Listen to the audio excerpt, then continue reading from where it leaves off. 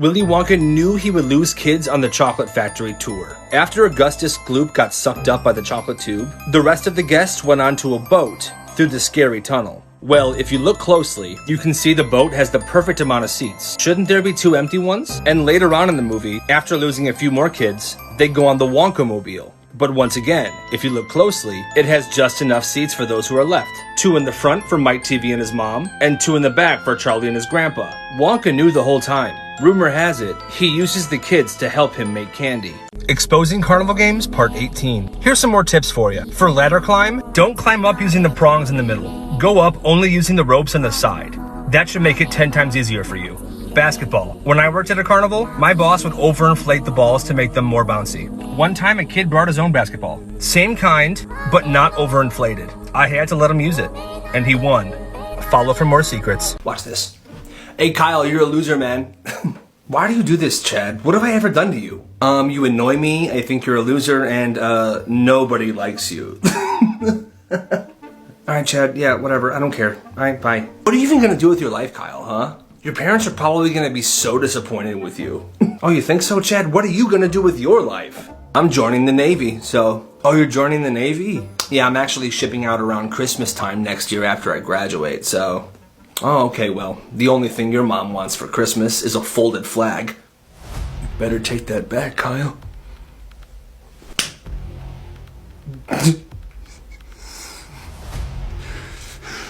Alright, class, so can anyone answer this question? Miss, I think you spelled that word wrong. I definitely did. Thank you, Kayla. Let me just correct this really fast. Ha! Nice going, idiot. At least I don't sit by myself at lunch. Oh my god, what a loser. Got him. I hate that guy. Why he smell like cheese?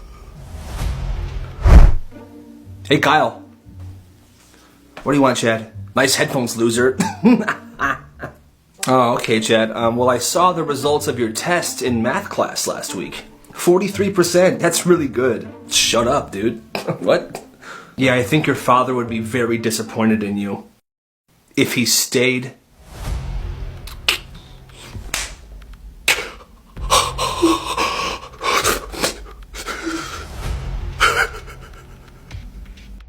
The craziest things people gave to Goodwill. Welcome to Goodwill, how can I help you? Hi, yes, I want to donate this box of stuff, please.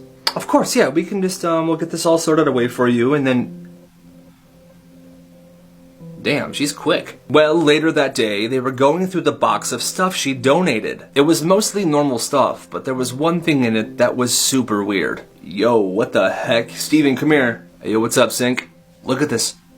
Yo, dude, this is someone's ashes. It was somebody's ashes. A cremated person. And on the box, it said Gregory. I think that lady gave her dead husband to us. When something like this happens, they call corporate, and they're supposed to send someone to take care of it. Well, no one came, and days passed. They ended up putting Gregory on a shelf in the office. Gregory has become a part of the work family. Whenever there's a new employee, the first thing they do is introduce them to Greg. Whenever something strange happens in the store, they blame it on Greg. They all truly love Greg. Black markets kids ran in their schools. At this one kid's high school, there was a kid that would always wear black. He kind of had a gothic type style. He looks like the quiet kid, if you know what I mean. He always carried around a giant duffel bag. Nobody really knew why he carried it around, and people were scared of him. Till one day at lunch, a student saw this kid open his duffel bag. And inside of it, there were 3 12-packs of canned soda, Coke, Sprite, and Voltage Mountain Dew. Turns out, this kid was just selling goods. He would sell that soda every single day, and he would pretty much sell out. And when more people realized that it was only soda in the duffel bag, his business grew even bigger. When he ran out of soda, he restocked and sold more. One kid found out later that the reason that he was doing this was because his family was struggling with homelessness. And this business he ran in school was to help his family buy food. Mad respect.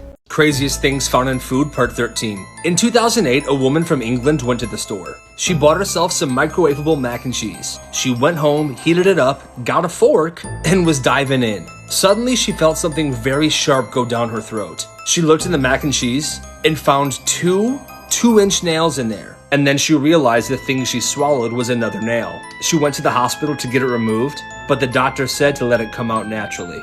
Most Dangerous Toys of All Time, Part 28. This is the kite tube.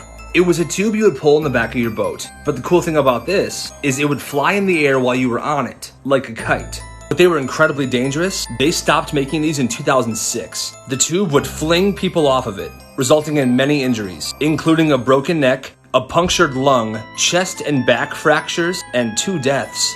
Things people thought were normal growing up, but actually weren't. When this kid was growing up, whenever he took a shower and he had to poop, he would just poop in the shower. And apparently he did this all the time. I don't know what his parents thought about this, or if they did it too, but it wasn't until this guy was in college. He was in a shared dorm room with a shared bathroom. He was taking a shower and he took a dump. The people who shared that bathroom with him were absolutely disgusted and horrified. They were like, dude, did you just take a shit in the shower? He's like, yeah. Don't you? They're like, no! And that's when he realized that what he had been doing his entire life is super sus. Things my old carnival job taught me about carnivals Part 10, the balloon pop game. It's fun and very popular.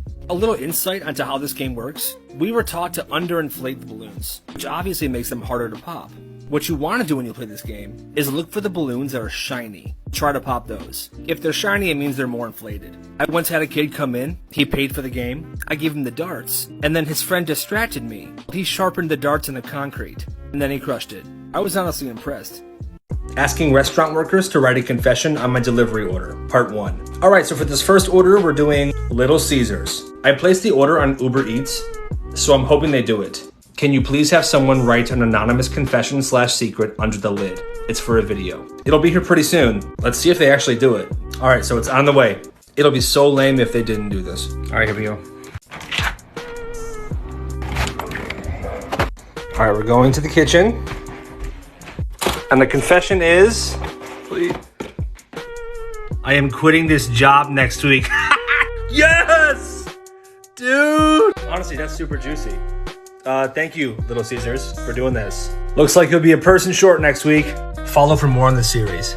Weirdest Toys of All Time, Part 12. Technically, this one is not a toy. It's an inflatable slide, and it's based off of the Titanic, the ship that tragically sunk in the middle of the ocean. The shocking part to me is that people actually rent this and use it at their parties. Do you want to see it?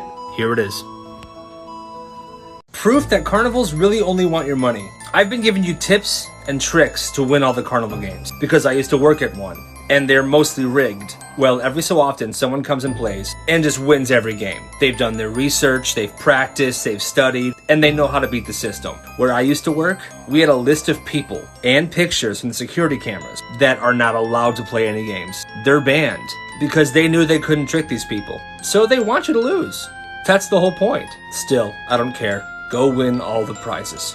Follow for more secrets. Candies that were banned, Part 3. Trolley roadkill gummies are small gummy candies shaped like animals that have been hit by a car. They were tasty and kind of fun. But an organization in New Jersey stopped these from being made because they thought it would encourage kids to hurt animals. This is what they looked like. Black markets kids ran in their schools. This kid went to a private high school with a very strict dress code. And if anyone didn't follow the dress code, like they forgot a tie or they weren't wearing a belt, they would get detention. This kid wanted to make some extra money. So this is what he did. He went to the thrift store and bought a bunch of ties, belts, shoes of different sizes, even pants and polo t-shirts. He would wash them every day and fold them neatly inside of his locker. And that's how he started his school uniform rental business. If anyone forgot an item of clothing, they would come to him. Hey, yo, dude. Yes, hello, my good friend. What can I do for you? I forgot my tie today, and the teacher is looking for me right now. What do you got? Bro, I got you. I got blue and black ties. What do you want? Black tie, please. You want to rent it for the day or the week? Just today. All right, $10. You can return the tie to me here at the end of school, okay? He was making bank, and he was a savior to his classmates. In the end, he made about $600. Things my old carnival job taught me about carnivals Part 10, the balloon pop game. It's fun and very popular. A little insight onto how this game works. We were taught to underinflate the balloons, which obviously makes them harder to pop. What you want to do when you play this game is look for the balloons that are shiny. Try to pop those. If they're shiny, it means they're more inflated. I once had a kid come in, he paid for the game, I gave him the darts, and then his friend distracted me. He sharpened the darts in the concrete, and then he crushed it. I was honestly impressed. Dumbest school projects of all time. This one person's elementary school science project was, what temperature do ladybugs prefer? And the teacher required the students to take 4 mason jars, all of them full of ladybugs, and place them in different locations. The kitchen counter, the front porch, the refrigerator, and the freezer. And they were supposed to be observed every day for 2 weeks. Well, obviously, every single ladybug died. Some lived longer than others, but one thing was certain. Ladybugs prefer not to be put in a freezer.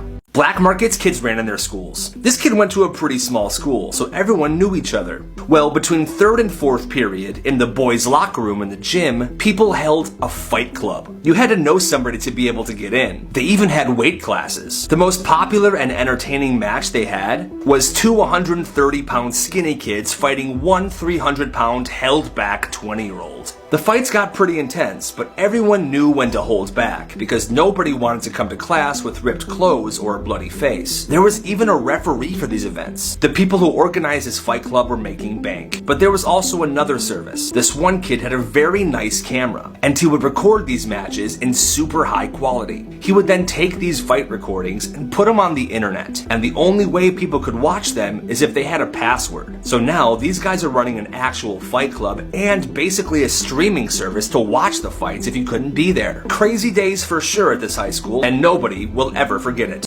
Pictures that don't have an explanation. Here's a tire around a tree, but the biggest question is, how did that tire get there? You can't simply just pull it up.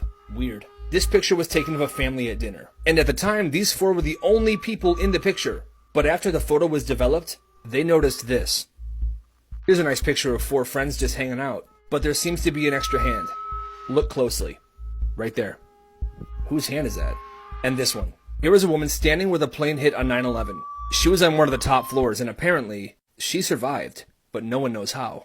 Black markets kids ran in their schools. A follower submission. When this kid was in 6th grade, he had a 3D printer. Well, he had always tried to figure out a way to make money off of the things that he 3D printed. And then one day at school, he realized that tons of kids wore Crocs. So he had an idea. A Croc charm in the shape of Dwayne the Croc Johnson. He first made a few for his friends, and they loved it. And when other kids saw his friends wearing this charm, they wanted some too. So he made tons of them, and he began selling them for $3 each. He was making crazy profit because it didn't cost him a lot of money to make at all. Business was absolutely booming, but he began having trouble keeping up with the demand, so he hired a few of his friends to help him do the selling. Well, one day when he was sitting in social studies class, the principal came in and asked to talk to him in the hallway. He was very nervous because he thought he was going to get shut down, but all the principal said was, "So I heard you're selling Croc attachments in the shape of the Rock. That's pretty interesting, and I was wondering if I could buy one." Gotta respect the hustle. Things my old carnival job taught me about carnivals.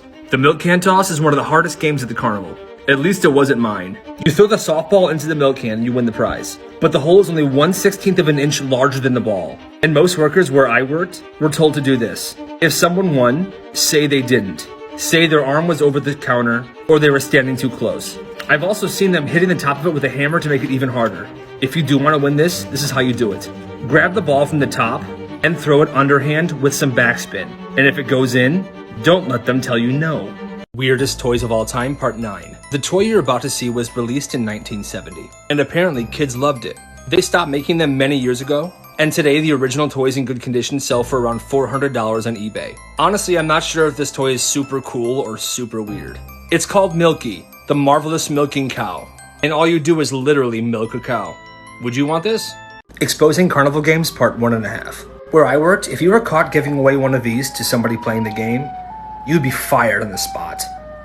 These are apparently very expensive and pretty much just for show. If you've won one before, someone may have gotten fired because of it. Follow for more secrets. If you're ever at a party or you're just super bored with your friends, play this game. It's called Exposed. You download it and then open the app. And then you can join a game or create a game. When you create a game, it gives you a pin that your friends use to play the game with you. And then you put your name and your picture up there. This app is nuts, and don't play it if you're not ready for some drama. They ask you tons of questions like these. And then all your friends who are playing have to vote. And everyone sees who voted for who.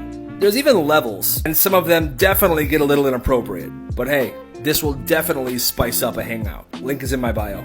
Secrets people are taking to the grave. When this guy was a kid, he went to the Family Dollar with his mom and a few of his cousins. They went off to do their own thing, and he was in the toy aisle. He started flinging marbles across the floor. He stopped, and then 2 minutes later, he hears a crash and a woman scream, "Somebody help this man!" He went to go check it out. When he got to where the commotion was coming from, he saw a group of people standing around a man who had fallen off of a ladder. He was seizing, and there was blood everywhere. His mom then whisked him and his cousins away, and they left the store. Well, the next time they were at the Family Dollar, they asked one of the cashiers what had happened. Hi, yeah, so my son and I were in here a few weeks ago. What happened to that man who fell down? When he fell off the ladder, he hit his head, and sadly he passed away. Oh my god, how did he fall? We found out later that he had accidentally set his ladder on top of a marble, made the whole thing a bit wobbly, and he fell off. It's crazy. If that marble wasn't there, he would be alive today. Black markets kids ran in their schools. A follower submission. This kid found a ton of Pokemon cards in their dad's attic. Like hundreds and hundreds of them. And she had an idea. She started making homemade booster packs. She would divide 10 cards out, put them into pack, bring it to school, and sell them for $7 a booster pack. On her first day, she had 4 customers, so she made $28. But then, a super rich kid came up to her and told her he would give her $120 for 100 cards. And she said yes. She was getting pretty excited about this business, and interest was growing, but the principal found out about it immediately, and her business was shut down. Should you trust it? Part 1. Fountain drinks. Should you trust it? Every restaurant is supposed to clean them every single day, and most places do, but mostly just the caps in the tray. I used to work at Pizza Hut, and we were super slow one day, so I decided to do a deep clean of the fountain machine. I pulled some of the tubes out, and I seriously found mold in about 100 cockroaches. And after some research, I learned that this is pretty common. Follow for part 2. My favorite comebacks. Let's dive right in. Look, there's Kyle. He is so weird. Watch this. Hey, Kyle. Yeah, what's up, Stacy? Can I ask you a question? Sure, what? How's your girlfriend doing? I don't have a girlfriend. I know, I'm just reminding you. Hey, Stacy. What?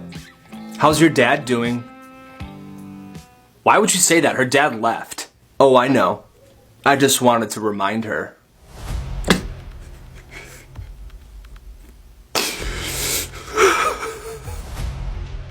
Dumbest things people got in trouble for at school. When this girl was 11 years old, she loved pink lemonade, and her school had vending machines that sold pink lemonade for $1.50. Well, she didn't like spending that much money, so she had an idea. She started buying and bringing a bunch of pink lemonade powder packets to school, so all she has to do when she wants lemonade is mix it with water. Well, right away, the vice principal called her to the office and accused her of selling drugs. She's like, I'm not selling drugs, this is just pink lemonade powder. But he kept insisting that she was using and selling drugs. And she kept telling him, hey man, just smell it, you'll know it's pink lemonade. But he wouldn't do that. He suspended her for 3 days and sent the pink lemonade to a lab for testing. Obviously, the powder was not drugs. The dumbest school rules ever. This one high school had the dumbest school rule ever where students had to ask before taking a sip of anything. At lunchtime, kids were fine, but if you were in class and you wanted to have a sip of water, you had to ask the teacher, may I have a sip of my water, please? Okay, thank you. Well, one kid that attended this high school told this story. It was getting close to summer, and he was sitting in class. The AC wasn't working very well at all, and he was thirsty. Steven, did you ask me? Huh? Oh my god, no, I forgot, but I'm so sorry. It's just so hot in here, miss, and I'm like dehydrated. I don't care, you didn't ask me. I know, I'm sorry. Give me your water bottle and head to the principal's office right now. Okay, here. What the frick?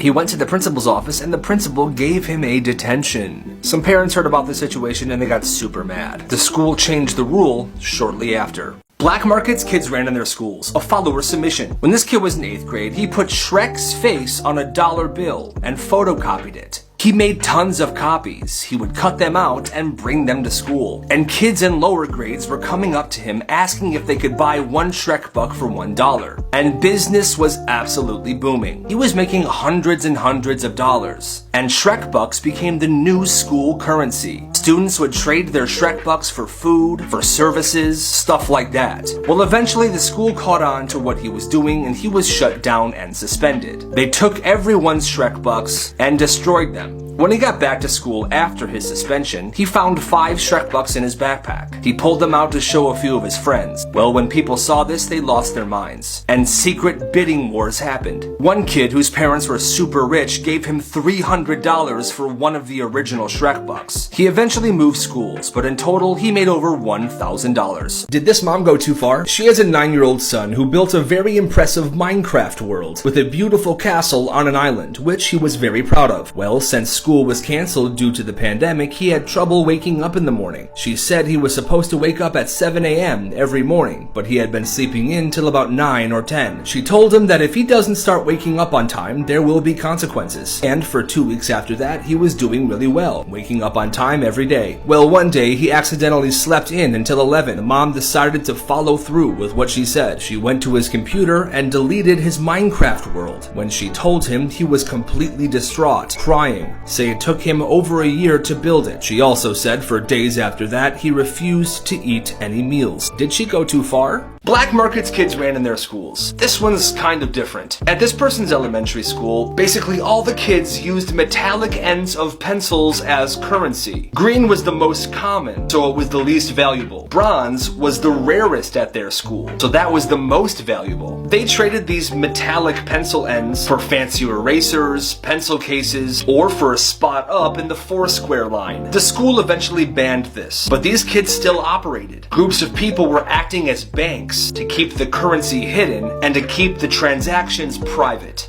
That's pretty sophisticated. Exposing arcade games part 7. I have a tip for you to get more tickets. If you win a game and the game is giving you tickets, pull them as they come out, but not too hard. You don't want to rip them. But if you pull them as they come out, especially on older machines, it'll give you more tickets than you've won. At my old job, some kid did this and got a bunch of tickets. I saw him do it, but I let it slide because that's awesome. Follow for more secrets. Black markets kids ran in their schools part 27. Another follower submission. Where he went to school, they had this thing called food dudes. Students were given 2 bags of fruits and vegetables just like these. And if they ate both bags and brought the teachers the empty bags, they would get a prize. Well, nobody wanted to do it. So one kid was like, hey, I'll eat the fruits and vegetables for you and give you the empty bags back for just $1 a bag. So kids would do it. They would give him the fruits and vegetables, he would eat it, he would give them the bags, and then they would get the prizes. This kid made about $30 a day. Well, a couple months later, some teachers noticed a terrible smell coming from the library. Turns out this kid was not eating the fruits and vegetables. He was putting them in a cardboard box and hiding them somewhere in the library. And apparently it smelled like death. Did you know this about Applebee's? There are tons of Applebee's all over the country. But did you know that every single Applebee's has the same head chef? You didn't? I'm gonna show you a picture, and you might find this person very familiar. This is the Applebee's head chef.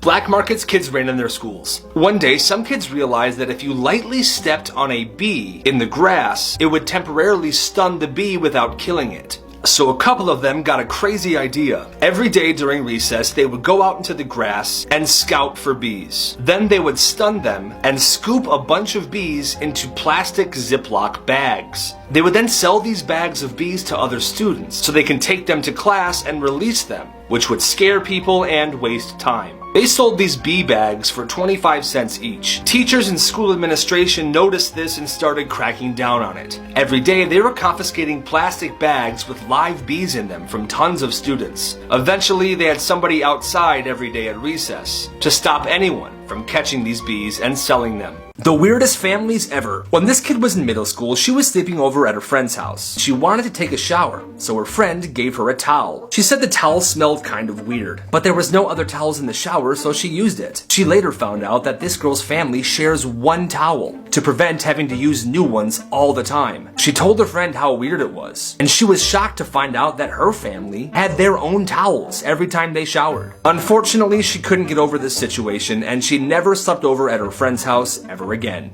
Hey Amazon, this picture doesn't make any sense. Like completely and actually 0 sense this picture makes. I just wanted to let you know that. Black markets kids ran in their schools. A follower submission. Okay, so this one really isn't a black market, but listen to this. When he was in 6th grade, he had a locker that he didn't really use. So every day he would bring a bunch of sandwiches and water bottles to put in the locker. And he would give away the water bottles and sandwiches during lunch to kids that couldn't afford to buy a lunch. What a freaking good guy. Well, the principal shut him down one day. Said he couldn't do it anymore. But a bunch of students got really mad and started begging the principal to let him bring it back. And the principal finally caved. And he was able to continue giving away lunches to kids that needed it. Respect. Craziest things found in fast food. In 2008, a man from New York went to Subway and ordered himself a footlong. As he was biting into the sandwich, he felt something thin, hard, and sharp between his teeth. When he got a closer look, he saw a fairly large serrated knife that had been baked into the bread. He was absolutely pissed. He could have really messed up his mouth. He let the store know and hired a lawyer, and he accepted a settlement of $20,000. The worst parents of all time. When this girl was 11, she was a straight A student, and it was her best friend's birthday party coming up, and she was so very excited. Well, report cards came in one day, and turns out she got a B in one of her classes. Well, her parents were pissed. They grounded her on the spot, and they told her that she couldn't go to her best friend's birthday party. She told her best friend's mom what happened. Her best friend's mom knew how tough it was for her at home, because she was constantly being yelled at, belittled, and hit by her parents all the time. So on the day of the party, right before it was gonna start, her best friend's mom drove to her house, barged in the door, and said this. Sweetie, hi, I need you to get ready, pack a bag, you're coming to my daughter's party, and you're spending the night, okay? Quick, let's go. Excuse me, you are not taking my daughter anywhere. She is grounded and staying home tonight. Oh, is that so? Well, how about I call Child Protective Services on you for the 50 cats pissing and in your house? That's what I thought. Have a great night. There was this kid whose locker was in the best spot of the school. It sat directly under one of the school's air conditioning vents. It's nice and chilly over here. Nobody paid attention to it, not really even him, until one day he throws a Gatorade on the top shelf of his locker. Comes back a couple hours later. Whoa, this is ice cold.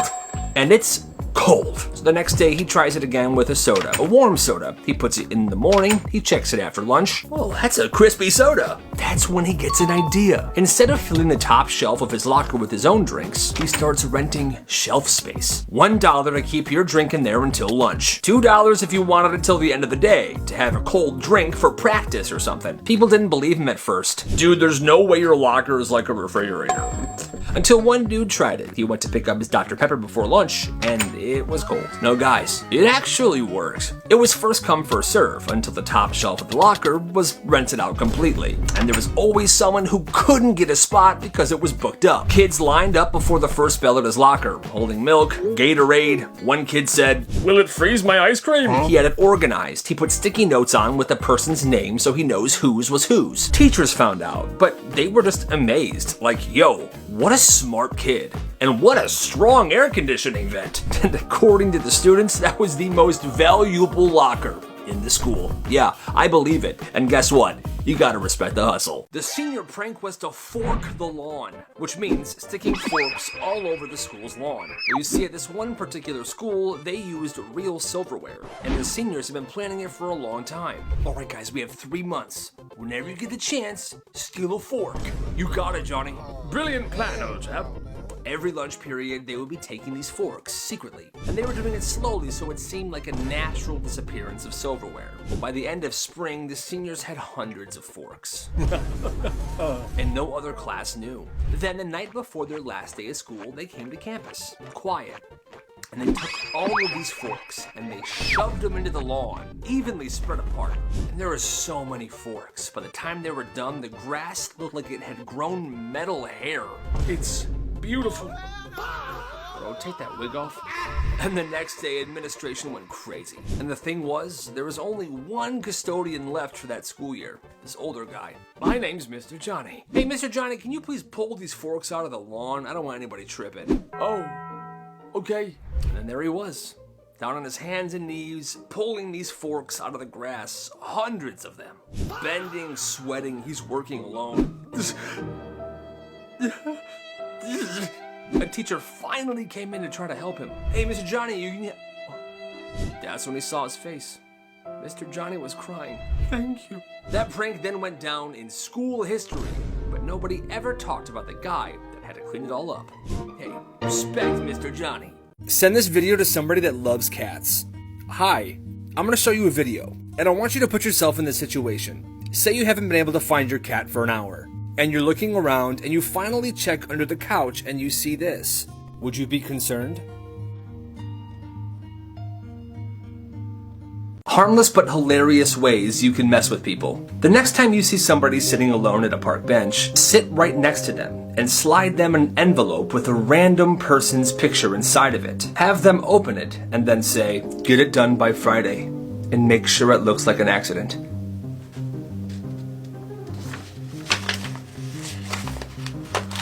A very sad Shrek theory.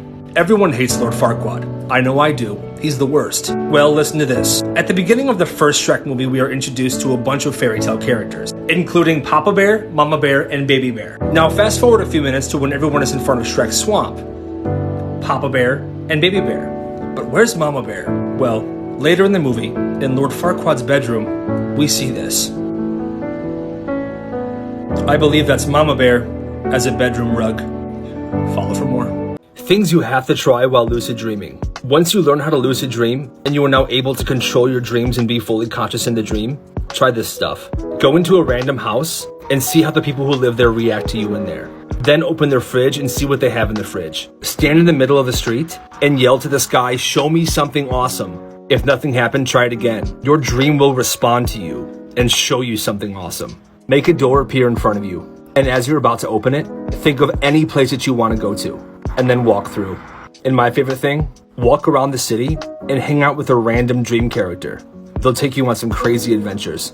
Black markets kids ran in their schools. A follower submission. When he was a freshman in high school, he noticed you could buy one 6-pack of Kool-Aid Bursts for just $1 at Walmart. So he had an idea. He was gonna buy a bunch of 6-packs, freeze them overnight, and bring them to school. He would then sell them for $1 a bottle. So he would buy one 6-pack for $1, sell all 6, and make $5 profit. Business was booming. Before long, he was bringing in 36 6-packs of Kool-Aid Bursts every day, and he was selling out. During his freshman year, he made about $5,000. Until one day during lunch, he was doing his business. It was busy.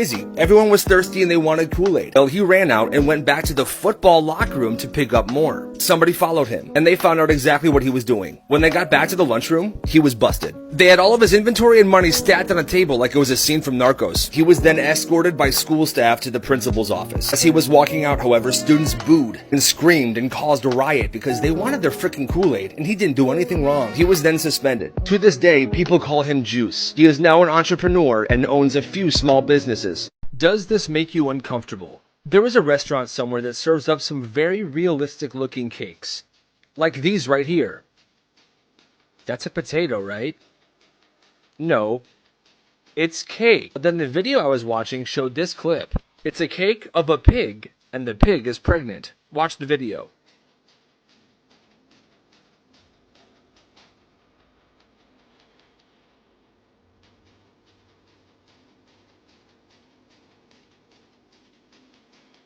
Times kids gave the best comebacks in school. This one happened during the lockdown when everyone was taking classes on Zoom. This kid was at his house in Zoom class when he got up to get a glass of water. This is what happened next. Kyle, where did you go? What? Sorry, I can't hear you. What'd you say? Why did you get up and leave? Where did you go? I went to get a glass of water. Next time, ask me, please. That is incredibly disrespectful to me and the rest of the class for you to just leave. Excuse me? Stop talking, okay? This is a warning. How is this bitch gonna tell me I can't get water in my own house? I beg your pardon? Is your mom home? Bring her on screen right now. Okay. Hey mom, come here. Yeah, what's up? Mr. Stevens just yelled at me for getting a glass of water. What? How is this bitch gonna tell you you can't get water in your own house? That's exactly what I said. I'm sorry. Black markets kids ran in their schools. Another follower submission. When this kid was in 6th grade, he asked his teachers if he can get paid to clean off the gum from under desks and chairs. They said sure. So they paid him $5 every time he cleaned gum. And then the principal found out about this and asked him if he could also clean the gum from underneath the lunchroom tables. He said sure. It was a nice little side hustle. But then he had a brilliant idea. He was gonna start selling gum. So he started buying these packs. This one here is only $5 from Target. It's 8 packs with 15 pieces of gum in each pack. That's 120 pieces. And he sold each piece for 50 cents. But he was making $60 after selling one whole thing of gum. But here's the kicker. Every time he sold somebody a piece of gum, he asked them to put the gum underneath desks or the lunchroom tables when they're done. So he would have to clean up the gum more often and make even more money. Black markets kids ran in their schools. Followers sent me this story about her brother. When he was in 7th grade, him and his friends were working a garage sale for one of the friends' grandpas. When the day was done, the grandpa said they can take anything they wanted from the garage sale to keep. Well, this dude picked a George Foreman grill. He decided he was going to start taking it to school. He would then use that grill every day to toast his sandwiches at lunch. And then he started doing it for his friends. And after a few weeks, everybody wanted their sandwiches toasted. So he had an idea. He would charge people $1 to toast their normal sandwich. So kids would come to lunch with their ordinary cold sandwich, give him $1, and he would toast it. Business was booming. Until one day his dad got a call from the school office saying he needs to come in. When he got there, he saw his son sitting in a chair with the grill on his lap. The principal said he could not be doing this anymore and the George Foreman grill had to stay at home. Well, his dad challenged them. He asked them, where in the handbook does it say students can't grill sandwiches at lunch using a George Foreman grill? And they couldn't find it. So he was allowed to keep the grill at school. He made about $1,000 until the next year, in the handbook, it said students can't toast sandwiches in a George Foreman grill. This kid's a legend. Creepy signs I don't want to see in person. Hitchhikers may be escaping inmates. That's terrifying. And definitely why you should never pick up a hitchhiker. If you are leaving the ski resort, you can die. Straightforward. Honestly, thank you for the warning. So don't leave the ski resort. I mean, did they have to really freak us out here with this one? Stop, prevent your death, go no farther. They even got the Grim Reaper. Alright, hey, it works. And I don't even know what this one is. This is terrifying. Definitely would stop me in my tracks. Follow for more. Craziest things found in food, part 12. In 2011, a woman from Texas went to Walmart. She bought herself a tub of ice cream and headed home. When she got there, she opened it up, scooped herself a serving, and was ready to dive in. But as she was scooping the ice cream, she noticed something very disturbing in the middle of it. It was a razor blade. She was confused and completely shocked. How to get in there? She called Walmart up, and the person on the phone said, "I'm sorry, I hope your day gets better." The best kept secrets in the world. This is the Habsburg napkin fold. And believe it or not, this is a top government secret in Austria. This napkin fold is only to be used for Austria-Hungary royalty. And many people have tried to recreate this, but failed. There are no instructions, no guidelines anywhere on how to do this. And the people that are chosen to learn this fold have to make a vow that they will keep it a secret forever. I bet you I could do it. The Krabby Patty secret formula is whale. Hear me out. When a whale dies, it sinks to the bottom of the ocean floor, where it can sustain an entire ecosystem for years. Mr. Krabs is a crab, and crabs are scavengers. So he stumbled upon this dead whale, and he realized it would be an excellent business opportunity. But near the carcass, he found Pearl. He might have felt guilty for using her dead mom's meat, so he adopted her. Or maybe his intentions were darker, much darker. Maybe he knew he would eventually run out of whale meat, and so he's raising Pearl. So when she's big enough, she will replace her mom as a secret formula, and he keeps it a secret, because if she finds out, it's bye-bye Krusty Krab. Exposing arcade games, part 4. I'm sure you're all aware of the game Keymaster. The key goes up on a row when you press a button so it can go right on the prize. This game is tough because it goes through a certain period of time where it is impossible to win. Like nobody can win. It will force you to lose every time. However, after a certain amount of money is made, the game goes into payout mode. And you will be able to win, if you're good at it. So the next time you see this game, just wait until people play it a bit, and then take your shot. Follow for more secrets. Black markets kids ran in their schools. This one high school had something called homework passes. The teachers would get them from the principal at the beginning of the year, and kids could use them to have one free pass on a homework assignment or one full day delay on a project. These passes were super intense too. If anyone ever tried to copy them, a void message would appear on the copy. Well, these teachers at the beginning of the year would pretty much pass these out to anyone paying attention in class. The market was flooded. Everyone had homework passes. Well, this kid had an idea. He started buying people's homework passes for $2, and he managed to buy a ton of them. Then he would wait. He would wait till the end of the quarter. That's when every class had very large projects and reports due. And that's when he would sell these homework passes back to students. He sold them for $35 each. And everyone bought them because everyone wanted an extra day to get the reports done. This kid was a genius. In total, he made over $1,000. That's amazing. Black markets kids ran in their schools, a follower submission. This kid ran a business in middle school. Whenever the cafeteria was serving French fries, he would do this. He would get to the lunchroom very early, and he would steal all of the ketchup packets that were available. The ketchup packets and the condiments were located on a different side of the lunchroom, so lunch ladies wouldn't be able to see him stealing them. Then he would put the ketchup packets in his backpack and pull out a full ketchup bottle. When he saw that enough kids had their fries and were sitting down, he would walk around the lunchroom with his ketchup bottle, charging people 50 cents for one squirt of ketchup. You might be asking, why didn't he just sell the ketchup packets? Well, he didn't want people to think that he was the one that stole them. He wanted everyone to think that he was the hero with ketchup. He did this for about a month or two. Towards the end of the second month, he started charging $2 to $5 per squirt, and some people did it. He made around $400 before the school got suspicious and he was shut down. They suspended him for a week. Exposing carnival games, part 4. This is High Striker. You slam the hammer down, and if you're strong enough, it hits the bell, right? Well, it's more so about accuracy, and some places have a wire that actually control if the bell gets hit or not, so... Basketball. The rims are bent at most places, and the basketballs are overinflated, which make them extra bouncy. Like, this ain't right. Follow for more secrets. What my old carnival job taught me about carnivals. Because most of the games are rigged, they're extra hard to win. So one tip is get to the carnival right when it opens and head straight to the games. Ask the workers if you can practice the games for free. When I used to work there, I would always let kids play for free when it was slow. This way you can practice and win. Sometimes you'll win a big prize and the workers will say it doesn't count. And they'll make up some reason, like your hand was over the ledge or you were standing too close. Don't back down. If you're with friends, keep insisting, no, I did it right, I get the prize. And don't let them fool you. Craziest things found in food. Okay, this one's not food, but it's a drink. A man named Frank from Ormond Beach, Florida was sitting outside with his wife one day, drinking a Pepsi. After his first sip, he immediately gagged and spit it out. He realized that there was something very wrong with his drink. When he poured the Pepsi out, he noticed a pink goo coming out, followed by a black goo, and then a giant blob that wouldn't come out of the can. He immediately called the FDA. They grabbed the Pepsi and the weird thing that was in the can, brought it to a lab and tested it. Turned out that big glob of goo in the can was a frog or a toad. Things my old carnival job taught me about carnivals. The milk can toss is one of the hardest games at the carnival. At least it wasn't mine. You throw the softball into the milk can, you win the prize. But the hole is only 1/16 of an inch larger than the ball. And most workers where I worked were told to do this. If someone won, say they didn't. Say their arm was over the counter, or they were standing too close. I've also seen them hitting the top of it with a hammer to make it even harder. If you do want to win this is how you do it. Grab the ball from the top and throw it underhand with some backspin. And if it goes in, don't let them tell you no. Black markets kids ran in their schools, part 16. This one was sent to me by a follower. When he was in middle school, they would have a school dance every second Friday of the month. And after a while, he began to notice that at every dance, about halfway through, Domino's pizza was delivered. And the school would sell the pizzas for $1 a slice. Well, he got a pretty solid idea. He saved his money up, and at the next dance, he stood outside and waited for the Domino's pizzas to be delivered. He then paid for them. He brought them inside and sold them for $3 a piece instead of $1. And they still sold out. He made pretty decent money, and the school tried to get him in trouble.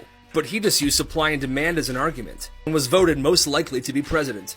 Real life cheat codes. If you ask someone if they know all the lyrics to I'm a Little Teapot, almost every time they'll start singing the song. When you're talking to somebody and they say something true or something that you already knew, say you're right instead of I know. It'll make them feel better and you'll seem like a nicer person. And my favorite, nobody ever stops a person carrying a pizza. The next time you go to a concert, bring a pizza box and try to walk backstage. I bet they'll let you right in. Weirdest things found in homes. Somebody found this tiny little door in their house that says milk on it. Does anybody know what these were used for? In the basement of somebody's apartment building, they found this mile-long tunnel. But look what's painted on the walls. Oh heck no. At someone's house, the paint on the wall was starting to crack, and they were able to see every single layer of paint since the house was built. That's actually pretty cool. When tearing up the walls at a house, they found this pretty awesome mural painted behind it. And this, somebody found a chain behind the wall of their new home. I can't imagine what that was used for. Things my old carnival job taught me about carnivals. The games are frickin' rigged. And I don't mean they just make them hard to win. I mean some of them are impossible to win. Where I used to work, we had a game just like this one, where we were showing a bunch of big prizes you could possibly win, but the game was unwinnable. At my old job, we would get fired if we gave away a big prize. Sometimes the carnival game workers will show you how to play before you spend your money, but the tools they use to play the game are not the same ones you use when you play. They're trying to make it look easy, but in reality, you're about to waste your money. Some carnivals actually hire people to walk around carrying a big prize. It's advertisement. People see it and they want to win one, so they head over to the games and spend their money. Most dangerous toys of all time, part 2. This is a sky dancer, another toy popular in the 90s. Believe it or not, these caused a lot of injuries to a lot of kids. You pull the rope and they go spinning up in the air. But they were so dangerous, they stopped making these after 6 years. These fun toys caused facial lacerations, temporary blindness, concussions, and even broken ribs.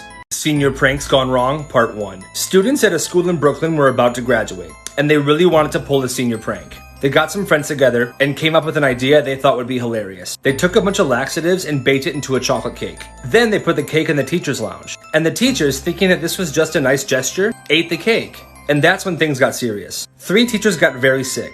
2 of them were sent to the hospital. And for the students, not only were they suspended and banned from graduation, they were arrested and charged with assault. Black markets kids ran in their schools, a follower submission. When he was a sophomore in high school, he had the idea to start selling Powerade bottles out of his football locker. His teammates would always buy one after practice and he was doing pretty well. But then he wanted to expand his business. So he started buying bags of chips and making homemade burritos at home. He then brought them to school and sold Powerade bottles for $2 each, chips for $1 each, and burritos for $3 each. Or you could buy them all together, the chips, the burrito, and the Powerade for just $5. This went on for 2 years. Nobody snitched and business was booming. He made about $5,000 and then COVID hit and everything shut down.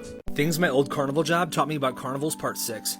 Ring toss is freaking hard. Like for most people, it's almost impossible. The rings you are given are just a tiny bit bigger than the bottlenecks. They're almost exactly the same size. And when someone actually does win, at least where I worked, we would make an excuse. Say it doesn't count because their elbow was over the edge, or they were leaning forward too much, even if they weren't.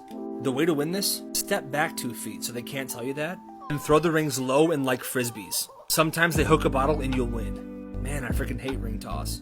Are you a fan of dogs and art? Send this to somebody right now that you know loves dogs and art. Okay, my friends, welcome. I'm gonna show you a picture of a statue, but it's not a normal statue. It has a dog's face. And you tell me, does this make you uncomfortable? World's records I think famous TikTokers can beat, part 9. Today's record is most beanie hats worn on your head at once. This man right here, his name is Travis. He's from Georgia, and he broke this record. He managed to fit 119 beanies on his head at one time. And according to the video, they stayed on there pretty well. There is one TikToker I think has the drive and motivation to do this. Plus, he also loves beanies. The person I challenge is, you guessed it, people that were legends in their high school. This one high school had costume contests during Halloween. Well, this one kid showed up to school wearing a Walmart hot dog costume. As he stepped up on the stage, everyone thought it was funny. And they were chanting, "Hot dog kid, hot dog kid." And he won the award for best costume that year. Well, the next year, he wore a penguin costume. And as he stepped up on the stage, he stood there for a second. And then he ripped off the penguin costume to reveal the hot dog costume underneath. Everybody in the school absolutely lost it. That kid became a legend right then and there. Now, students can't win the costume contest 2 years in a row, but everyone knew that hot dog kid had done it again. The most legendary teachers of all time. During this college class, the professor would walk in, and every day he would open his briefcase and set a tennis ball on the podium for the entirety of the class. No one knew why he did this, and after a few weeks, they just thought he was quirky. But one day, a student sitting in the front row fell asleep. He took the tennis ball and threw it at the sleeping student to wake him up. He then continued the lecture and acted like nothing happened. All the students in that class then knew why he had that tennis ball. Well, the next day, the professor comes into class the same as he always did. But this time, he didn't put a tennis ball on the podium, he put a baseball. And from that day forward, nobody ever fell asleep in his class ever again. Things teachers did in the 80s that wouldn't fly today. Hey Kyle, stop Chad, come on. Are those new clothes? Did your mom buy them for you, loser? You suck so bad. What did I ever do to you, Chad? You were born, that's what you did. Come on, man. After school today, I'm gonna beat your ass. Well, that class ended, and as everyone was walking out, the teacher asked him to stick behind for a second. Kyle, can I talk to you for a second, please? I'm sorry, Mrs. Stevens. I was trying to do my work today, but I need you to do something for me, okay? I hate Chad so much. After school today, I need you to find Chad and punch him right in the face. After you're done punching him, call him a pansy and spit on him. I will make sure that you don't get in trouble for it at all, okay? So after school, he finds Chad in the parking lot. Hey, Chad, what do you want, Kyle? Come here. Pansy bitch. This school prank lasted for 2 years. It all began at this high school when a single rubber duck appeared in the school's water fountain. And nobody thought much of it. It was just a random duck. Who cares? Until the next day, 2 ducks. Then 4, then 10. By the end of that week, there was rubber ducks appearing in every sink, every toilet, and even in students' lockers. Teachers were losing their minds. The principal, she was done. She kept saying on the intercom, "Whoever's responsible for the ducks, speak up now, please." Silence. Nobody confessed. So they gave up. They figured it would eventually sizzle out. But here's the thing, it never stopped. For 2 years, rubber ducks would randomly appear in the craziest of places. Ceiling tiles, inside the vending machines, somehow. One duck even appeared in the vice principal's car. It became a legend till this senior year. It was graduation. The principal was giving her speech when suddenly a banner dropped down. What was on the banner? A single rubber duck. This kid walked to the front of the stage and said, "It was me. It was always me."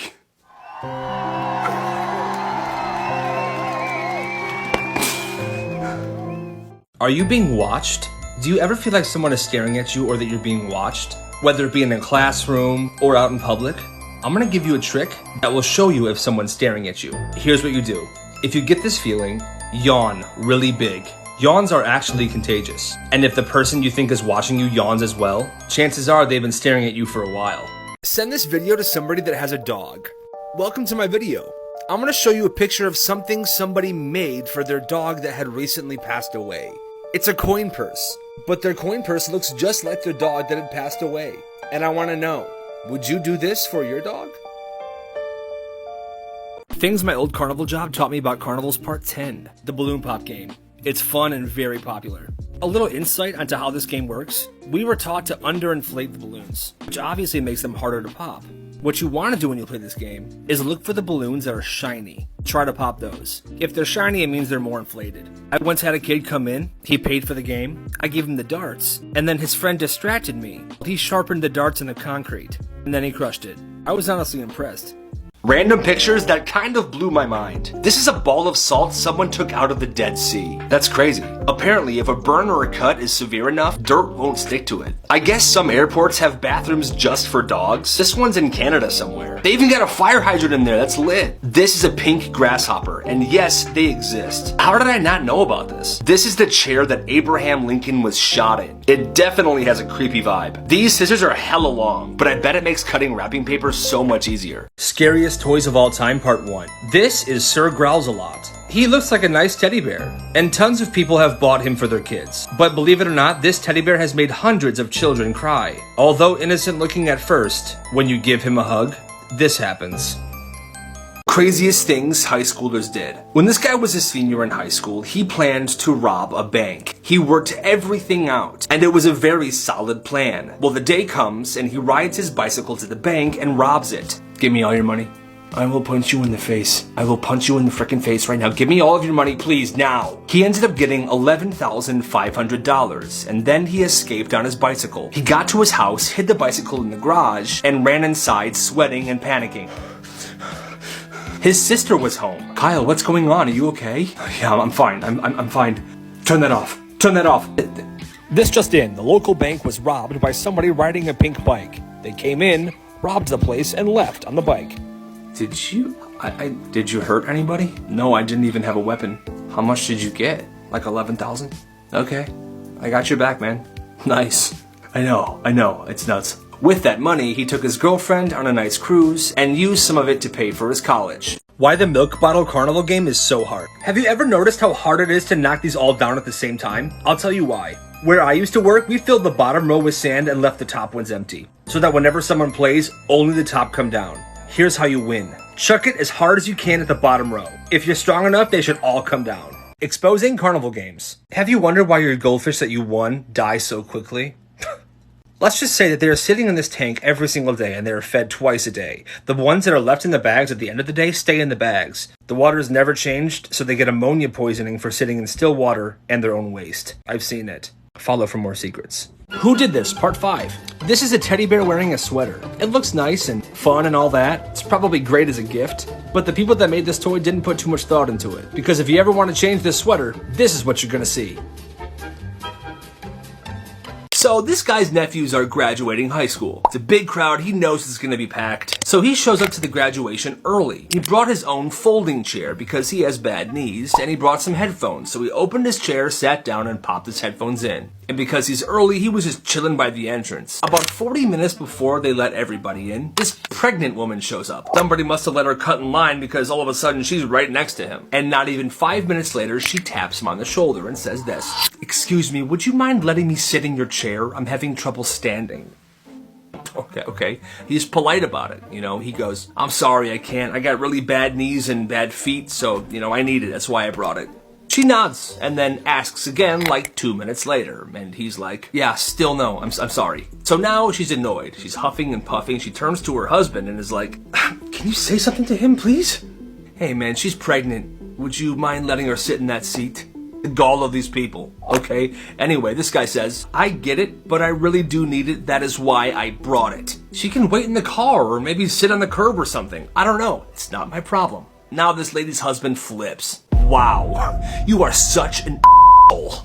Here's the thing. This guy came early. He planned everything. He brought his own chair because he has bad knees and feet. That's his chair. And now he's the bad guy for not giving his chair to some rude pregnant lady?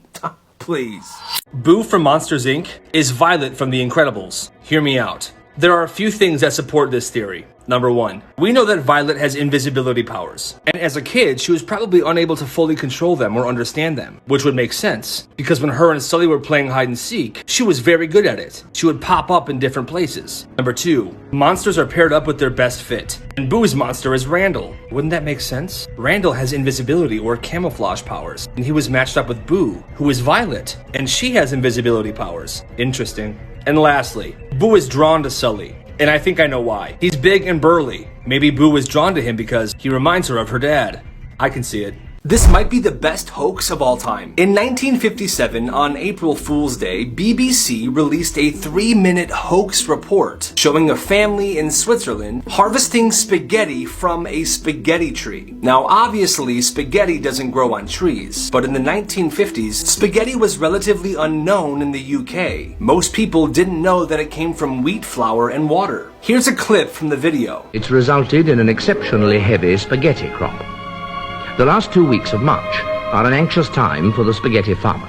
At the time, 7 million homes in Britain had a television, and they all saw this, and most of them believed this to be real. After the broadcast aired, tons and tons of people were calling the station, asking for advice on how they can grow their own spaghetti trees. And instead of the people at BBC telling these callers that the spaghetti trees aren't actually real, they said to place a piece of spaghetti in a tub of tomato sauce and hope for the best. Genius ways people cheated on tests. In middle school, this dude and his best friend had every single class together. Well, he had a hard time in school, but his best friend was super smart. Well, they came up with a brilliant idea. Yeah, dude, I don't know, I keep failing the tests. I try to study, but it's just so hard. That sucks, dude. I'm getting straight A's. Shut up, dude, I know. Hey, can you tutor me? I don't got time for that, bro, but I have an even better idea. Students were actually allowed to eat during class, especially tests, and most of the tests at the school were multiple choice, A, B, C, or D. Whenever there was a test, his smart friend would bring a bag of M&Ms to class. When the test began, the smart kid would eat an M&M for every single question. Like I said, these tests were mostly multiple choice. Well, if he ate a red M&M, it would mean A. If he ate a yellow, it would mean B. Orange, C, and blue, D. So this kid would just sit back and fill in the answers based on what M&M his friend ate. And this plan worked brilliantly. He started passing all the tests. They were a good team, and the only reason they got caught is because some kids snitched on them. They both got detention, and the school changed the eating in class rule. The Disney Frozen Conspiracy. Walt Disney died of lung cancer over 50 years ago, and rumors began to spread that Walt Disney had his body frozen so he could be reanimated. These rumors started after a reporter claimed to have seen Walt Disney frozen in a metal chamber at the hospital he died in. Now, some say it's his whole body that's frozen, some say it's just his head. And apparently his body is under the Pirates of the Caribbean ride in Disneyland. Now, fast forward to when Frozen came out. People had a really hard time Googling this conspiracy because when you put Disney Frozen in Google, this comes up. Was Frozen made to hide the fact that Walt Disney is frozen? Sounds crazy, but what do you think? Follow for more. Harmless but funny ways to mess with people. The next time you're in an elevator full of people, look down at the ground and say, wow, they did a great job cleaning up this elevator. You would never know someone was just stabbed to death in here. That's amazing. Wait, what? Weirdest Toys of All Time Part 1. This is the laboring dog Barbie set. You have Barbie, her dog, and the puppies. It seems nice. But this dog has a special feature. If you load the puppies into the dog and you press the dog's head down, the dog will literally give birth to the puppies. Most Dangerous Toys of All Time Part 6. This is a Fisher-Price Power Wheels. It's one of those small cars that kids can drive around in. Well, in the 90s, Fisher-Price had to recall so many of these because they were so dangerous. These things would get so hot they would burn people. And what's even crazier, there are many reports of these randomly catching on fire, even if they weren't being used. Crazy things kids did in school. This one middle school had a very strict rule. If anyone was caught vandalizing or writing on the bathroom stalls, they could get a detention or be suspended. Well, one day, this kid was in the boys' bathroom with his friend. His friend was a pretty good artist, and his friend started painting on the bathroom stall. Dude, what are you doing? You're gonna get in trouble. Shut up. Okay, this is gonna be my masterpiece. And it was. That kid skipped 2 of his classes, and what he ended up painting on the stall was a almost exact copy of the Mona Lisa. It was beautiful. For a few days, students would gather in that bathroom to marvel in its glory. Oh my god, it's beautiful. There's a girl in the bathroom. Oh, shut up. Just look at the art. Eventually, the school found out, and the kid that did it was busted. Got a 2-day suspension, and he was forced to clean up the painting from the stall door. The best pranks of all time. One day, this kid found out that he could make a perfect dolphin noise. His parents and his siblings all thought it was amazing. Well, one weekend, they were on a boat on Lake Michigan. It was one of those tourist boats. They paid like $10 each to go for a nice ride. Well, while they were on the boat, the kids started doing the dolphin noises. Oh, what was that? Even the ship captain came out. Attention everyone, am I going crazy or did I hear dolphins? The rest of the boat trip, people were very confused. Because there are no dolphins in lakes. Pretty crazy about the dolphins, huh? This is a lake. Why did we hear dolphins? That's insane. Anyway, have a good one, okay? Yeah, you too. Idiots. The dumbest things people got in trouble for in school. It was a hot summer's day at this one person's elementary school, and during lunch, every single lunch table had these mini water jugs on them. Well, this kid forgot his water bottle that day, and he was very dehydrated. So during lunch, he drank a ton of water. He drank so much that the lunch ladies had to refill them a couple times. Well, the next day, just before recess, the teacher stopped everyone and said that the lunch ladies complained because somebody drank way too much water the day before, and they didn't appreciate doing that many refills. None of his class was allowed to leave for recess until the teacher knew who the water drinker was. Well, this kid was a shy kid, so he kept silent, but one of his friends ratted him out. He got in trouble and had to stay inside while all of his friends went out to recess. All because he drank some water. That's crazy. An 8-year-old kid really wanted McDonald's, so this is what he did. In 2017, an 8-year-old kid from Ohio really wanted McDonald's, but he didn't want to ask his parents and he had no way to get there. So this is what he did. He taught himself how to drive a car by watching a bunch of YouTube videos. He then got his 4-year-old sister, they got into their parents' car, and they drove effortlessly to McDonald's. On their way to McDonald's, countless people saw them and called the police, saying, "Hey, I think there's a young child driving a car by himself." The police eventually arrived at this McDonald's, and they were absolutely amazed. This 8-year-old kid drove there perfectly. He didn't hit a single thing, and he followed every single traffic rule. While they were waiting for their parents to pick them up from McDonald's, the McDonald's gave him and his sister free cheeseburgers. That's absolutely crazy. Black markets kids ran in their schools. At this kid's school, there was a girl that would carry around a box of stationery every day. Her business was that she would write forged letters from parents. She had all different papers, pens, and pencils of every kind. And if kids wanted to leave school early, they would go to her, and she would write a note from their parents. Well, these notes were incredibly convincing. She used different styles of handwriting, different styles of punctuation. She could even write notes in different languages. She made absolute bank. The teachers never caught on, but this kid grew up incredibly educated, and today she's incredibly successful. Times people saw something they weren't supposed to. It was the end of winter, and this girl was about 5 years old. Well, she woke up one morning and noticed the snow was starting to melt. She was looking outside her bedroom window. That's when she noticed something strange. So she went and told her, "Dad?" "Yeah, sweetie?" "There's a girl sleeping in our garden." "What?" She then took her dad to the window and showed him. "See right there." "Go downstairs right now. Go downstairs right now." "Yeah, I want to report a body." Apparently, that girl had been sleeping in the garden for about 2 weeks, and as the snow melted, it revealed her frozen body. That's horrifying. Most Dangerous Toys of All Time, Part 33. This is the Gilbert's Atomic Energy Lab. It hit the market in 1950, but they only sold about 5,000 because they were expensive and kind of dangerous. This toy allowed kids to observe actual radioactive material. It came with 4 different types of uranium, which is toxic, and prolonged exposure and ingestion could cause kidney and liver failure, as well as cancer. Finding an original model of this toy today is very rare. They are collector's items and worth a lot of money. World records you definitely couldn't break, Part 1. This man's name is Michel Latido, and he holds the record for most metal eaten. Over the course of his life, he's eaten over 9 tons of metal, including an entire plane just like this one. He eventually developed a disease called pica, which caused him to only want to eat non-food items, such as metal, glass, and dirt. Doctors said he was able to do this because he had thick stomach and intestine lining. He died in 2007 from natural causes. Black markets kids ran in their schools. A follower submission. When this kid was in 8th grade, his school had something called a flex period, where every student had an hour to do whatever they wanted. Play games in the gym, do homework, just sit there.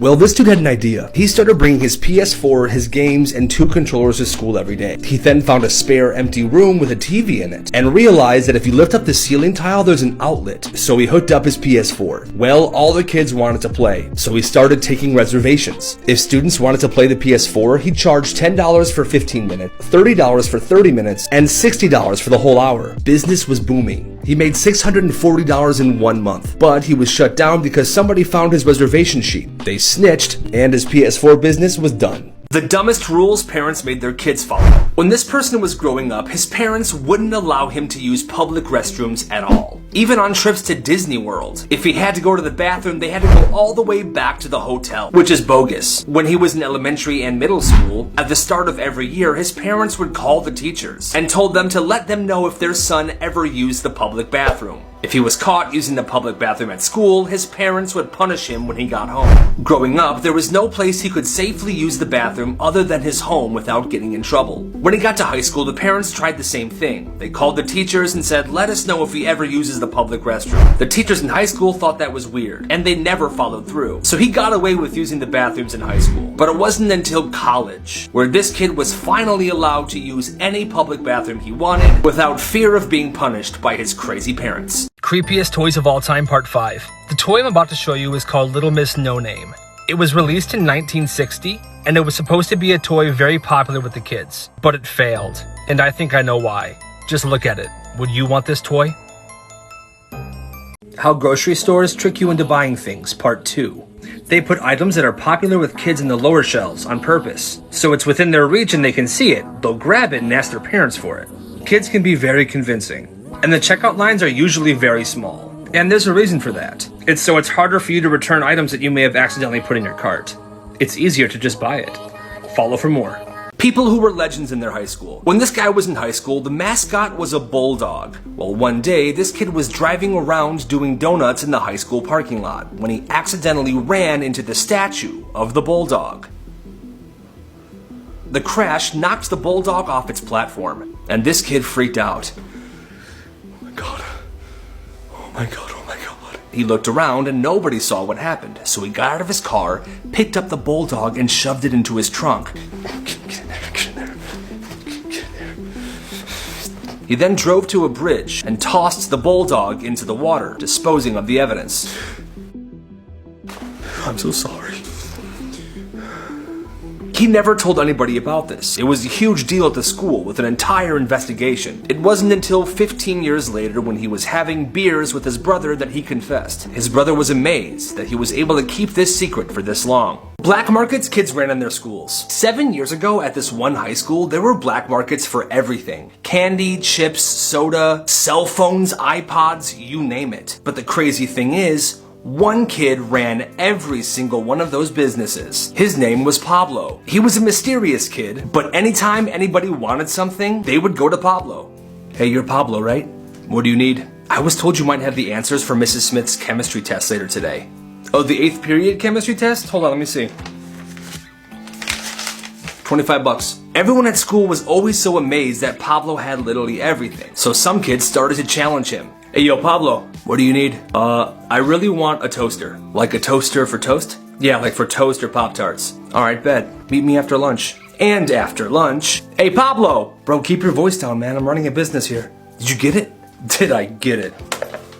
One toaster, man. Hey, $25. Exposing carnival games, part 14. This is how you can tell if your carnival is being shady and trying to make games as hard as possible. Next time you play balloon pop, look at the dart.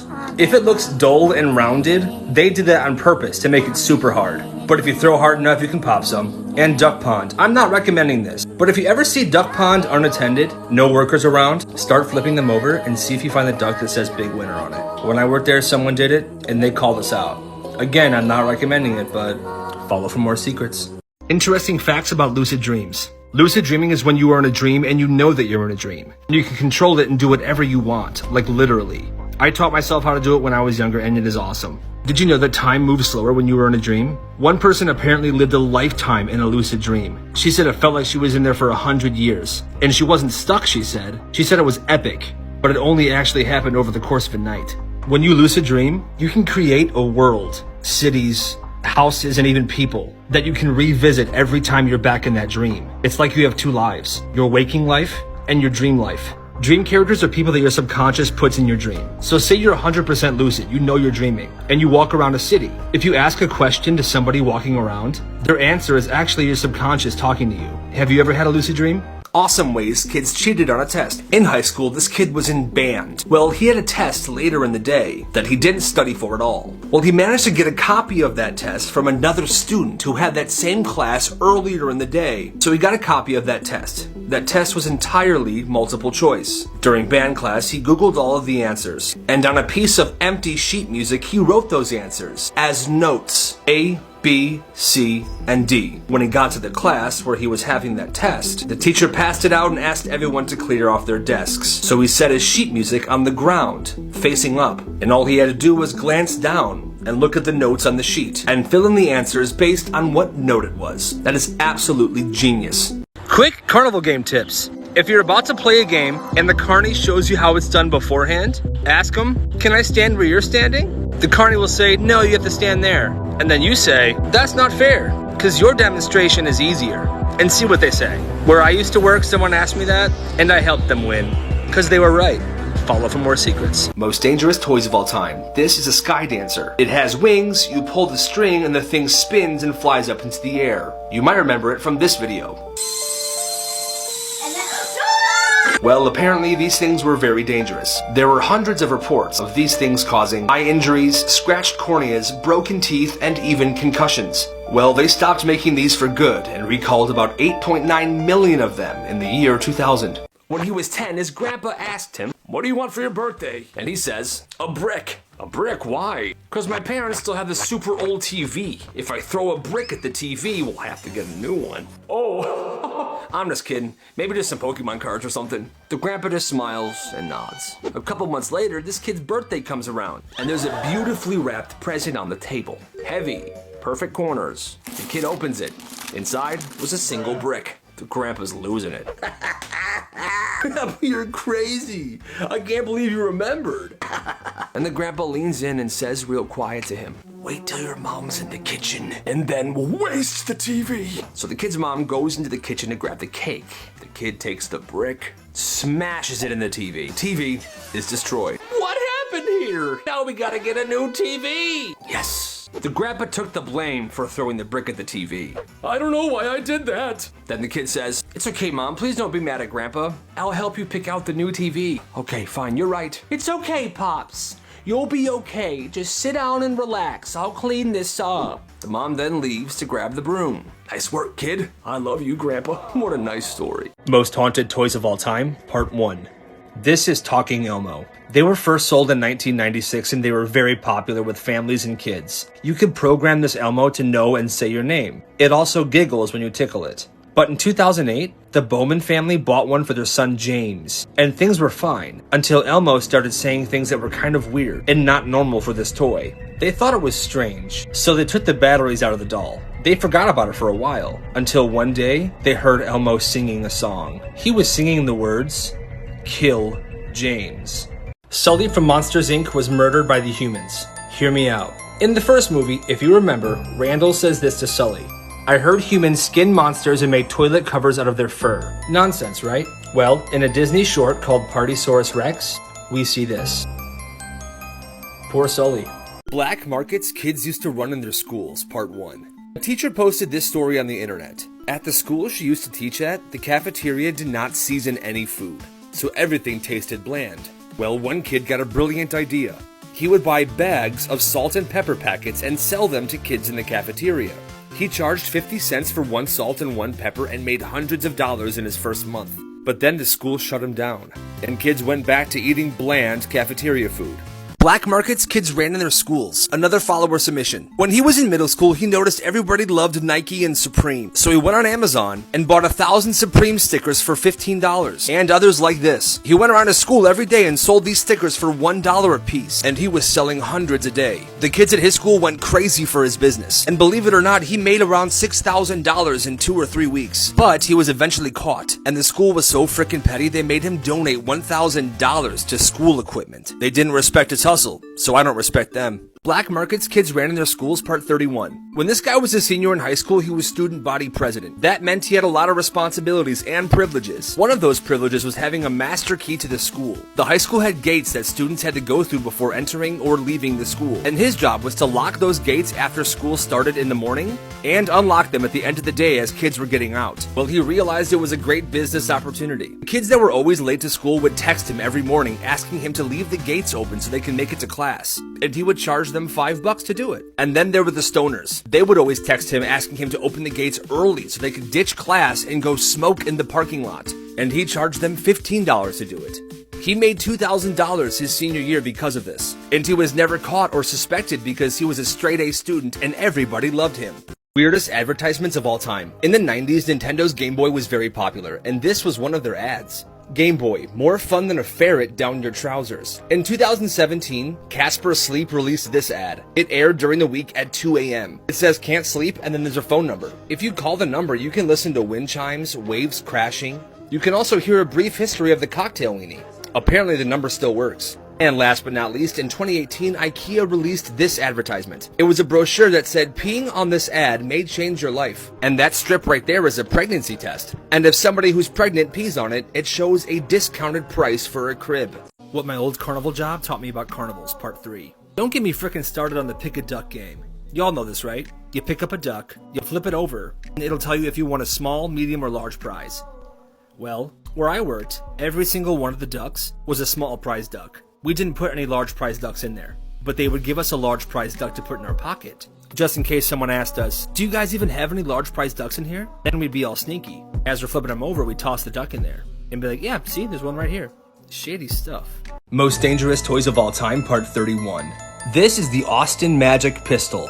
It was a toy gun that was very popular in the 1940s. You would put crystals in the back of the gun, add some water, and an explosion would cause a ping pong ball to shoot out at great speeds. But they were quickly taken off the market. The explosion was so dangerous, it would give people burns and facial injuries. Some states even classified this as an actual firearm. Here's what it looked like in action. Fiona from Shrek was a cannibal. Hear me out. In the first movie, Fiona is held captive in a castle waiting for her knight to come and save her. And the dragon is the one keeping her there. And I think also the one feeding her. How would she survive all this time without eating? We then see this. A cookbook that says nightly treats, detailing how to cook a knight for food. I think Dragon cooks the knights and feeds them to Fiona. I also thought she probably eats the horses of the knights. But we see that the horses are left to die in front of the castle. So she's a cannibal. Follow for more. Things my old carnival job taught me about carnivals part 6. Ring toss is freaking hard. Like for most people, it's almost impossible. The rings you are given are just a tiny bit bigger than the bottlenecks. They're almost exactly the same size. And when someone actually does win, at least where I worked, we would make an excuse. Say it doesn't count because their elbow was over the edge, or they were leaning forward too much, even if they weren't. The way to win this? Step back 2 feet so they can't tell you that, and throw the rings low and like frisbees. Sometimes they hook a bottle and you'll win. Man, I freaking hate ring toss. People being absolute jerks. This impatient driver was in a rush and ended up rear-ending an ambulance, causing a traffic jam and forcing the ambulance to stop with the patient still inside. These two brothers were having a beautiful moment when they finished building a pyramid out of beer cans, but then someone in the stands decides to destroy it by throwing a ball at it. Come on. And lastly, this grandma who was so mad that she had to destroy the TV.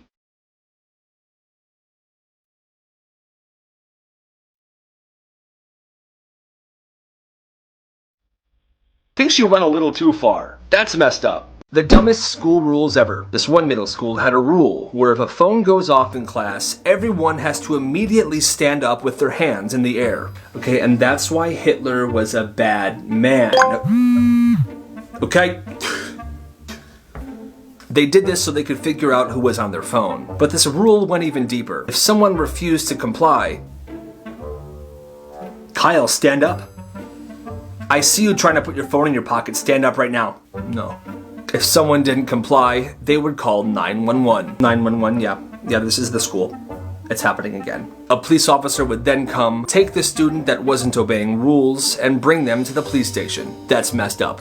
Crazy things people did in high school. When this girl was a senior in high school, she would sneak out of the house at 2 a.m. every so often to meet up with her friend. Her parents were kind of crazy. They would lock every single door at night, and they had bells hanging from each door, so they would know if somebody came in or out. The only door in the house that didn't have a bell on it was the laundry room door. And the laundry room door led to the garage that had a side door that led outside. So that's how she would do it every night. Well, one night, for some reason, that garage door was locked, and she didn't want to get in trouble. But then she had an idea. She had her phone on her, she called her mom, and this is what happened. Mom, hi, I woke up in the front yard. I don't know why. All the doors are locked. I'm really scared. Mommy, help me. And her mom bought it. Thank goodness you had your phone on you. And thank goodness you didn't wander off into the street. There's people driving around here. They're crazy. You drink your milk. I'm gonna make you some waffles. It's all okay. I got you. I would love some waffles. Things my old carnival job taught me about carnivals part 7. You definitely know this one. Everyone does. Ladder climb game. It's so hard to climb to the top. Whenever most people try it, they get about halfway and then they flip over and fall down. Well, there's actually a trick to it. If the worker's a cool person, they'll let you do it this way. What most people do is they use the ladder steps to climb up. But that way doesn't work. Instead of using the bars, here's what you do. With your hands, climb up grabbing the ropes. And keep your back feet wide. This keeps your gravity centered, and it should allow you to get to the top with no problems. Worst toy designs of all time, part 19. What you're about to see is a couple of elephant blocks. You know, wooden blocks of elephants. And they all connect like a puzzle, but the way they connect is just a little sus. I feel like somehow they could have done a better job. See for yourself. One day in middle school, this kid was in math class, completely bored out of his mind. So instead of reviewing the packet he was given, he was doodling a picture in his notebook. He was sketching a cartoon of that teacher. Weird haircut, holding a ruler like it's a sword. I mean, it was kind of brutal, but it was funny. Well, suddenly the teacher walks by and she sees it. Is this supposed to be me? No. She snatches the paper, holds it up like it's evidence. Think this is funny?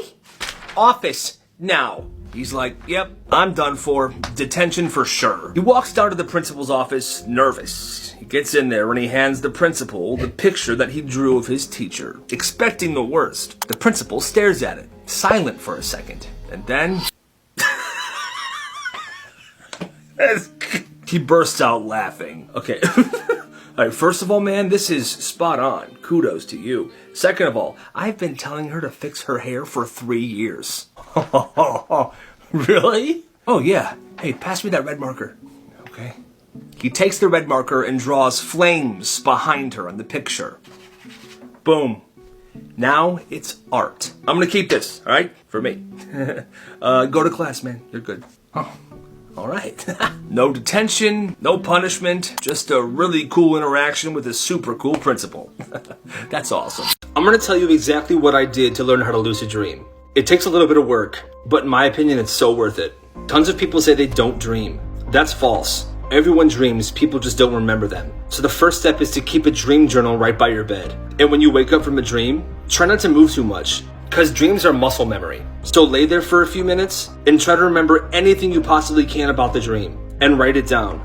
After a while, you'll be able to remember multiple dreams a night. The second most important step is reality checks. Throughout your day, do reality checks where you assess your surroundings and try to determine if you're in a dream. My reality checks were the finger through the palm trick or the plug your nose and try to breathe.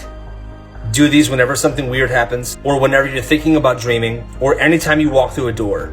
One time I was convinced I was awake and at school. Some kid said something weird, so I did my reality check. My finger went right through my palm, and then I flew to the moon. Black markets kids ran in their schools. A follower submission. This kid went to a military high school and Wi-Fi wasn't allowed in the dorms. The only place on campus that had Wi-Fi was the student center. So this guy got a brilliant idea. He bought a Wi-Fi repeater and set it up next to his window. That's when he realized he got just enough signal from the student center to boost it to his entire dorm. And this is how his business started. He charged people $10 a week to keep the password. He even kept an Excel sheet with everyone's device on there and if they paid or not.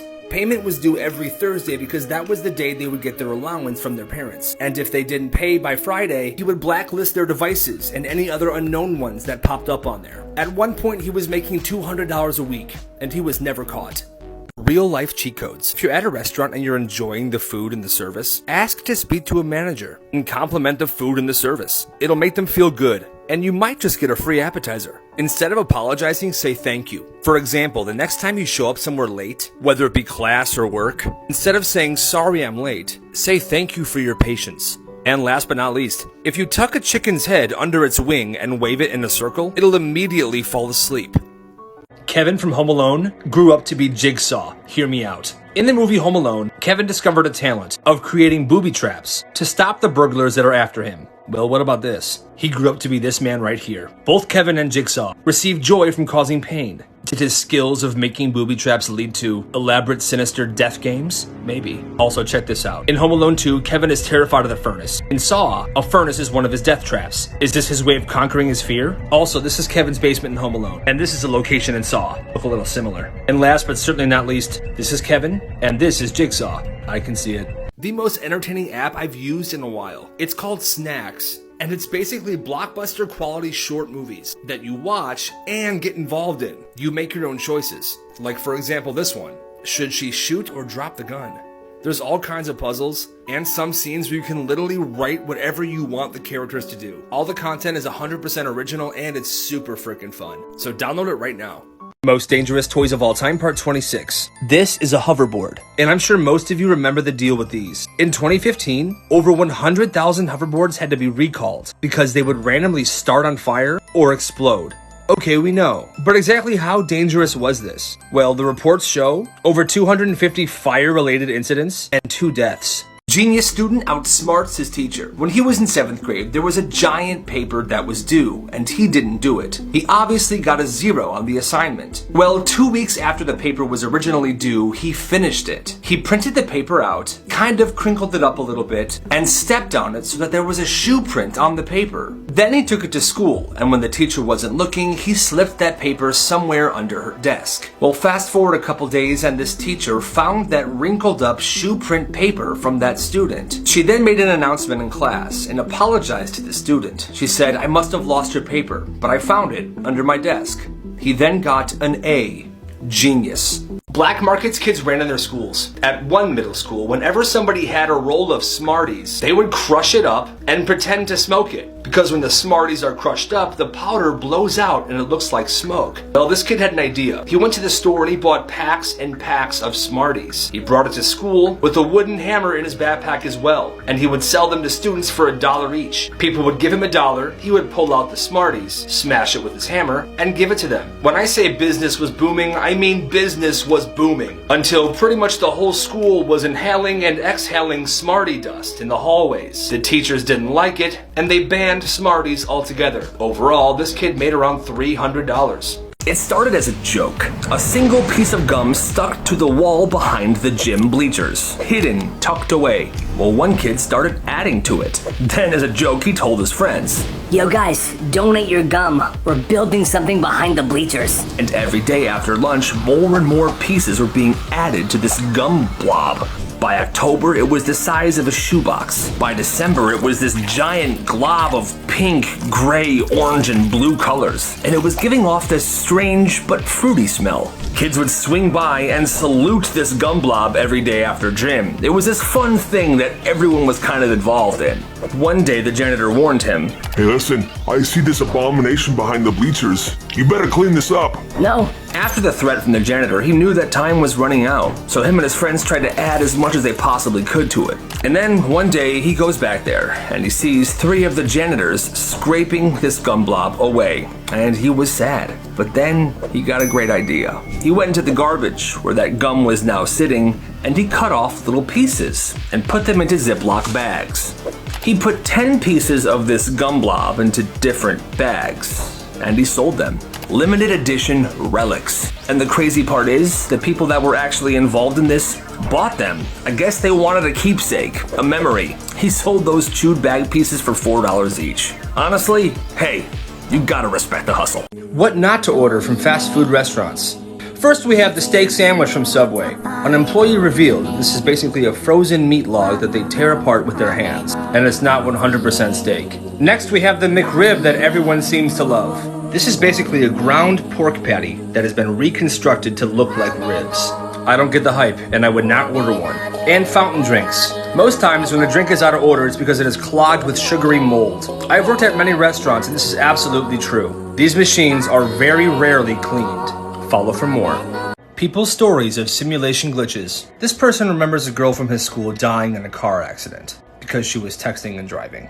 His sister and his sister's friends went to the funeral, and it was a very sad and big deal when it happened. Now fast forward 10 years. He always tells his fiancée this story because he's trying to convince her not to text and drive. So she knows this girl's name by heart. One day she was on Facebook and called him over and said, "Hey, isn't this the girl that died in the car accident?" Turns out it was. She was married to an old friend of his from high school, and nobody remembers the car accident. Follow for more. Asking restaurant workers to write a confession on my delivery order, part 8. I just placed an order at Taco Bell.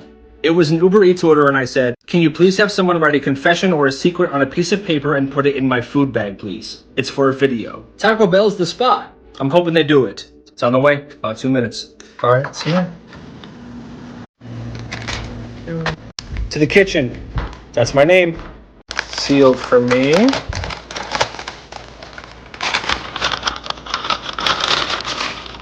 Oh my God. My confession is I secretly cheat on my boyfriend with girls. Once it was his own cousin. As guilty as I feel, I stayed with him because I'm going to a baby, then leave him and live the lesbian life I really want. XOXO. This is the juiciest one yet. Live your best life. Follow for more. Most dangerous toys of all time, part 12. These are snap bracelets. They were a very popular trend in the 90s. So popular, in fact, that a bunch of companies started selling knockoff versions of these. But the knockoff versions were banned because they were made so cheap they would slice right into a person's wrist. Movie scenes that didn't use special effects, part 1. Remember the first Spider-Man movie with Tobey Maguire? And the scene in the lunchroom when Mary Jane tripped and Peter's powers kicked in, and he caught her and caught all of her food in the lunch tray. This scene right here. You might have thought they had to have used special effects, but they didn't. They told Toby he had to do this for real, and he did, after 156 takes. Now watch it again after knowing this information.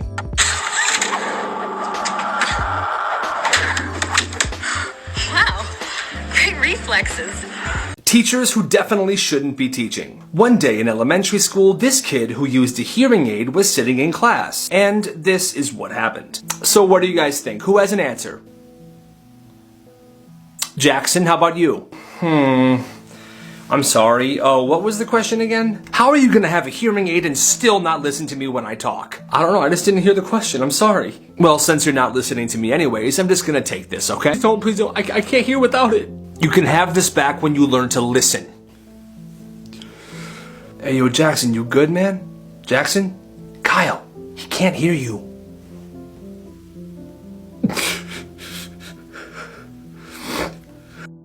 Weird things people used to do for fun back in the day. In the 1930s, people used to go to premature baby exhibits, meaning the hospital would put babies that were born too early on display for public to pay and see. It sounds a little messed up, but this actually helped save babies' lives. Because it was the 50s, they didn't have a lot of resources to help these premature babies, but the money they raised from these exhibits helped them buy a bunch of modern equipment.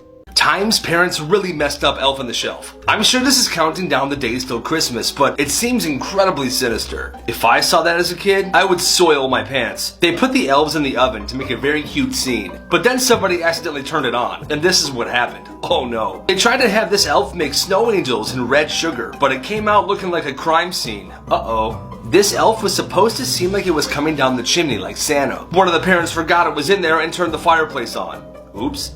Exposing Carnival Games Part 12. I've already said that this game is rigged. However, if you do want to win, throw the ball with some backspin, and with some skill, it shouldn't bounce off, it'll just slide right in. Ring toss is also rigged.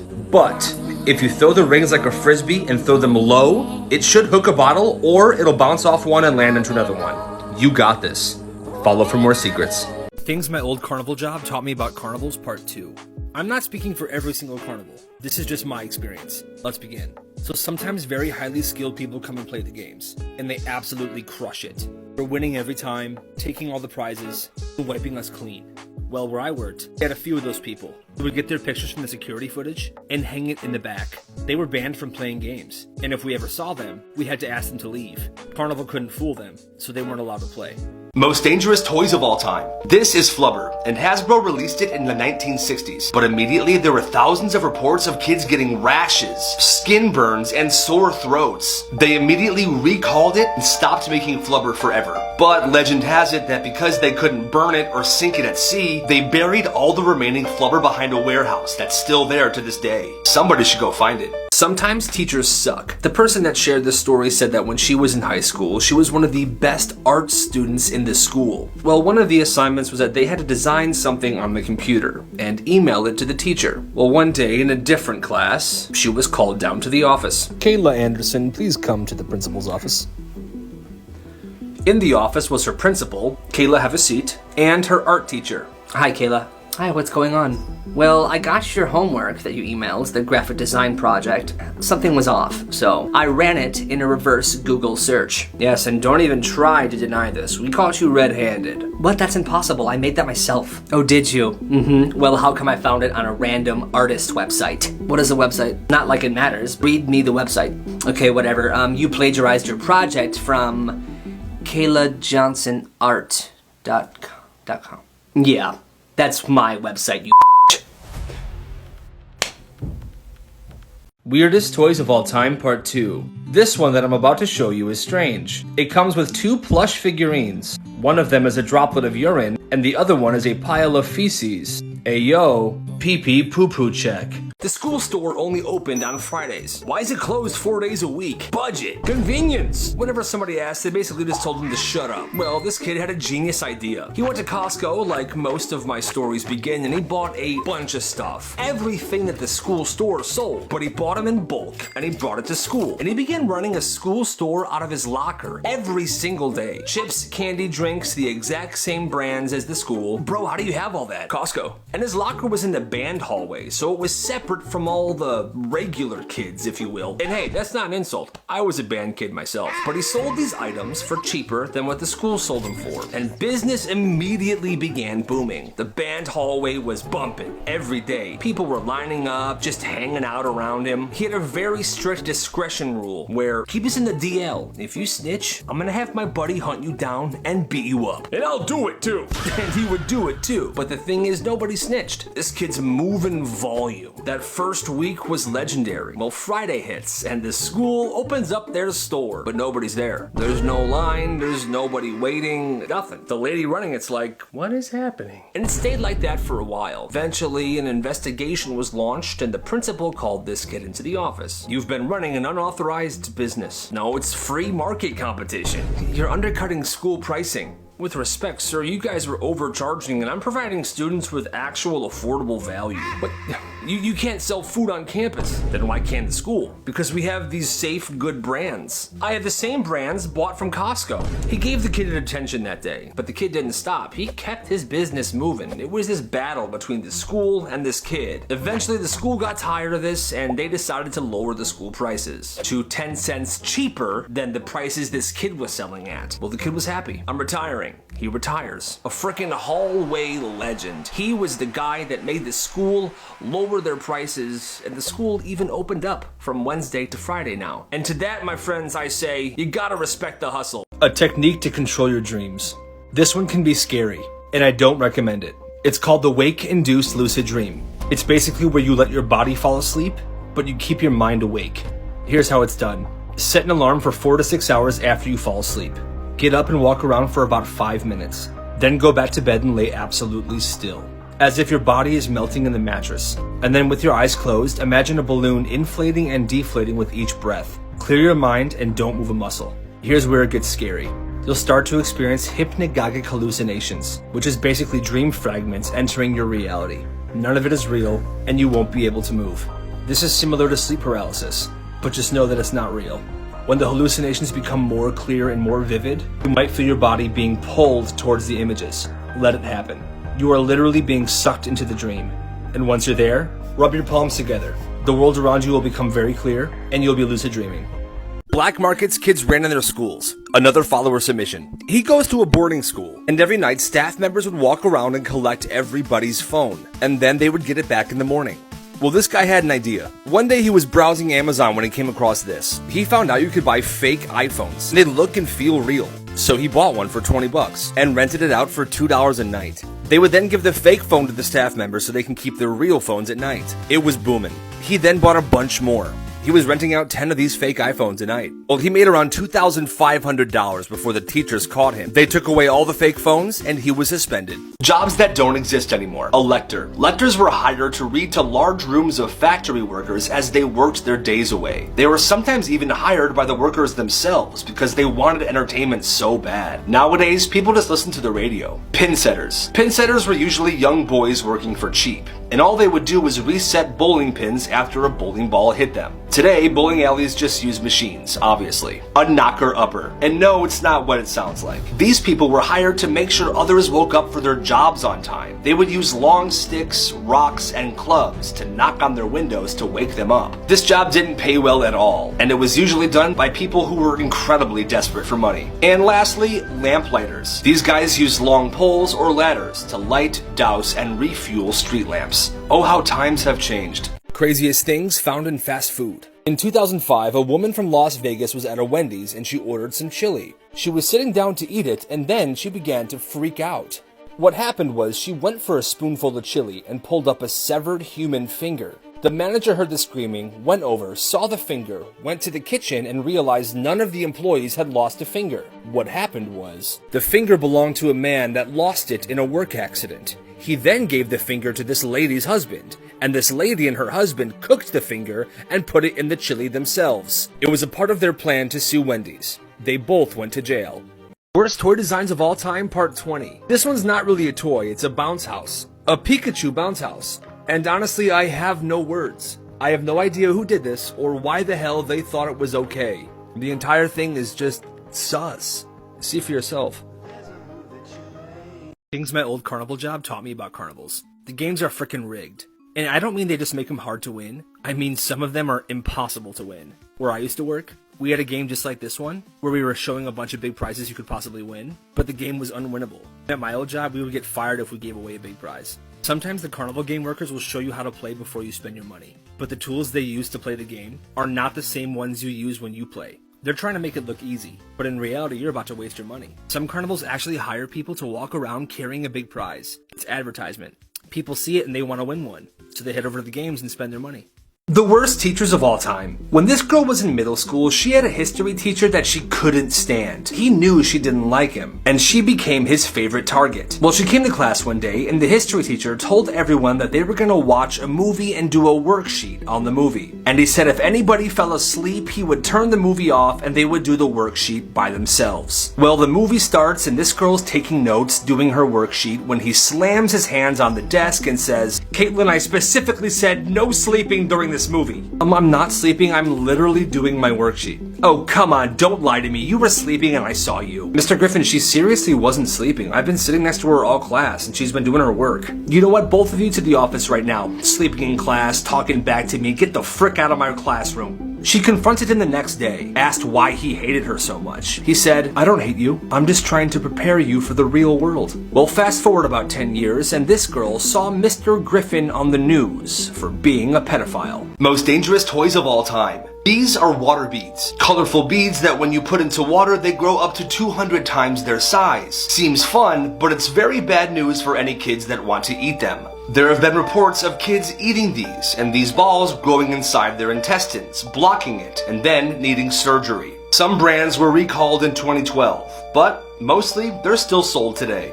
Exposing Carnival Games Part 16. You know when you're at a carnival and you see someone walking around with the big stuffed animal prize and you say, "I want to win that"? Well, sometimes those are employees paid to carry around the stuffed animals, like advertisement. I had to do it once at my old job. It's a way to bring people in to spend money on the games. And most times, you don't even win one of these. Follow for more secrets. Most dangerous toys of all time. These are snap bracelets. They were a popular trend in the 90s. So popular, in fact, that companies started making knockoff versions of these bracelets. And the knockoff versions were made so cheap, they would slice right through a person's arm. Worst things fast food employees have ever done, Part 2. You might know this picture. Burger King foot lettuce. But the story behind it is actually incredible. An employee at a Burger King in Ohio posted this picture anonymously on the internet. But within 15 minutes, 4chan users found his location by using the GPS on the photo. They then notified his managers, and they responded. Him and 2 others were fired, and the foot lettuce was thrown away. Black markets kids ran in their schools, a follower submission. When he was a freshman in high school, he noticed you could buy 1 6-pack of Kool-Aid Bursts for just $1 at Walmart. So he had an idea. He was going to buy a bunch of 6-packs, freeze them overnight, and bring them to school. He would then sell them for $1 a bottle. So he would buy 1 6-pack for $1, sell all 6, and make $5 profit. Business was booming. Before long, he was bringing in 36 6-packs of Kool-Aid Bursts every day, and he was selling out. During his freshman year, he made about $5,000. Until one day during lunch, he was doing his business. It was busy. Everyone was thirsty and they wanted Kool-Aid. Well, he ran out and went back to the football locker room to pick up more. Somebody followed him, and they found out exactly what he was doing. When they got back to the lunchroom, he was busted. They had all of his inventory and money stacked on a table like it was a scene from Narcos. He was then escorted by school staff to the principal's office. As he was walking out, however, students booed and screamed and caused a riot because they wanted their freaking Kool-Aid, and he didn't do anything wrong. He was then suspended. To this day, people call him Juice. He is now an entrepreneur and owns a few small businesses. Black markets kids ran in their schools, a follower submission. He is currently in 8th grade, and he started his business by selling normal things like Skittles, M&Ms, cotton candy, Kool-Aid, and he was selling them for a couple dollars each, but nobody was buying them. They said that they can go to Walmart and buy it for much cheaper. So this is what he did. He went to a store that sold Chinese snacks, and he bought a bunch of stuff. When he took these to school, everybody wanted them because nobody knew where to get them. And you definitely can't get them at Walmart. Business was booming, and in 1 month he made about $400. No one has snitched yet, and he plans to keep this business going. The real reason the Dursleys treated Harry Potter so bad. This one makes a lot of sense. We see our little buddy Harry being treated terribly by these people. Poor little guy. And I wonder why. Well, he's a Horcrux. We know that a Horcrux affects the person that possesses it negatively. You might ask, well, why didn't Ron treat him like crap? They spent a lot of time together. Well, like I said, the Horcrux affects the person that possesses it negatively. Ron never possessed Harry. The Dursleys were his legal guardians, therefore he was in their possession. You tell me, was it because of the Horcrux? Or are they just terrible people?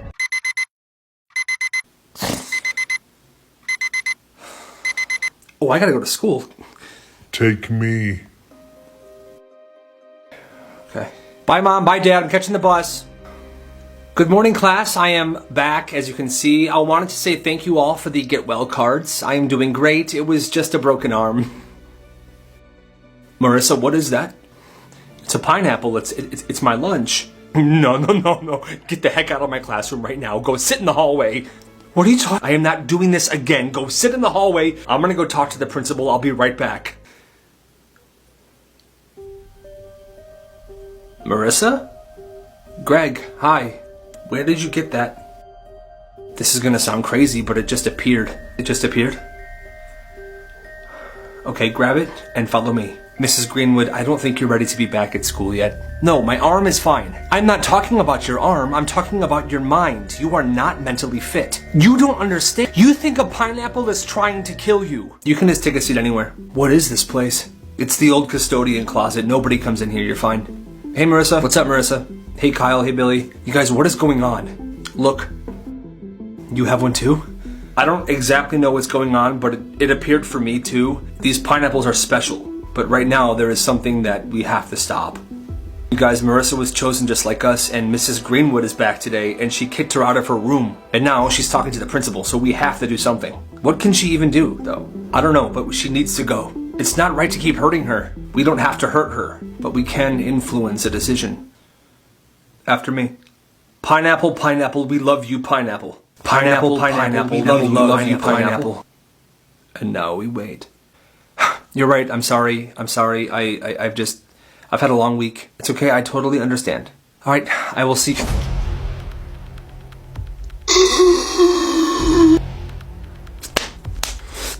What the heck? You are fired! Get out of my school! It's done. Let's talk about what's next.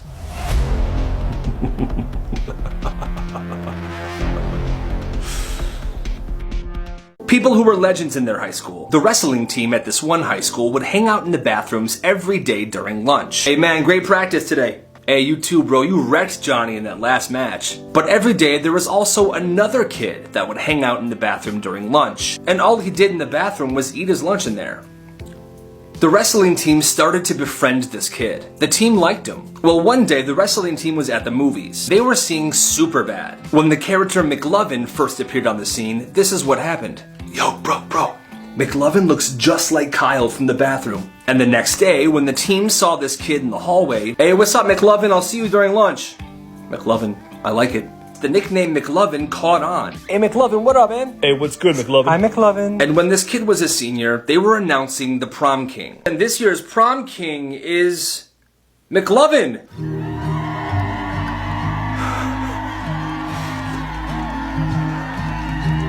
How to lucid dream. A lucid dream is a dream in which you know you are dreaming and you can do whatever you want in that dream. It starts off just like any normal dream. Once you become aware that this world is not real and that you are in fact in a dream, the possibilities become endless. One of the first and most basic steps of learning how to lucid dream is to write down your dreams every night. Whatever you remember, even if it's just a small fragment, this will improve your dream recall. The next one is to do reality checks. Throughout your day, set alarms or reminders to take a second to question your reality. Like right now. Am I in a dream? Let's try to put my finger through my hand. It didn't go through, so I'm pretty sure I'm not dreaming, but there have been times where I did this, and my finger went through, and I realized I was dreaming, and then I had lunch with Adam Sandler. These are just the basic steps, but this app called Yoru X has helped many people lucid dream. If you want it, go here, then here, then here to get it. Black Markets Kids Ran in Their Schools Part 22. This one was sent to me by a follower. In high school, he was on the yearbook team. That meant he had a yearbook pass, which allowed him to roam the schools and leave school grounds during his yearbook period. And that period was right before lunch. So every day he took food orders for more than 20 students. He would go pick up the food, bring it back to school, and charge them the cost of the order plus $2. It wasn't much, but he was making a couple $100s a month. The best part is the security guard caught on to what he was doing, and he had to pay the security guard a small fee to stay quiet. Ways grocery stores trick you into buying things, part 4. Shopping carts were already designed to hold a lot of food. But some years ago they did a test. If they made them bigger, would the customers buy more food? And yes, they found that 40% of the test subjects spent much more money. The music. It has been proven that the music played at a grocery store keeps customers there longer, keeps them happy and bopping while they're shopping, therefore spending more money. Follow for more.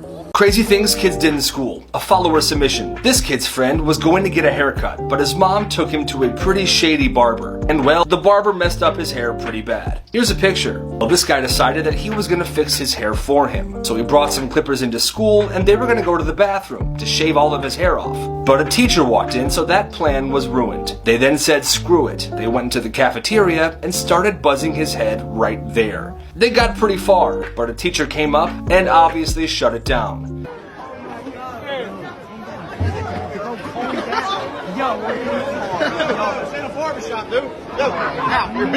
They were all sent to the principal's office, but the principal thought it was funny, so they each got 1 lunch detention. Not bad. Most dangerous toys of all time, part 9. This is a bouncy house, and these things cause more injuries than you might think. About 17,000 people a year are injured while playing on a bouncy house, mostly from just bumping into each other.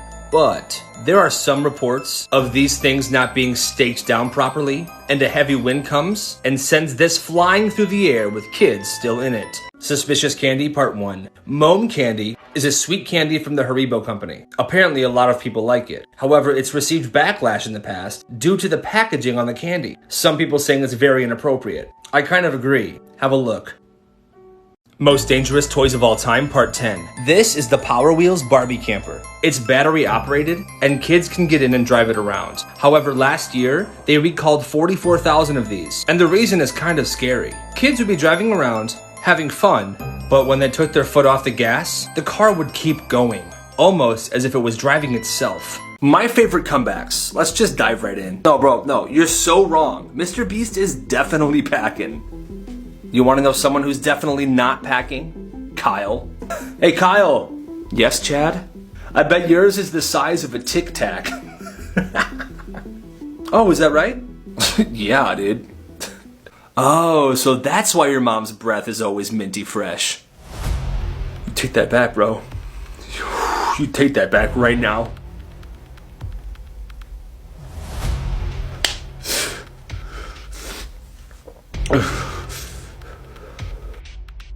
Black markets kids ran in their schools. A follower submission. Alright, so this one really isn't a black market, but it's pretty interesting, so listen up. When this kid was in 6th grade, he drew $1 on a piece of paper and named it after himself. He wrote Bill Bucks on the dollar. And then, again, as a joke, he gave it to his friend. Fast forward a couple days, and his friend makes hundreds of copies of these Bill Bucks and gives it back to Bill. They both laugh.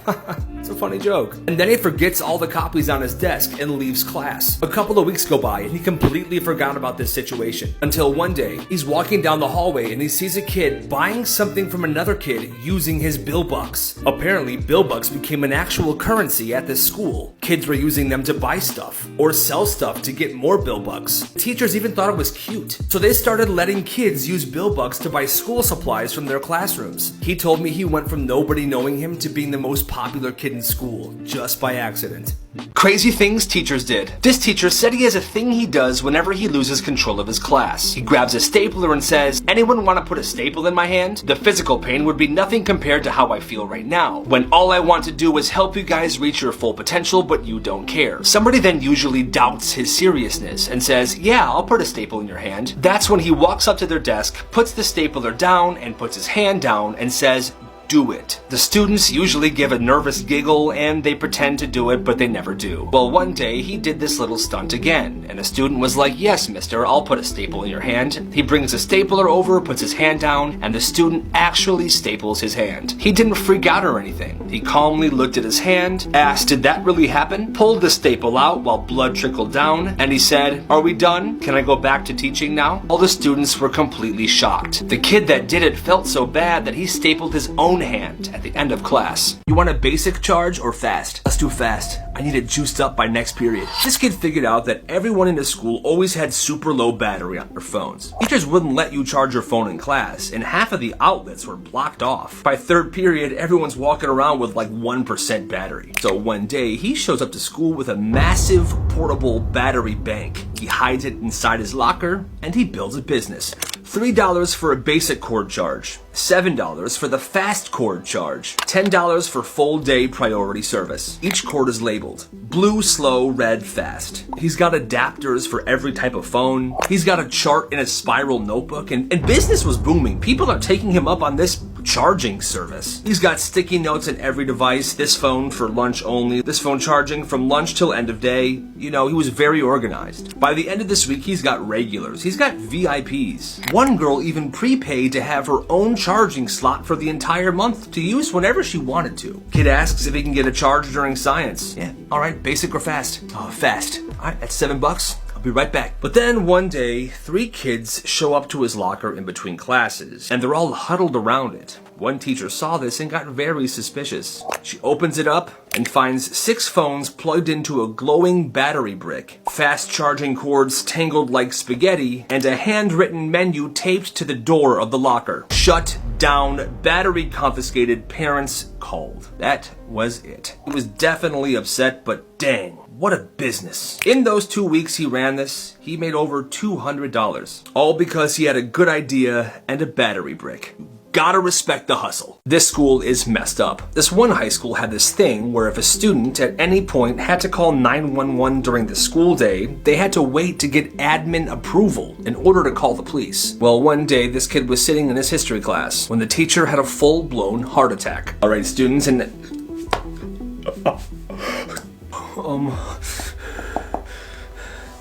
911? Yeah, my teacher's having a heart attack. This kid probably saved his teacher's life, but because he didn't get approval from the school admin, he was suspended for 3 days. What? That same year, in a different class, a student had a seizure. That student fell down and cracked their skull open. It took the school 35 minutes to approve a 911 call be made. They're lucky that student is still alive. Worst toy designs of all time, part 6. What you're about to see is an action figure set. It's Batman and Robin, and they look like they come with things they can put in their hands. But without those things in their hands, this set looks a little sus. See for yourself. This kid started a business at school and he made absolute bank. So this kid loved spicy food. So one day he brought a bunch of spices from home, and during lunch he started putting these spices into bags of chips, just testing out different flavors. He tried it. It was good. He let his friends try it. They loved it. So the next day, a bunch of people were asking him if they could make them their own bag of these seasoned chips. So he began bringing extra chips and extra seasoning to school and selling these seasoned chip bags for $2 a piece. But baby business was booming. Demand exploded. Within a month, kids were paying $5 a bag. And he had a full operation. He would mix the spices at home, season the chips and pack them in Ziploc bags, and he would be selling them before school even started every day. And every day, he sold out. People couldn't get enough of these awesome chips. But one day, a teacher caught a group of students standing in the hallway, secretly passing around these spicy chips like it was contraband. So she shut it down, reported this to the principal, and someone gave him this kid's name. So this dude was called to the principal's office. But here's where it gets awesome. The principal thought this idea was absolutely genius. Instead of stopping him, he told the kid to turn it into a real business. The last I heard about this story was that the kid was trying to get an Instagram page started and a website. He was going to begin selling these chips outside of just school. And I hope the best for him, because man, you gotta respect the hustle. Exposing Carnival Games, part 3. Before you play this game, they show you when it seems easy. Well, the rings they give you are much smaller than the rings that they show you with. They're only a tiny bit bigger than the bottlenecks, making it very, very hard. And Duck Pond, where you pick the duck and hope it's a big winner, well, 99% of these ducks are usually small prizes. Sometimes they all are. They want you to keep playing and spending money in hopes to get a big prize. Follow for more secrets. World's records I think famous TikTokers can beat, part 10. Today's record is world's longest commercial, and Arby's currently holds the Guinness World Record. In 2014, Arby's made a commercial for their smokehouse brisket sandwich, and it was 13 hours long. And all they did was show the brisket smoking for 13 hours. The TikToker I challenged to beat this record? Am I wrong? Most dangerous toys of all time, part 15. These are Legos. And I'm just kidding, they're not that dangerous. But why does it hurt so much when you step on one of these? I'll tell you. Tests have proven that one of these bricks can withstand up to 950 pounds. And when you step on one of these, the weight of your body is being redirected right back up through you in the form of pure pain. Most Dangerous Toys of All Time, Part 29. This is Flubber. It was a gooey slime popular in the 1960s, but they recalled it and stopped making it because there were thousands of reports of kids getting severe rashes and sore throats caused by Flubber. It is said that today, all the leftover Flubber is buried behind a warehouse because it won't burn and they can't drop it in the ocean. Yo, Evan, can you do my homework for me? Yeah, 2 Kit Kat bars and you got a deal. This kid Evan was scary smart. Math, history, science, it didn't matter. He would get A's on everything, and he offered a service. If you needed your homework to be done, you would bring him candy, and that was that. He would do your homework. Yo, can you do my science worksheet for me? Bring me 3 Reese's Cups and a Gatorade and you got a deal. Perfect.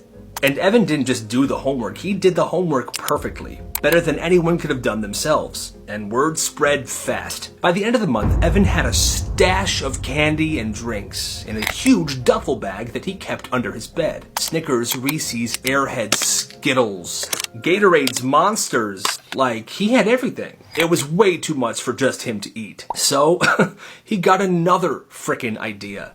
You guys, this is how it works. You gotta follow these ideas, people. Anyway, at lunch, he starts selling the candy that he was given for doing kids' homework. And the price would depend on what candy he was selling. Like Reese's were more money, maybe like $2. Snickers were like $1. Gatorades were $1.50. He had a whole menu and he had them all priced out. And remember, this is pure profit. He didn't pay for this candy. Bro, why is Evan always eating Chick-fil-A for lunch now? Oh, it's because his business blew up. He's running both the candy and the homework market. He's killing it. Hey, what's up, Evan? What's up, buddy? Meanwhile, teachers started to get kind of suspicious, I guess. Not because of the candy or anything, but because all the kids in their class were like getting A's on every assignment now. Even the kids that were horrible at the subject. So many A's lately. Maybe I'm doing a good job. Or maybe Evan is just one hell of a businessman. Evan stayed clean. You know, he never got caught. And before you all say, well, if he didn't get caught, how do you know about this? Well, because he told me himself. And by the end of the year, he made over $700 from selling candy that he didn't even pay for.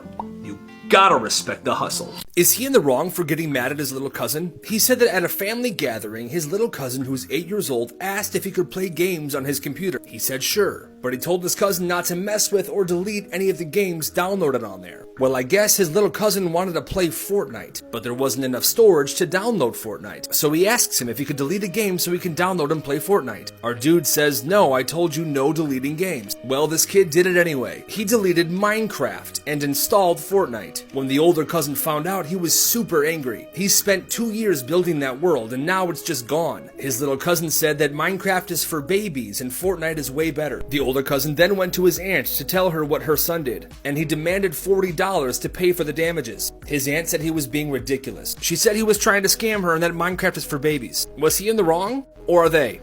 Black markets kids ran in their schools. A follower submission. When he was in middle school, there was a thing called late bus passes. If your bus was late, you'd get this little yellow pass that would allow you to go into class late without an absence. Well, one day, this kid realized that one of his teachers had a stack of late bus passes on her desk, and when she wasn't looking, he took all of them. He would sell them to kids for $1 each, and this pass allowed kids to skip the first class of the day without an absence. In total, he made $500, but things started catching up to him. The teachers were getting suspicious, and one kid snitched to the principal, and everything was shut down. This story's kind of messed up. This girl shared that her little sister is 11 years old, and she's the golden child. Her parents love her little sister. They'll do anything for her. Every time it's her little sister's birthday, the parents go all out. But when it's her birthday, the parents tend to forget or claim that they don't have enough money to throw her any party. Well, this year she wanted to throw herself a party, so she babysat. She mowed lawns. She got money any way possible because she was gonna pay for her own party. Even got herself her own customized cake. It was the night before the party and everything was ready to go. She noticed that the cake she got for herself had a giant piece missing.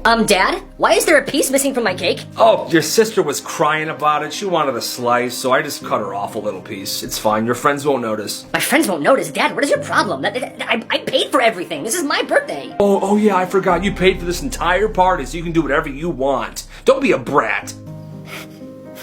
She canceled her birthday party. She didn't want to have it at her house anymore because she was so mad at her family. Her friends thought that that was stupid.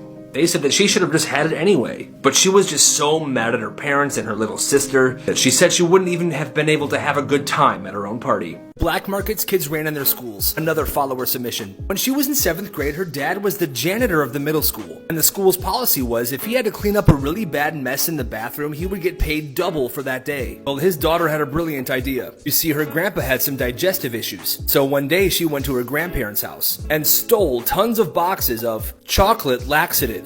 She would then take these chocolates to school and sell them to kids before lunch every day for 50 cents a chocolate bar. She was selling out every single day, and everyone just thought that they were regular chocolate bars. Let's just say after she started this business, her dad's paychecks got a whole lot bigger. Most dangerous toys of all time. This is a kite tube. It's a tube you hook to a boat and it's supposed to go airborne. But these things were apparently too intense. If a boat was going too fast, these things would fly high up in the air with people still on them. Sometimes flinging people off in any direction or slamming them down to the water. At least 3 people died while using this, and dozens were severely injured. They recalled 19,000 kite tubes in 2006. Black markets kids ran in their schools. Another follower submission. When he was in 6th grade, this kid would buy fidget spinners in bulk. He would charge $5 for regular ones and $10 for fancier ones. His business was very popular, and he made about $4,000 before he was shut down. But then listen to this. His dad found out he made this much money,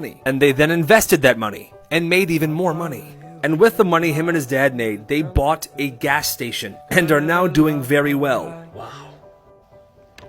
We did it, Pops. We sure did, son. I am so proud of you.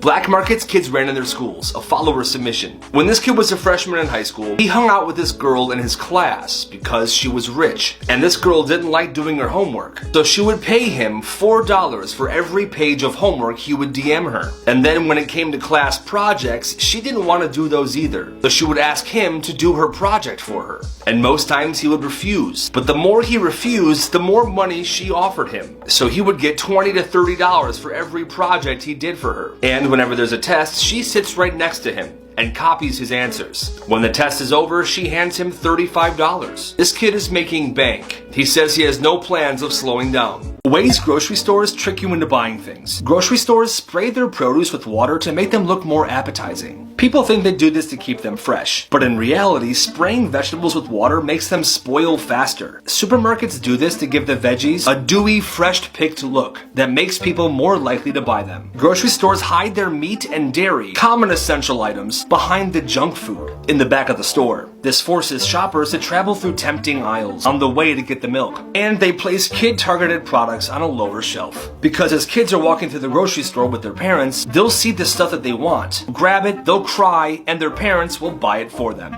The dumbest school rules ever. This one elementary school had a rule where a student, if they were feeling sick, would not be able to go home or call their parents unless they had a fever or puked. Well, one day, this kid's stomach was super messed up. He wasn't feeling good at all. Miss, can I go to the nurse's office, please? Ow. So he goes to the nurse's office. So it's a stomach ache, huh? Yeah, it hurts so bad. Well, you don't have a fever, and you didn't throw up, and you can't stay here. I have to send you back to class. I'm sorry. Are you serious? Yeah, you know the rules. Well, this made him super mad because his stomach was actually hurting pretty bad. So he stared at her, and with incredible focus and pure dedication, he somehow managed to get himself to throw up right on the nurse.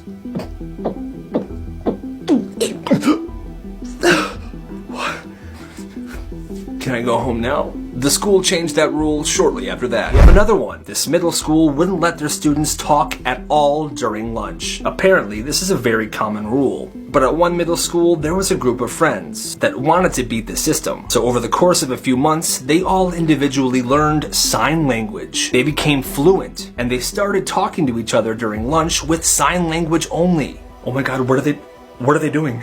Dear God, did they all learn sign language? Can they do that? Are they allowed to do that? I'll get the principal. And they couldn't do anything about it, because sign language technically isn't talking. When this kid was in 4th grade, his glasses broke. Oh man. But it didn't really matter, because in most of his classes he sat in the front row, so he could still see. Well, after a few days of going to class without his glasses, one of his teachers said, "Kyle, I see you still don't have your glasses. Are they still broken?" "Yeah, but it's fine, I can still see the board." The thing with this teacher, though, was that she would always write assignments on the board for students to work on during class. She would never explain the assignments. Students would just read the board and then do their work. But anyway, she said, "Kyle, it's been 4 days now. Your parents should have gotten you new glasses at this point. You're sitting in the back of the class." Okay. Alright, so this is what needs to be done before the end of class, okay? Get to work. Oh, I can't see it. What the heck? Sit down, Kyle. Hey, Stacy, can you tell me what the board says? Yeah, it says, Stacy, don't you dare tell him what it says. I'm teaching him a frickin' lesson. I hate my life. This school is super sus. This one high school had this weird thing, where in every single bathroom, the toilet paper rolls weren't inside the stalls. They were outside on the wall. So anybody that had to go into a stall had to take enough toilet paper before they got in there. But if you didn't grab enough, or you forgot, you were screwed. Oh no. Oh no, I forgot to grab toilet paper.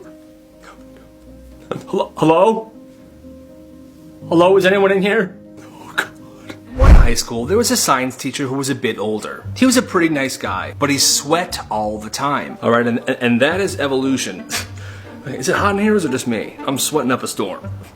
Well, he would do this super weird, gross thing every single day. He had this plant on his desk, and towards the end of class, every single day, he would take off his shirt in front of everybody and wring out his sweaty shirt into the plant. Sir, what are you doing? Plants need water, Kyle. What do you think I'm doing? He was eventually fired because taking your shirt off in class is frowned upon. Makes sense. Who shared the story said that 7 years after he graduated high school, he got a phone call. What is this? Hello? It was his old high school senior English teacher. And this is what she told him. Hi, Carl. Yeah, this is Mrs. Stevens from the high school you went to. Oh, hi. What is going on? Hi, I'm calling because I just found out that 7 years ago, I accidentally miscalculated your final grade. You were supposed to get an F. And that means you weren't supposed to graduate high school. So we're letting you know that we're taking away your diploma, okay? What? Yeah, so you're gonna have to come back and finish one more class if you want your diploma, okay? Alright, bye-bye. What?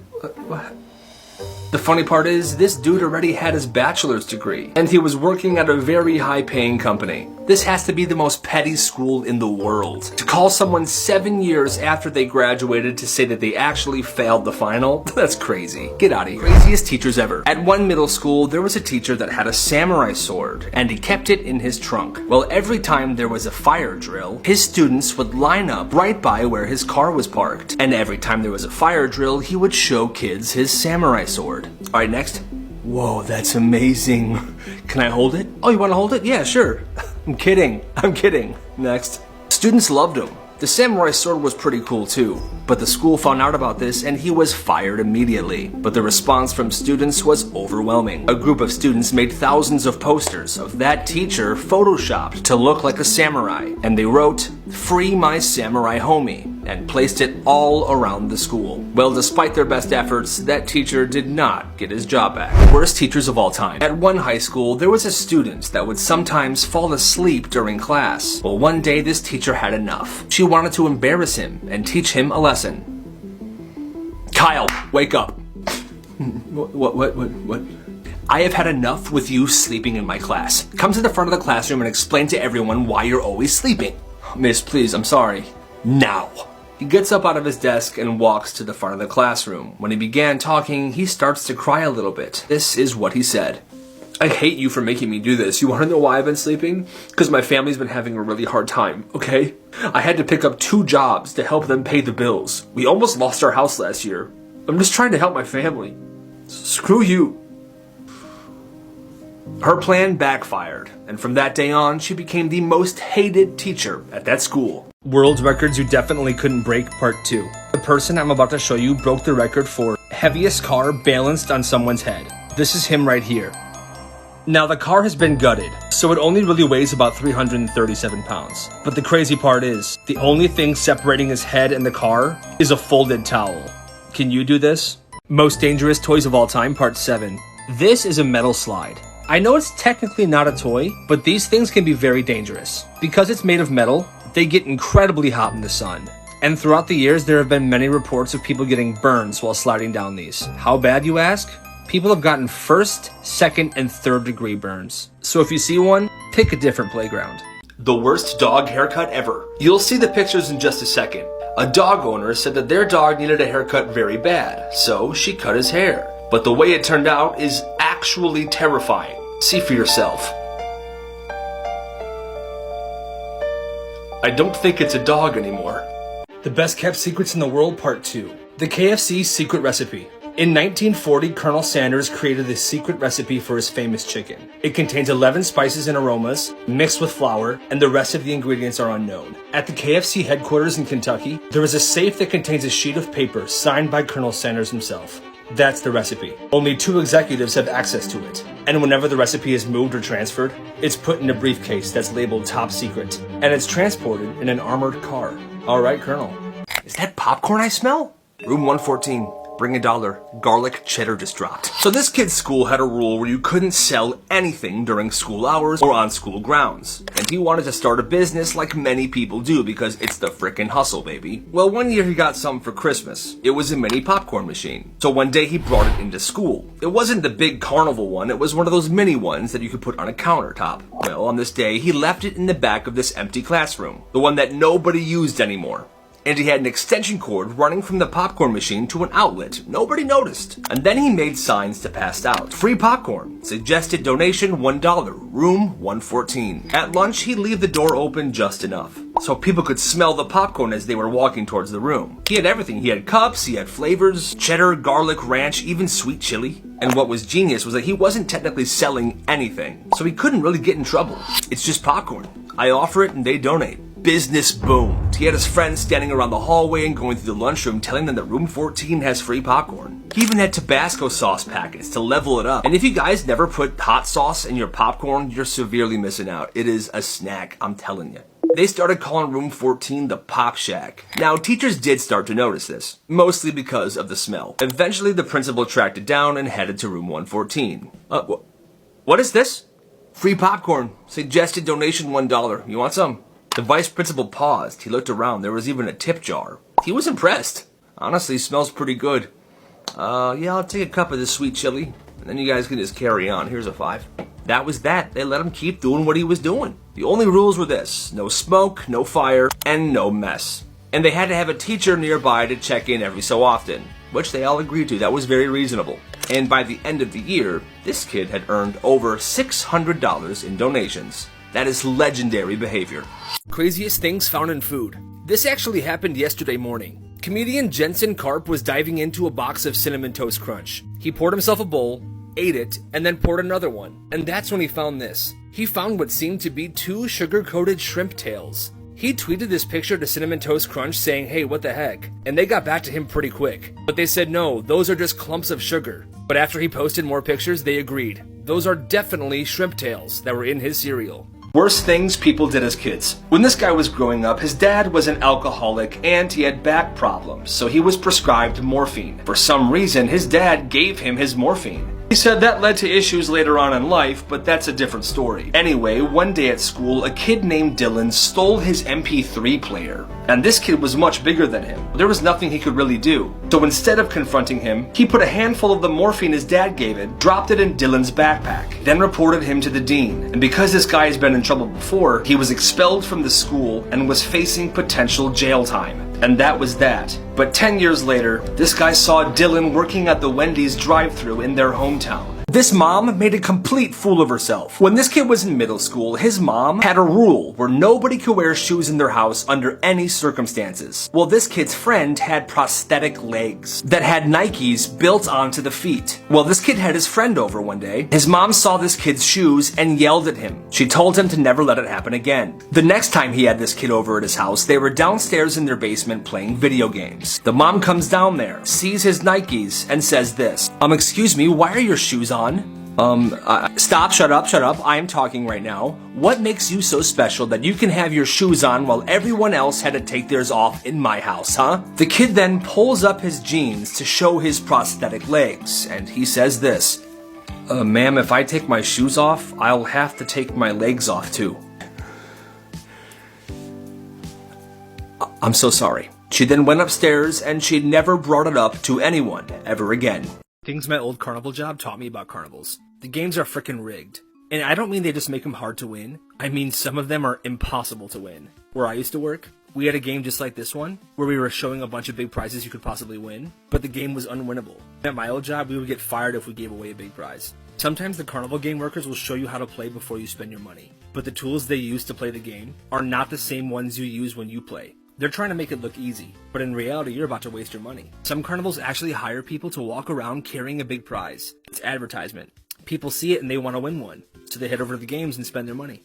This school banned caffeine, but the no caffeine policy was failing. Every trash can was a graveyard for energy drink cans. But there were too many kids blatantly not following the no caffeine rule, so they couldn't punish everybody. So the next Monday morning, the dean announced that they have installed molecular sensors in the HVAC vents. And don't bother with Gatorade cans or cups. These sensors pick up the scents of taurine, caffeine, so if you crack a can, we will know. Now, obviously the dean was lying. That's not a thing. And a lot of kids knew that, but some kids were super gullible, so this worked for a few days. The hallways were silent and the bins were empty. No mountain of cans. But the students, they figured out how to blind the sensors. Now, this big group of students weren't the smartest, but here's what they came up with. Every time a student opened an energy drink or was sipping caffeine, 4 others would blast the nearest vent with Axe body spray. Cracking now? Spray, boys, spray! They figured if you overloaded the sensors with fragrance, they wouldn't catch the scent of caffeine. Now, like I said, the sensors were a lie, but now there was a real issue with school air quality. Halfway through the day, there was so much Axe body spray filtering through all the vents that it was unbreathable. They had to evacuate the school. Students, everybody, please evacuate the building. We have a major air quality issue. God, this is ridiculous. The school was shut down for 48 hours. Now, this was at some school in a small town, so I guess that makes a bit more sense. But still, that's nuts. Most Dangerous Toys of All Time, Part 8. These are Aqua Dots. It's a toy where you arrange beads, spray them with water, and the design fuses together. Well, these things were so dangerous that in 2007, they had to recall 4 million kits. Apparently, the coating on the beads releases a compound called GHB, which is basically a drug that knocks you out. Back in 2007, 3 kids swallowed the beads, and they all went into comas. Who did this? Part 6. This is a nice blue horse with a blonde tail. Probably a dollar store toy. Pretty standard. But what happens if you open the horse up? Apparently this tail is just the head of another doll. Worst Toy Designs of All Time, Part 2. This one is a toy set of a prince, a princess, and a horse. But the packaging on this set is a little suspicious in my opinion. Why'd they have to place the prince like this? Black Markets Kids Ran in Their Schools, Part 34. A follower submission. When he was in elementary school, there were a ton of kids that were addicted to eating glue. They just loved to eat glue and paste. And apparently, it got so out of control, the school had to ban glue altogether. Well, this kid's dad had a friend that was a supplier of glue to the school. So when the school banned glue and paste, he had tons of extra glue bottles lying around. So this kid asked if he could have them. He would bring glue to school every day and secretly sell them in the playground from 3rd grade to 5th grade. And kids bought them. In 5th grade, one of his teachers found out, so he bribed her, and she took the money because she was broke. And then in 6th grade, the whole school found out. But because he was a good student, all he got was a call home and a detention. Over the course of the 3 years he sold glue, he made over $10,000. He then put all that money in the stock market, and at the age of 14, he bought 2 acres of land. Exposing Carnival Games, Part 19. Some more quick tips for you. The key to winning the water gun game is to be the first person to shoot the water and to have perfect aim the entire time. So if you stay focused, you will be in first place. Also, an extra tip for you. If you win a game and the carny is saying you didn't and won't give you the prize, it's time to be a Karen. Ask for their manager, because they're trying to play you. But if you challenge them, you'll get that sweet prize.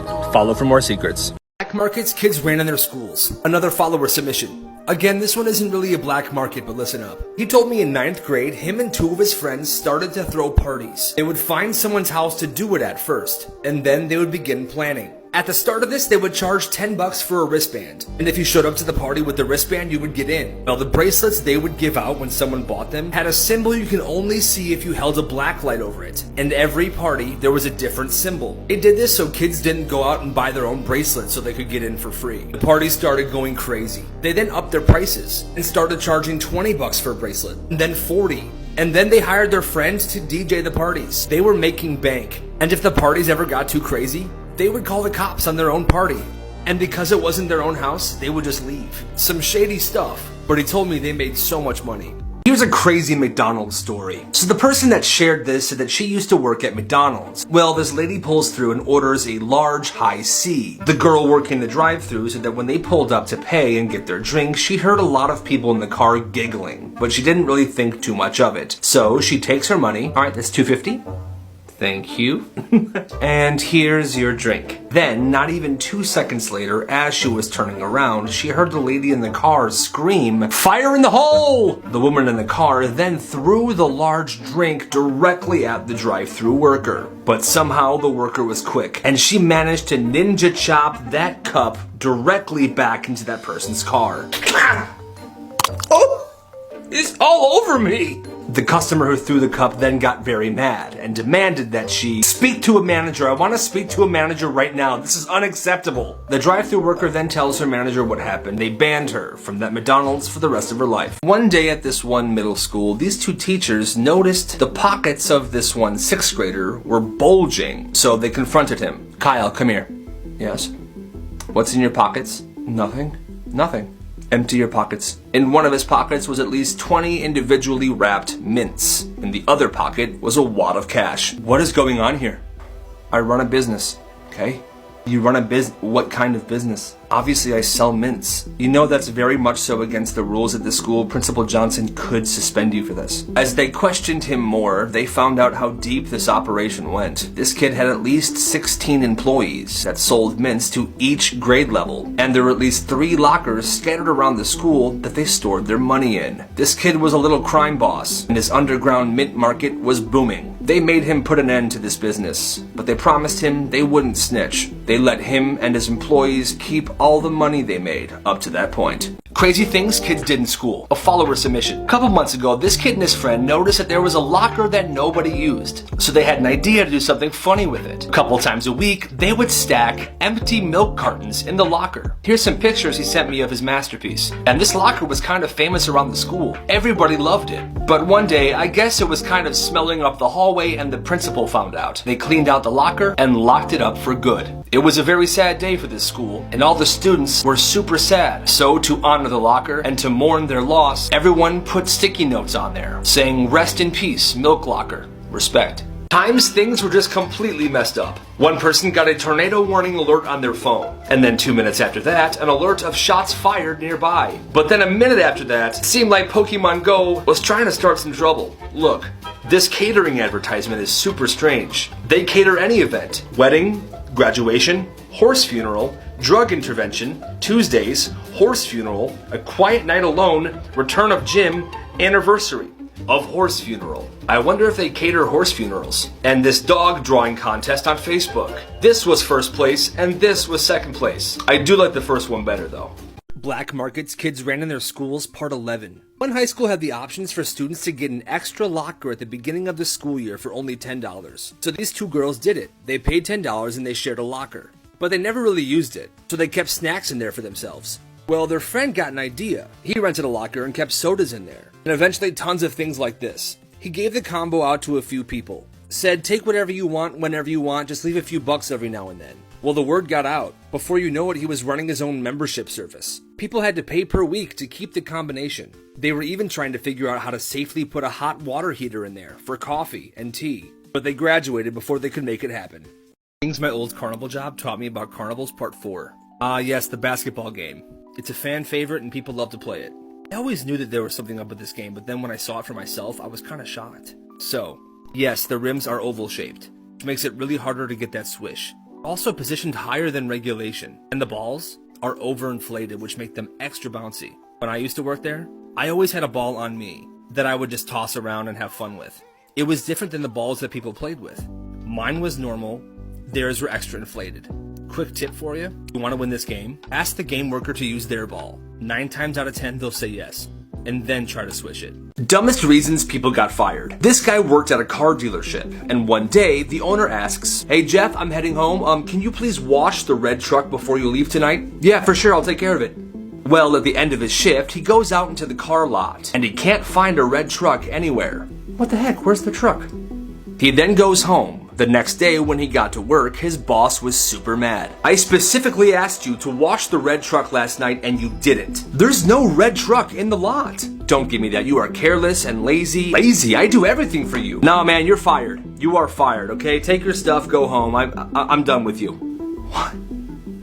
Turns out the employee was right. There wasn't a red truck in the parking lot. His boss was colorblind. And what happened was the truck was actually green, but because he was colorblind, he thought it was red. That's just dumb. The worst things found in homes. This bathroom. How do you even get to it? It's so small. Who put that there? Looks like a nice TV built into the wall. But then if you go outside, you see this. Kinda smart, not gonna lie. They put this front door right above this grate. If you ever dropped your keys, you'd be screwed. This design on the bathroom floor really freaks me out. Imagine going in there at 3 in the morning to pee. I couldn't do it. Staircase. Now, how is anyone gonna get up the stairs? Those are just too small. Black markets kids ran in their schools. Another follower submission. When this kid was in 6th grade, he asked his teachers if he can get paid to clean off the gum from under desks and chairs. They said sure. So they paid him $5 every time he cleaned gum. And then the principal found out about this and asked him if he could also clean the gum from underneath the lunchroom tables. He said sure. It was a nice little side hustle. But then he had a brilliant idea. He was gonna start selling gum. So he started buying these packs. This one here is only $5 from Target. It's 8 packs with 15 pieces of gum in each pack. That's 120 pieces. And he sold each piece for 50 cents. But he was making $60 after selling one whole thing of gum. But here's the kicker. Every time he sold somebody a piece of gum, he asked them to put the gum underneath desks or the lunchroom tables when they're done. So he would have to clean up the gum more often and make even more money. Exposing carnival games, part 1. I used to work at one, and you all know this game. You throw the ball, you knock down the milk jugs. Well, they fill those jugs with lead, and they each weigh 10 pounds, and the ball is super light. And the balloon game, those balloons aren't even inflated all the way, and the darts are very dull. It's almost impossible to win. Follow for more secrets. When this kid was in middle school, he would make these things all the time. They were called paper wasps. These folded pieces of paper you put in a rubber band and you shoot them at people. Well, this kid would occasionally sneak up on his friends and attack them with his paper wasps. And yes, they hurt very bad.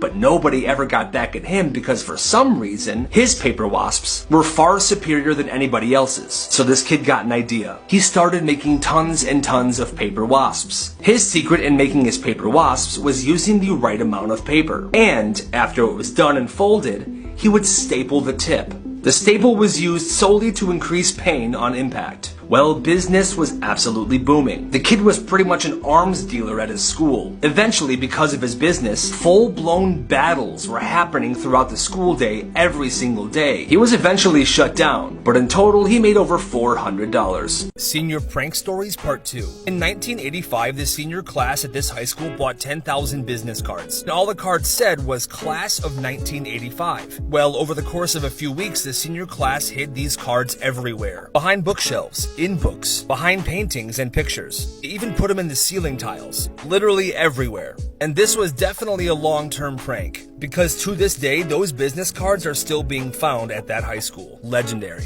Black markets kids used to run in their schools, Part 5. This one happened at a high school. One student before school every day for 2.5 years would go to Chick-fil-A and pick up chicken biscuits. He started by picking up 20 a day, but they would always sell out. Then he upped it to 50 a day and still sell out. Eventually he was picking up 100 chicken biscuits a day and selling out every time. Other students would get to school super early just to buy these. And over those 2.5 years of him doing this, he made about $30,000.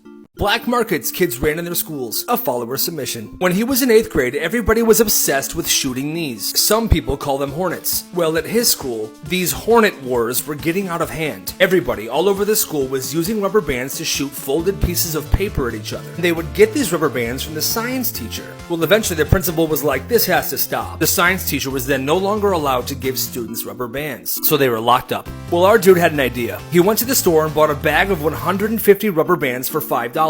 Went to school and sold them for $1 each. Business was booming. He was making tons of money until one day, at the school talent show, a bunch of kids started firing hornets at the student performing on the stage. The school staff was so mad, so they went on the cameras to see if they could find out who did it. That's when they noticed a bunch of students following our dude to his locker. They thought he was selling drugs, so the next day at school they brought in a police officer and a drug-sniffing dog. They found bags of rubber bands and stacks of money. He was then suspended for 3 days. Ways grocery stores trick you into buying things, part 1. Have you ever been shopping in the produce aisle and you see the water misting down on the vegetables? It's not to keep them fresh. In fact, wet produce rots faster. It's to make the vegetables look like they were freshly picked and therefore more appetizing so you want to buy them. They also put the milk and the meats right by the junk food aisles. So you have to pass the stuff that you want to get to the stuff that you need, which makes you more likely to buy the junk food. Follow for part 2. Exposing arcade games, part 9. So I've told you in previous videos the best way to win the stacker game. But now I'm going to show you a hack to do once you've won it. So after you've won a minor prize or major prize and you're about to select the prize you want, go to the prize and then press select and continue at the same time and then hold continue down. You will get every single prize in that row. Now this works about 30% of the time, but it's worth a shot. I've seen it happen at my old job. Let me know. Follow for more secrets. Craziest things found in food, part 6. A Florida man was grilling outside with his family when he decided to crack open an ice-cold Pepsi to quench his thirst. After the first sip, he knew something was off. He said it was the grossest thing he's ever tasted, so he dumped out the Pepsi, and he saw this green goo come out, followed by a large blob. It looked like a dead animal that had dissolved in the Pepsi. Unsure of what to do, he sent it over to the FDA. The FDA did tests. Turns out, it was a dead frog. Black markets kids ran in their schools. When this kid was in middle school, he would make these things all the time. They were called paper wasps. These folded pieces of paper you put in a rubber band and you shoot them at people. Well, this kid would occasionally sneak up on his friends and attack them with his paper wasps. And yes, they hurt very bad. But nobody ever got back at him because for some reason, his paper wasps were far superior than anybody else's. So this kid got an idea. He started making tons and tons of paper wasps. His secret in making his paper wasps was using the right amount of paper. And after it was done and folded, he would staple the tip. The staple was used solely to increase pain on impact. Well, business was absolutely booming. The kid was pretty much an arms dealer at his school. Eventually, because of his business, full-blown battles were happening throughout the school day every single day. He was eventually shut down, but in total, he made over $400. This is the most terrifying bathroom of all time. This bathroom is located at a bar in Japan, and this face sits right in front of the toilet. Well, the toilet seat has pressure sensors, so whenever somebody sits down, this face moves slowly closer to you while singing a drunken tune, until it eventually kisses your kneecaps. Watch the video.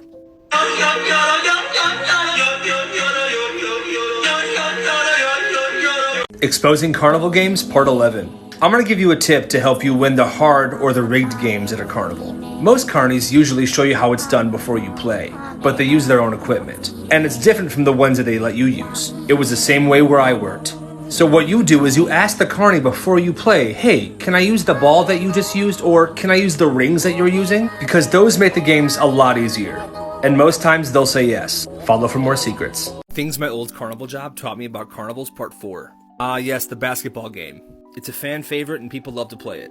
I always knew that there was something up with this game, but then when I saw it for myself, I was kind of shocked. So, yes, the rims are oval shaped, which makes it really harder to get that swish. Also positioned higher than regulation, and the balls are overinflated, which make them extra bouncy. When I used to work there, I always had a ball on me that I would just toss around and have fun with. It was different than the balls that people played with. Mine was normal, theirs were extra inflated. Quick tip for you, if you want to win this game, ask the game worker to use their ball. 9 times out of 10 they'll say yes, and then try to swish it. Black markets kids ran in their schools. A follower submission. When this kid was in middle school, he started his own lottery. He sold jars of Play-Doh for $3 each, and each Play-Doh was stuffed with money. It was either a $1 bill, a $5 bill, a $10 bill, or a $50 bill. The jackpot. Business was very slow at first. He only made a few sales because nobody ever won big. Because what they didn't know was he only stuffed $1 bills in there, and the occasional 5 and 10, but never the 50. So he had an idea to get the word out. He put $50 of his own money into a Play-Doh jar, and then gave it to his friend and paid him to open up the Play-Doh jar in front of a crowd of people. And he did. And everybody was hyped. They thought it was legit. And now everybody was playing this guy's lottery. He made around $500, but the principal quickly found out and shut him down. When this kid was in 4th grade, his glasses broke. Oh man. But it didn't really matter, because in most of his classes he sat in the front row, so he could still see. Well, after a few days of going to class without his glasses, one of his teachers said, "Kyle, I see you still don't have your glasses. Are they still broken?" "Yeah, but it's fine, I can still see the board." The thing with this teacher, though, was that she would always write assignments on the board for students to work on during class. She would never explain the assignments. Students would just read the board and then do their work. But anyway, she said, "Kyle, it's been 4 days now. Your parents should have gotten you new glasses at this point. You're sitting in the back of the class." Okay. Alright, so this is what needs to be done before the end of class, okay? Get to work. Oh, I can't see it. What the heck? Sit down, Kyle. Hey, Stacy, can you tell me what the board says? Yeah, it says, Stacy, don't you dare tell him what it says. I'm teaching him a frickin' lesson. I hate my life. Most Dangerous Toys of All Time, Part 34. These are moon shoes. They were basically mini trampolines strapped to your feet. They were very popular in the 90s. You would strap your feet to these and you would jump, and it was supposed to make it feel like you were jumping on the moon. Well, these were pretty dangerous, and they sent a lot of kids to the hospital, because one wrong jump, and you could break your ankle right in half. Genius ways people cheated on a test. This dude said that when he was in high school, one of his buddies stole the final exam out of the teacher's desk when she wasn't looking. That day, they took the test home and used the textbook to fill all of the answers in. Since the test was multiple choice, this kid decided to make coded keychains with colored beads on it. The test was 50 questions long, so the keychain had 50 beads on it. A red bead was A, a blue bead was B, yellow was C, and green was D. It would start with the first bead on the top as question 1 and go down from there. He then attached that keychain to his car keys and just left his keys on top of his desk as he took the test. The best part was the teacher complimented that keychain as she was passing the test out. He said, "Thanks, my little sister made it." She thought that was so sweet. But the truth is that kid did not have a little sister. Genius. This high school made a huge mistake. All of the boys' bathrooms at this one high school were shut down by the school because somebody was stealing toilet paper. So they closed down the bathrooms until the person who was stealing toilet paper turned themselves in. Well, that's not fair to the other students. For about a week, the boys' bathrooms were closed, and the boys were getting very upset by it. How can they lock the bathrooms? That's super unfair to us. What if I had to poop? I have to poop right now. Me too, I can't take this anymore. I've been holding it in every single day. It can't be good for me. Boys, I have an idea. Everyone here holding your poops. After lunch, at exactly 1:15 p.m., stand on your desks and take a dump right there. If we all do it, we can't get in trouble. Spread the word. The second the clock hit 1:15, this is what happened.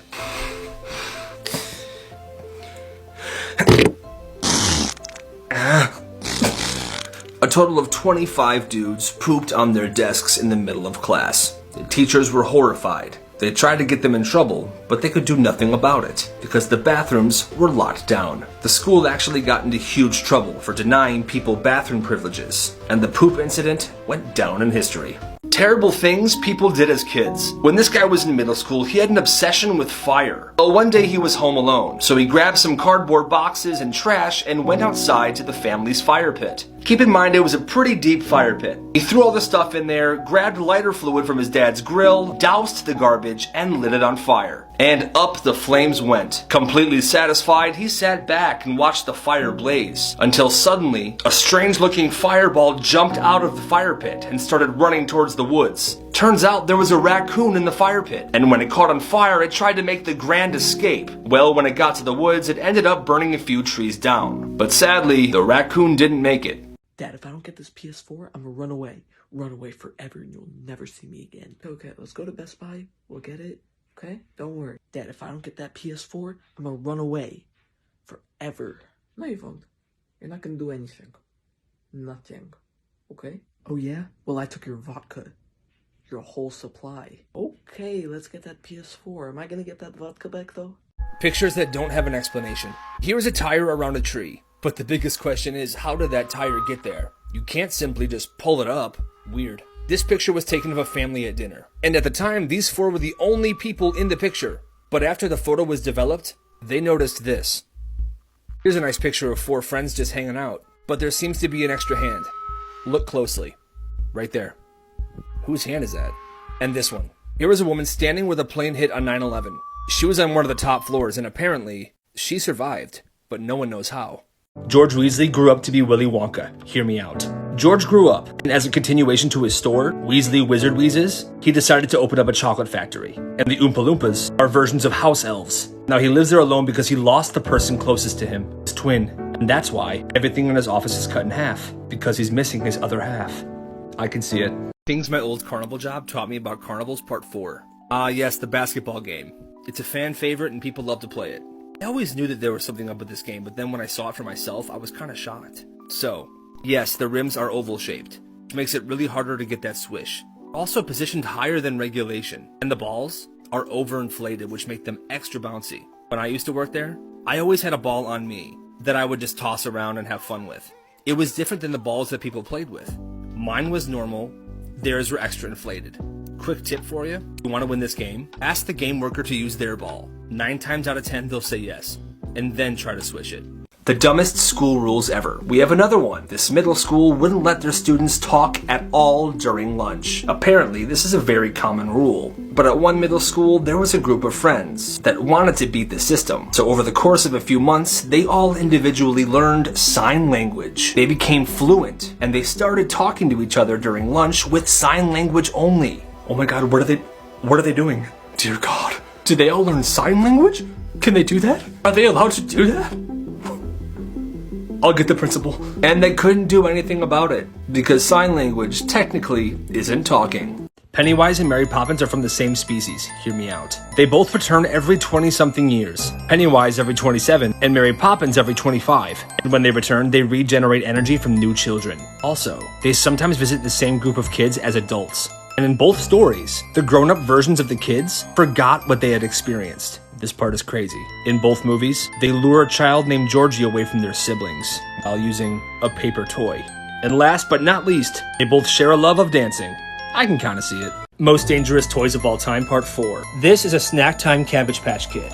And this doll has a mechanical jaw, so when you put the fake food in its mouth, it'll start chewing. Well, believe it or not, they had to stop making these because many kids got their fingers and hair stuck on the doll's mouth and the doll wouldn't let go. The fire department was called on multiple occasions. People's worst fast food experiences. One day he was hungry, so he drove to McDonald's. He went inside and ordered himself a McChicken. He sat down and started diving in. Well, about halfway through the McChicken, his stomach started feeling terrible. He immediately realized that something was completely wrong with the sandwich. Well, he couldn't hold it in anymore. He went to the McDonald's bathroom and started puking his brains out. Once he finally stopped, all he wanted was to get the heck out of that McDonald's. But when he went outside, he realized that his car had been stolen. That sucks. Black markets kids ran in their schools. Another follower submission. Again, this one isn't really a black market, but listen up. He told me in 9th grade, him and 2 of his friends started to throw parties. They would find someone's house to do it at first, and then they would begin planning. At the start of this, they would charge $10 for a wristband, and if you showed up to the party with the wristband, you would get in. Well, the bracelets they would give out when someone bought them had a symbol you can only see if you held a black light over it, and every party, there was a different symbol. They did this so kids didn't go out and buy their own bracelets so they could get in for free. The party started going crazy. They then upped their prices and started charging $20 for a bracelet, and then $40.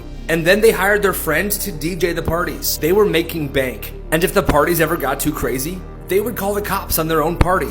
And because it wasn't their own house, they would just leave. Some shady stuff, but he told me they made so much money. These 2 people were protesting the climate crisis, and they thought the perfect protest was to go to an art museum and spill tomato soup on one of Van Gogh's paintings. You can see right here, they're also super gluing their hands to the wall, now giving a speech. What is worth more? Art or life? Is it worth more than food? Worth more than justice? Are you more concerned about the protection of a painting or the protection of our planet and people?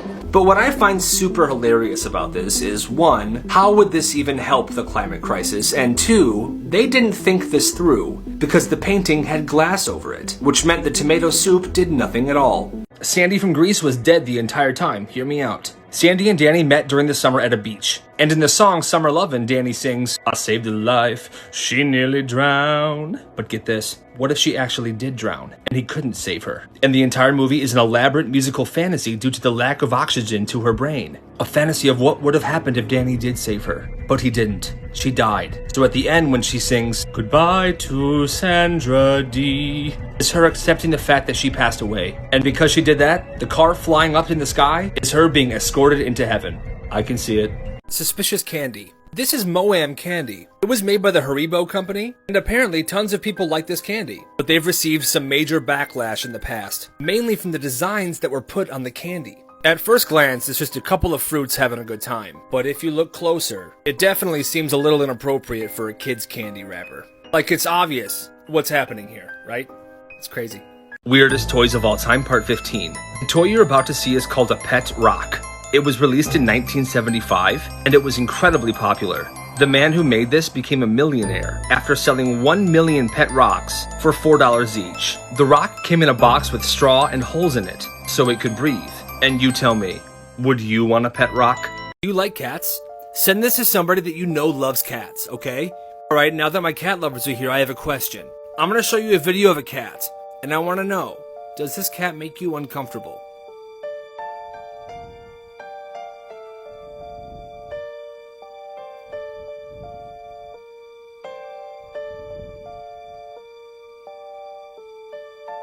Exposing Carnival Games, Part 5. Shoot the water gun into the clown's mouth to pop the balloon.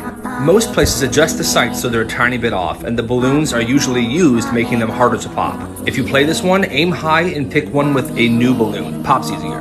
Throw the baseball in the milk jug. Where I worked, they took a hammer and bent the top, making it as hard as possible.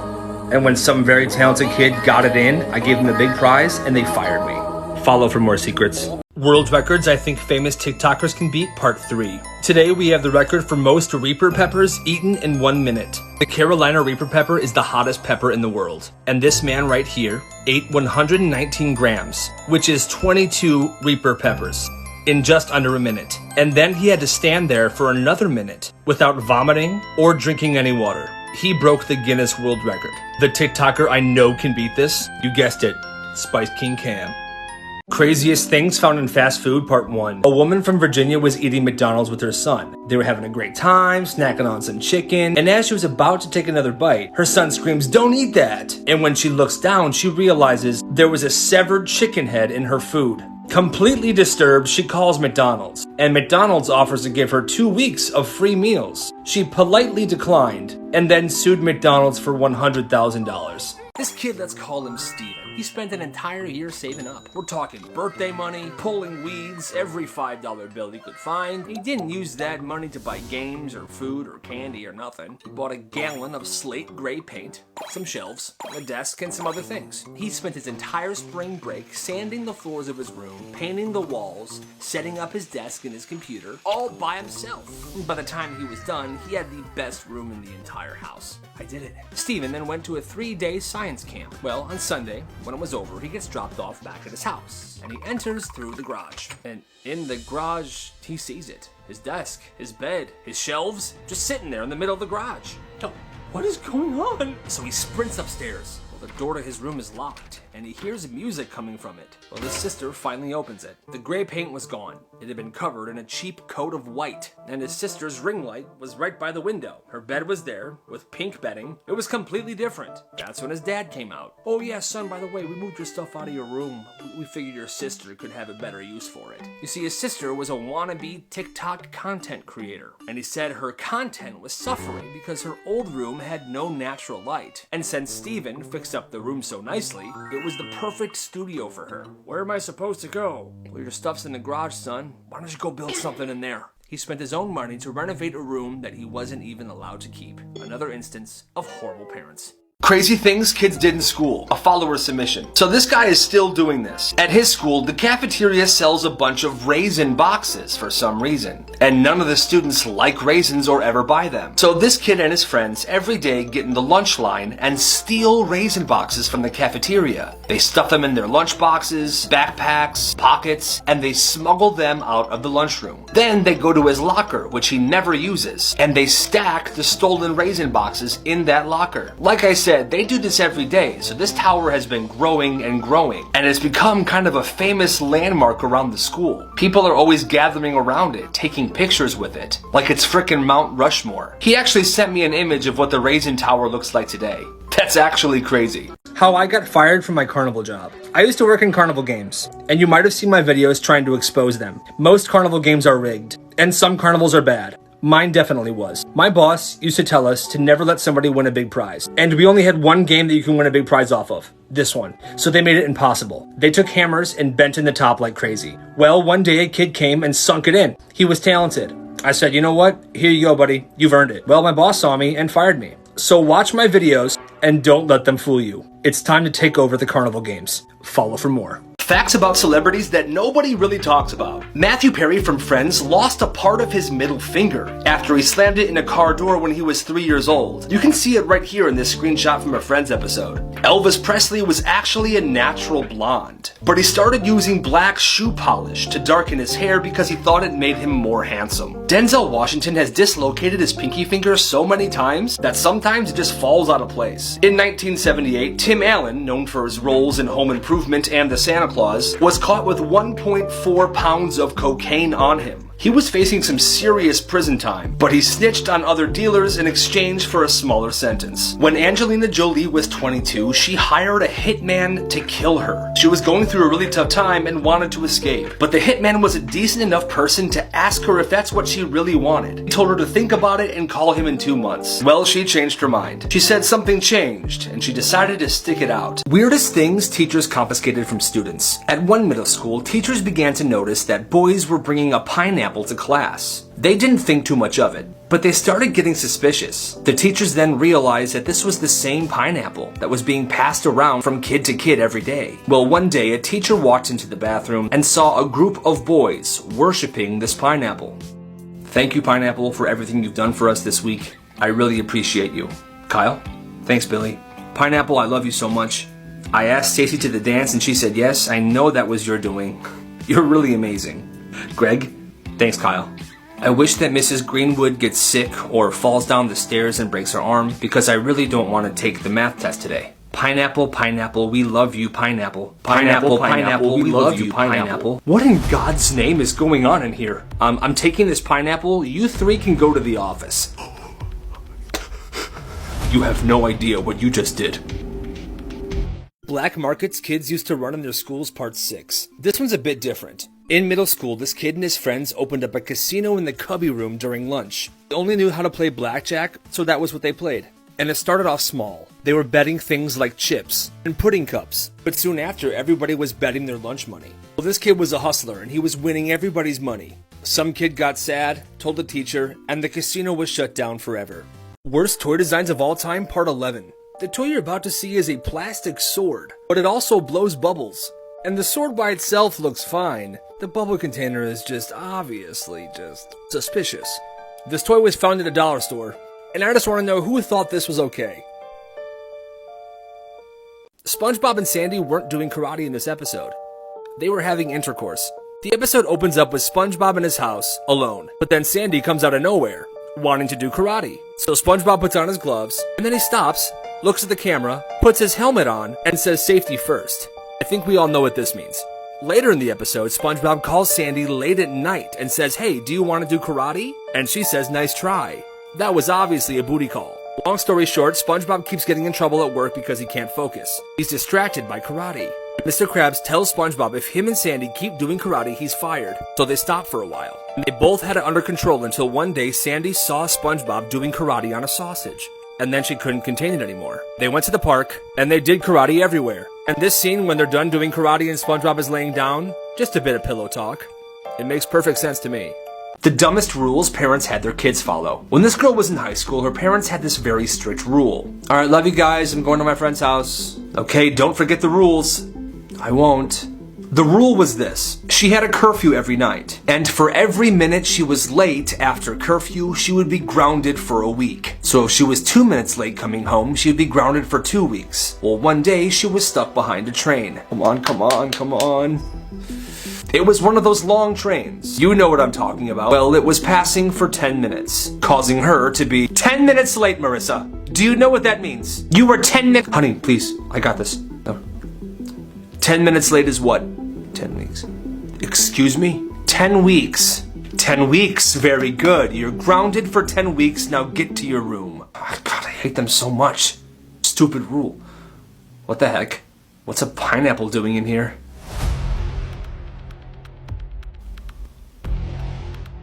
Black markets kids ran in their schools. Follower submission. This one kid's dad always had a shopping list on the fridge, and whenever he wanted something, he could add it to the shopping list, as long as it wasn't candy. Well, he wanted to start selling candy at school, so what he did was he would put ingredients to make candy on the shopping list. And then when his dad would come back from shopping, he would take the ingredients and make this type of homemade candy. He would then divvy the candy up and put it into plastic bags, bring it to school, and sell it to students. Right away, kids loved this stuff. They said it was addicting. And when he realized kids loved this stuff so much, he was raising the prices. And people still paid. The entire time he was selling, business was booming. I don't know if he was shut down or if he's still running this, but he made some really good money. Who did this? Part 2. This doll looks pretty normal, right? It looks solid, fun, would make a pretty good gift for a kid. But let's say that kid wanted to put the doll's hair down. Well, I don't think the toy makers thought that far. When you put this toy's hair down, this is what happens. Why does this exist? This right here is a glove made out of shark skin, and you can buy it online for $900. It was made by an Australian designer, and these aren't just simply gloves made out of shark skin. The inside of these gloves are lined with thousands and thousands of micro thorns. These thorns are pointed inwards, so that means putting the glove on would be super easy, but if you wanted to pull it off, it would feel like 10,000 fish hooks tearing up your hand. Website says you could cut it off, but I'm just wondering what the point is. Would you wear these? Worst toy designs of all time, part 20. This one's not really a toy, it's a bounce house. A Pikachu bounce house. And honestly, I have no words. I have no idea who did this, or why the hell they thought it was okay. The entire thing is just sus. See for yourself. All of that. Her mama a party girl, she just want to have fun too. They say you ain't wifey. Craziest things found in fast food. In 2015, this man, Mr. Dixon, went to a KFC. He ordered the chicken tender meal to go, and he took them home to eat them. But as he was sitting down and enjoying these chicken tenders, one of them tasted strange and was kind of chewy. He then gave that piece a closer look, and he saw what looked to be a deep-fried mouse. Completely disgusted, he took a picture of it and posted it on Facebook. The next day, he took it back to the KFC he bought it from and told the manager. And the manager freaked out and said, "Yes, I am so sorry, that is definitely a mouse. Would you like a free meal?" He declined the meal, took it home, and hired a lawyer. But the people at KFC corporate weren't buying it. They had him send it to their offices so it could be tested. And I guess it was actually just chicken. Seems a little sketchy, because when he went back, that manager was positive it was a mouse. People that were legends in their high school. At this kid's high school, the history teacher was absolutely jacked. He would bike 10 miles to school every morning, he kept an ab roller in his classroom, and every day for lunch he would eat salad and beans. Well, one day he was giving this kid's class a pop quiz, and this kid named Jeff, who was the strongest, biggest kid in the class, goes up to the history teacher and says, "If I can punch you in the stomach and make you flinch, will you give the entire class 100% on these quizzes?" And the history teacher agreed. So Jeff prepares. He's winding up and he punches the teacher as hard as he possibly can in the stomach. And the teacher did not flinch one bit. And the entire class had to take the quiz. Jeff went down in history as the kid who punched a teacher. And the teacher went down in history as the guy no one should ever mess with. Most dangerous toys of all time, part 3. This is a 2007 Easy Bake Oven. And believe it or not, this thing caused so many problems that they completely changed the way they made these. According to reports, hundreds of kids got their hands and fingers stuck in the oven's entrance, and many of them got burned. One person got burned so bad, they had to cut her finger off. World records I think famous TikTokers can beat, part 1. The world record for staring, or longest time with your eyes open, was set by a man named Stairmaster Stag, who broke the world record by having his eyes open for 41 minutes. Apparently, after 15 minutes, his eyes were red and watering. He said after 30 minutes, it felt like he was getting tattoos on his eyeballs. The TikToker I think could beat this is this man right here. Am I wrong? The most disturbing kids' toys of all time. This here is called Jibba Jabba. It was a toy released in the 1990s. It's basically a doll that comes in different colored hair, and if you shake it, it makes a choking noise. Well, people didn't respond to it very well at first because 1, shaken baby syndrome is a real thing, and 2, children started trying to do this on their baby siblings. These are skinny bones. They're like Legos but super creepy, and they can only make these people. And you could buy the whole family, and even a dog. They were made in 1970. They were discontinued due to lack of interest, but if you can find one today, they're incredibly valuable. And lastly, we have Growing Up Skipper. Skipper was launched by Mattel in 1964 as Barbie's younger sister. 10 years later, Mattel released Growing Up Skipper, and Growing Up Skipper sparked controversy everywhere. If you twist her wrist, this doll grows about an inch and her chest grows out. Watch this clip from the commercial. You can have fun with Skipper when she's little, then suddenly you can make her grow up enough to wear her glamorous teenage skirt. Black markets kids ran in their schools. When this kid was in high school, he ran a whole server network and put it on a USB drive. And whenever you plugged the USB into a school computer, it auto-deleted all the school blocks. So you can go to any website you want. The USB also auto-downloaded Minecraft and Roblox to the computers. He was making bank, big bank, until he was expelled. Another kid at his school wanted to keep this going, so he made about 800 copies of the USBs. But the original kid shut down the server, so he asked him if he could buy the server from him, and he said sure. This guy continued the business going, selling the USBs for $50 each, and he included some software updates. Nice. Black markets kids ran in their schools. A follower submission. This kid's got a pretty strong stomach, so in middle school he had a business idea. Every day at lunch he would have a milk from the cafeteria in front of him, and people could add anything they want to the milk and he would drink it. It was $1 to add a basic item to the milk, like raisins. But the crazier the stuff got, the more expensive it got. So for example, if someone wanted to put Vegemite in the milk, it would cost $5. This kid was drinking nasty milk combinations every single day. And business was booming. Kids loved watching him drink this stuff. He did this a couple times a week throughout the year, and in total, he made $350. Nice. Black markets kids ran in their schools. The cafeteria at this kid's school was absolutely terrible, and he thought that his peers deserved better. So one day he went home, told his mom what he was thinking, and she had an idea. She started making tons of Cuban sandwiches every day. She would give them to her son, he would take them to school and sell them during lunch. And apparently these sandwiches were amazing. Kids would stop buying cafeteria food. Instead, they would line up in front of his lunch table and buy the Cuban sandwiches. He became a hero around the school, and he made a couple $100. He split everything he earned with his mom. Black markets kids ran in their schools. A follower submission. Every Sunday, this kid goes to Walmart and buys a bunch of melatonin gummies. He then puts those gummies in Ziploc bags, brings them to school,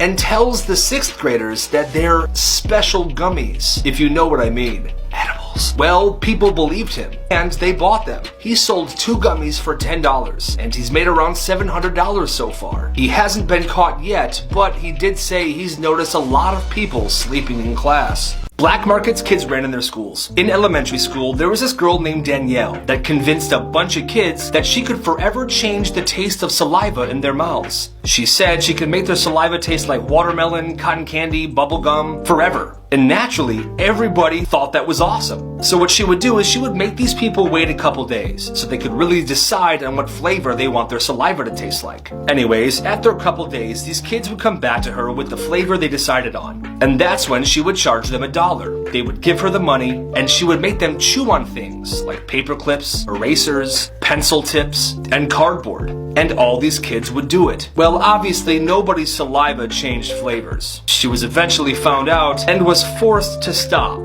for obvious reasons. But she made around $25 doing this. That's insane. Black markets kids ran in their schools. Follower submission. When he was in high school, he was taking woodshop class. And something he would make all the time was these wooden door stoppers that teachers would use. And the teachers at his school seemed to lose their door stoppers often. So he would make them and sell them for $5 a piece. Well, the funny thing is, the teachers weren't simply losing their door stoppers. This kid would secretly take them from their classrooms. And then when they noticed their door stopper was missing, they would come to him and ask him to make them another one. And the cycle continues. He made $300 doing this. The worst things teachers have done. One day in elementary school, this girl was sitting in her class. She had asthma, and her asthma was acting up, so she was using her inhaler. Okay. Anyway, 2 plus 2 is... 2 plus 2 is 4, that's right, yeah. So, and 3 plus 3 is... Jessica, please. Are you kidding me? Apparently, the teacher couldn't teach because this girl using her inhaler was too distracting. So this is what she did. Give me that. I'm gonna put this in the office. Whenever you want to use it, you have to go to the office to use it, okay?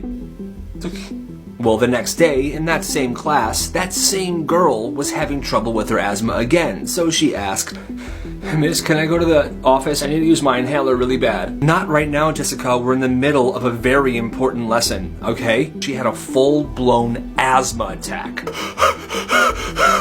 To the point where the paramedics were called, and she had to be taken to the hospital. That teacher was fired the next day. What exactly is the glub glub gob glob? Not sure if I said that right.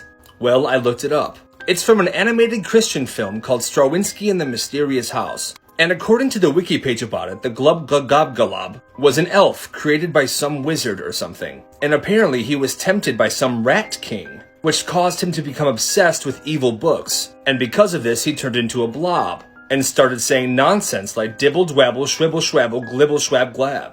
Do what you want with this information. Crazy things kids did in school. A follower submission. At this kid's school, during lunch, students had the option of fruit or carrots. Well, about a month ago, him and his friend decided to walk around the lunchroom during lunch and collect bags of carrots. Well, they started doing this every day, and people started helping them. Some days, they would walk out of the lunchroom with 40 bags of carrots. They would then take these carrots and stuff them into a locker that nobody used. Well, a week later, when they were checking on the carrot locker, a teacher was behind them and saw what they were doing. The teacher made the students throw away all the carrots, and in total, there was about 150 bags of carrots in this locker. Here's a clip of the infamous carrot bust. 83, 84, 85, 86. Oh my god. That's a lot of carrots. Most Dangerous Toys of All Time, Part 21. These are clackers. They were very popular in the 70s. You wave around the string, and the two balls would hit each other, making a noise. But they were so dangerous, they stopped making them just 10 years later. There were many reports that the balls would hit each other and then shatter into thousands of sharp pieces, which would fly into people's faces, causing nasty facial and eye injuries. Most Dangerous Toys of All Time, Part 1. This is Rollerblade Barbie and Ken. They were very popular in the 90s, and believe it or not, these dolls actually started fires. There's a mechanism inside the skates that would literally shoot out sparks when rolled on a flat surface. And if that flat surface happened to be flammable, there was a really big problem. Interesting facts about lucid dreams. Lucid dreaming is when you are in a dream and you know that you're in a dream. You can control it and do whatever you want, like literally. I taught myself how to do it when I was younger, and it is awesome. Did you know that time moves slower when you were in a dream? One person apparently lived a lifetime in a lucid dream. She said it felt like she was in there for 100 years. And she wasn't stuck, she said. She said it was epic, but it only actually happened over the course of a night. When you lucid dream, you can create a world, cities, houses, and even people that you can revisit every time you're back in that dream. It's like you have two lives, your waking life and your dream life. Dream characters are people that your subconscious puts in your dream. So say you're 100% lucid, you know you're dreaming, and you walk around a city. If you ask a question to somebody walking around, their answer is actually your subconscious talking to you. Have you ever had a lucid dream? Dumbest things people got in trouble for at school. In middle school, this kid's grandma had just passed away, and it was his first day back after the funeral. This is kind of what happened. Did everyone turn their homework in? I only count 17, and there's 20 of us, so who didn't turn their homework in? I didn't. And why didn't you turn it in, Kyle? Did you even do it? You should know this. My grandma just died and I was at her funeral over the weekend. I'm sorry, but I wasn't thinking about homework. Well, that's a shame, Kyle. I'm giving you a 0 for the entire week. Are you dead, Kyle? No. Homework is more important than funerals, as long as you're alive. Well, that pissed him off and he lost his mind. You are an absolute My grandma just died. She was my favorite person in the entire world, and I was at her funeral over the weekend, and now you're punishing me for not doing some stupid math assignment? Screw you! I wish you died instead of my grandma. That's it! Go to the office right now. Good heavens. He explained what happened to school administration, but nobody cared. He was suspended for a week. Shrek was a serial killer. Hear me out. Shrek has always been defensive and protective of his swamp. He does not want anybody in there. The biggest thing, though, is in Shrek Forever After, we see a timeline in which Shrek never existed. And in that timeline, other ogres live in the swamp. And when Shrek sees them for the first time, he has an expression of guilt on his face. I think he killed the ogres to have the swamp all to himself. We see Shrek eating eyeballs that look like ogres. Was he a cannibal? Shrek is not who we thought. Follow for more. Exposing Carnival Games Part 15. This is why you never play the games where you can win a live animal. We all know the fish there sometimes die very soon. It's because they're not healthy. Some do live a long time, but when I worked at a carnival, I came into work one day and all the fish were half dead. I told my boss, we can't give these away to people. He said, you better, and you will, otherwise you're fired. And I needed money. So all day I gave away dead or half dead fish to people. It was awful. Follow for more secrets. Black markets kids ran in their schools. A follower submission. Before school every day, this kid's mom would take him and his brothers to a bagel shop to buy bagels. Well, he was hungry, so he bought 3. He ate one and brought the other 2 to school. When he got to school, one of his friends asked him for one of his bagels. He said, sure, for $3. And then later that day, another person asked him for the other bagel. And he said, sure, for $3. And that's how it started. He started buying 5 bagels every morning, bringing them to school and selling the bagels for $3 a piece. Keep in mind, he only bought those bagels for $1.50 at the store. A couple weeks later, he brought some leftover pizza to school, and he sold the pizza for $7 a slice. So now he's bringing a bunch of bagels and a bunch of pizza to school every single day and selling out. One day, the security guard asked him why he was carrying a bunch of pizzas into school. So he told him, and the security guard was going to tell the principal, until our boy offered him 10% of the profits to keep his mouth shut. Over the course of 3 years, he made $21,000. One day, some kid that had a beef with him told the principal everything. So his business was shut down and the security guard was fired. Black markets kids ran in their schools. This one kid had hundreds and hundreds of zip ties. And every day he would zip tie a bunch of people's stuff to different things. Like backpacks to desks, lunch boxes to railings, belt loops to chairs. And people were getting so pissed. And they wanted revenge. So what this kid did was he sold them zip ties. Business was booming because he did this to a lot of people. They bought zip ties from him and got him back.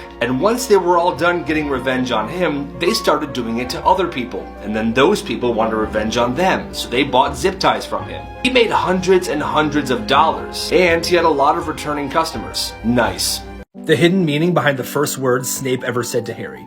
In the first movie, Snape says this to Harry, and it's the first time he's ever spoken to him. He says, Tell me, what would I get if I added powdered root of asphodel to an infusion of wormwood? And we think he's calling him out for not paying attention. But when you take a closer look at the words he said, there's a whole different meaning. According to Victorian flower language, asphodel is a type of lily, and it translates to, my regrets follow you to the grave. And wormwood means absence, and sometimes it also means sorrow. And if you combine the two, it means, I bitterly regret Lily's death. The man was sending his condolences. Candies that were banned in the United States, Part 1. This is a Kinder Egg. It's a chocolate egg with a small toy inside. They just started selling these again in the United States in 2017 after 50 years of being banned. According to reports, a handful of kids died after eating these and choking on the toy. They were so illegal that in 2012, 2 men were detained on the Canadian border after trying to smuggle a bunch of these eggs in. They went to jail. People who are definitely cursed. This guy's senior picture on his yearbook did not turn out the way he hoped. Whoever did this obviously didn't care at all. This guy who was stuck in his car for a while because his Tesla decided to do a random software update. That is not convenient. After getting 3 flat tires, this person decided to look around their gravel driveway. And this is what they found. But that's not all. After a couple more hours of searching, this is the updated pile. This man's Speedo swimsuit had the S fall off. Now it just says pedo. Oops. And this mom who threw a graduation party for her son, but nobody showed up. That's super sad. The dumbest rules parents had their kids follow. When this girl was in high school, her parents had this very strict rule. Alright, love you guys, I'm going to my friend's house. Okay, don't forget the rules. I won't. The rule was this. She had a curfew every night, and for every minute she was late after curfew, she would be grounded for a week. So if she was 2 minutes late coming home, she would be grounded for 2 weeks. Well, one day she was stuck behind a train. Come on, come on, come on. It was one of those long trains. You know what I'm talking about. Well, it was passing for 10 minutes, causing her to be 10 minutes late, Marissa. Do you know what that means? You were 10 minutes. Honey, please, I got this. No. 10 minutes late is what? 10 weeks. Excuse me? 10 weeks. 10 weeks, very good. You're grounded for 10 weeks, now get to your room. Oh, God, I hate them so much. Stupid rule. What the heck? What's a pineapple doing in here?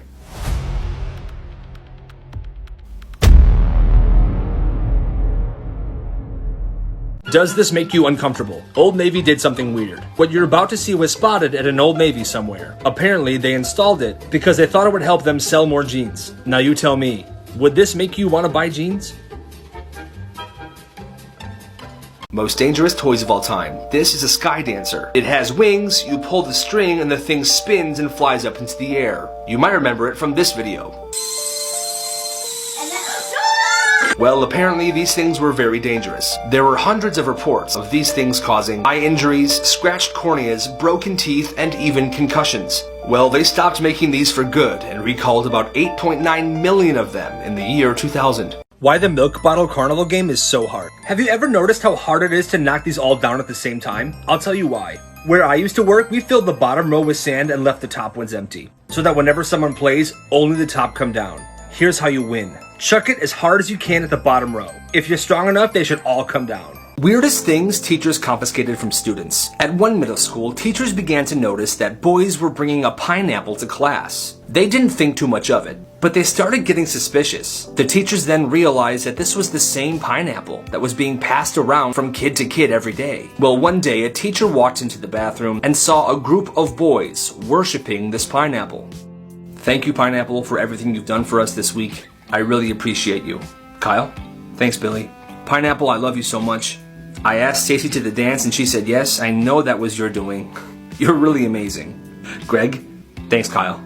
I wish that Mrs. Greenwood gets sick or falls down the stairs and breaks her arm because I really don't want to take the math test today. Pineapple, Pineapple, we love you, Pineapple. Pineapple, Pineapple, we love you, Pineapple. What in God's name is going on in here? I'm taking this pineapple. You three can go to the office.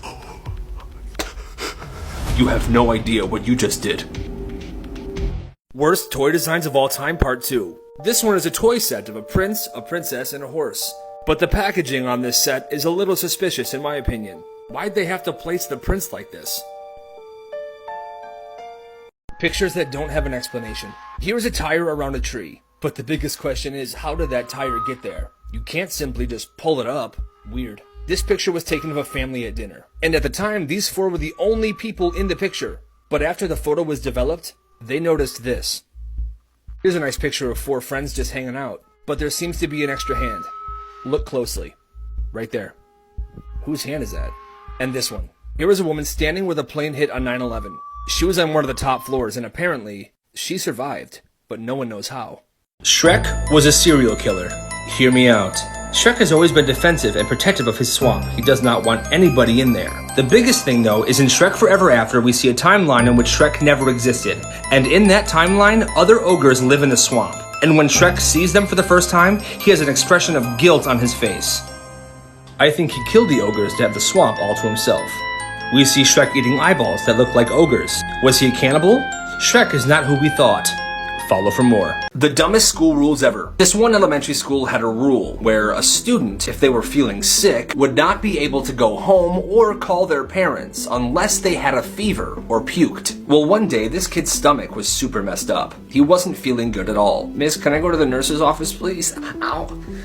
So he goes to the nurse's office. So it's a stomach ache, huh? Yeah, it hurts so bad. Well, you don't have a fever, and you didn't throw up, and you can't stay here. I have to send you back to class. I'm sorry. Are you serious? Yeah, you know the rules. Well, this made him super mad, because his stomach was actually hurting pretty bad. So he stared at her, and with incredible focus and pure dedication, he somehow managed to get himself to throw up right on the nurse.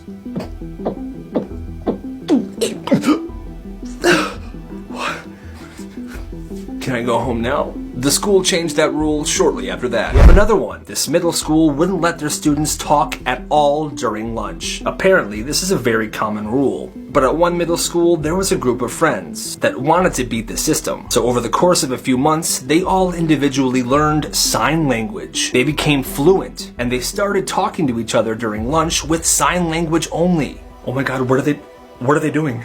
Dear God, did they all learn sign language? Can they do that? Are they allowed to do that? I'll get the principal. And they couldn't do anything about it, because sign language technically isn't talking. When this kid was in 4th grade, his glasses broke.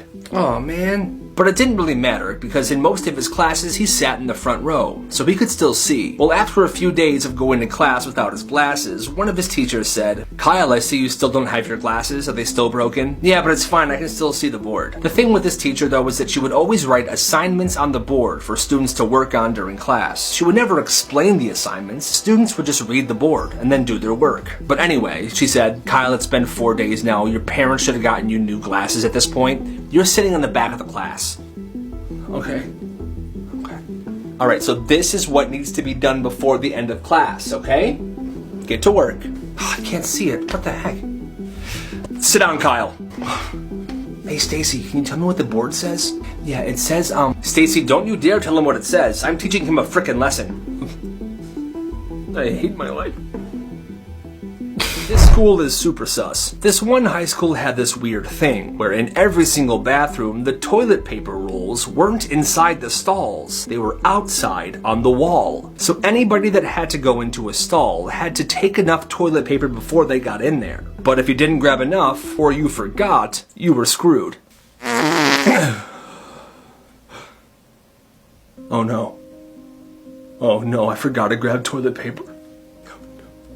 Hello? Hello, is anyone in here? Oh, God. One high school, there was a science teacher who was a bit older. He was a pretty nice guy, but he sweat all the time. Alright, and that is evolution. Is it hot in here or is it just me? I'm sweating up a storm. Well, he would do this super weird, gross thing every single day. He had this plant on his desk, and towards the end of class, every single day, he would take off his shirt in front of everybody and wring out his sweaty shirt into the plant. Sir, what are you doing? Plants need water, Kyle. What do you think I'm doing? He was eventually fired because taking your shirt off in class is frowned upon.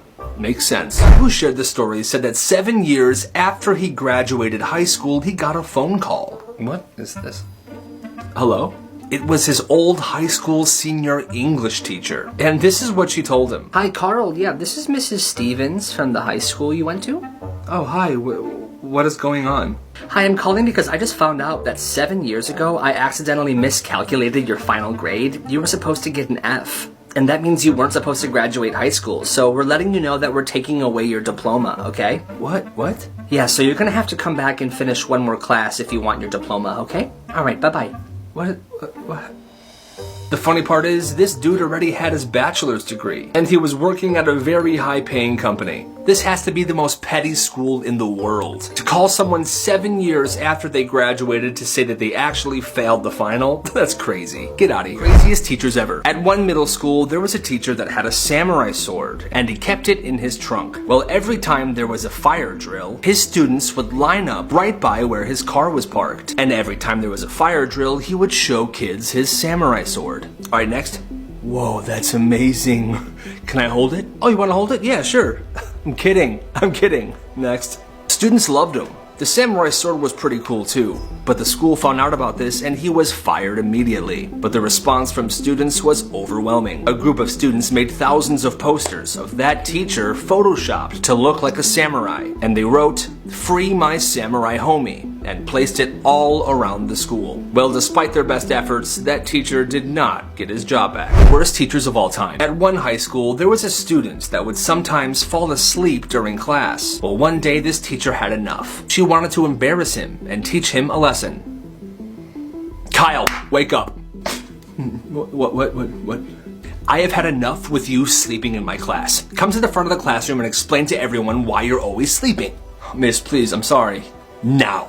He gets up out of his desk and walks to the front of the classroom. When he began talking, he starts to cry a little bit. This is what he said. I hate you for making me do this. You want to know why I've been sleeping? Because my family's been having a really hard time, okay? I had to pick up 2 jobs to help them pay the bills. We almost lost our house last year. I'm just trying to help my family. Screw you. Her plan backfired, and from that day on, she became the most hated teacher at that school. Black markets kids used to run in their schools, part 1. A teacher posted this story on the internet. At the school she used to teach at, the cafeteria did not season any food, so everything tasted bland. Well, one kid got a brilliant idea. He would buy bags of salt and pepper packets and sell them to kids in the cafeteria. He charged 50 cents for 1 salt and 1 pepper and made hundreds of dollars in his first month. But then the school shut them down, and kids went back to eating bland cafeteria food. The most entertaining app I've used in a while. It's called Snacks, and it's basically blockbuster quality short movies that you watch and get involved in. You make your own choices. Like for example this one. Should she shoot or drop the gun? There's all kinds of puzzles and some scenes where you can literally write whatever you want the characters to do. All the content is 100% original and it's super freaking fun. So download it right now. Things my old carnival job taught me about carnivals part 4. Yes, the basketball game. It's a fan favorite and people love to play it. I always knew that there was something up with this game, but then when I saw it for myself, I was kind of shocked. So, yes, the rims are oval shaped, which makes it really harder to get that swish. Also positioned higher than regulation, and the balls are overinflated, which make them extra bouncy. When I used to work there, I always had a ball on me that I would just toss around and have fun with. It was different than the balls that people played with. Mine was normal, theirs were extra inflated. Quick tip for you, if you want to win this game, ask the game worker to use their ball. 9 times out of 10 they'll say yes, and then try to swish it. Weirdest Toys of All Time Part 15. The toy you're about to see is called a Pet Rock. It was released in 1975, and it was incredibly popular. The man who made this became a millionaire after selling 1 million pet rocks for $4 each. The rock came in a box with straw and holes in it, so it could breathe. And you tell me, would you want a pet rock? Asking restaurant workers to write a confession on my delivery order, part 8. I just placed an order at Taco Bell. It was an Uber Eats order and I said, can you please have someone write a confession or a secret on a piece of paper and put it in my food bag, please? It's for a video. Taco Bell's the spot. I'm hoping they do it. It's on the way, about 2 minutes. All right, see ya. To the kitchen. That's my name. Sealed for me.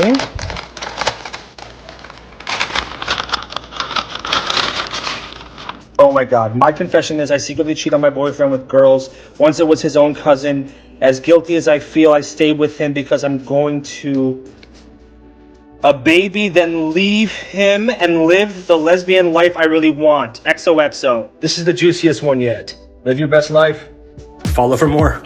Things my old carnival job taught me about carnivals. The games are frickin' rigged.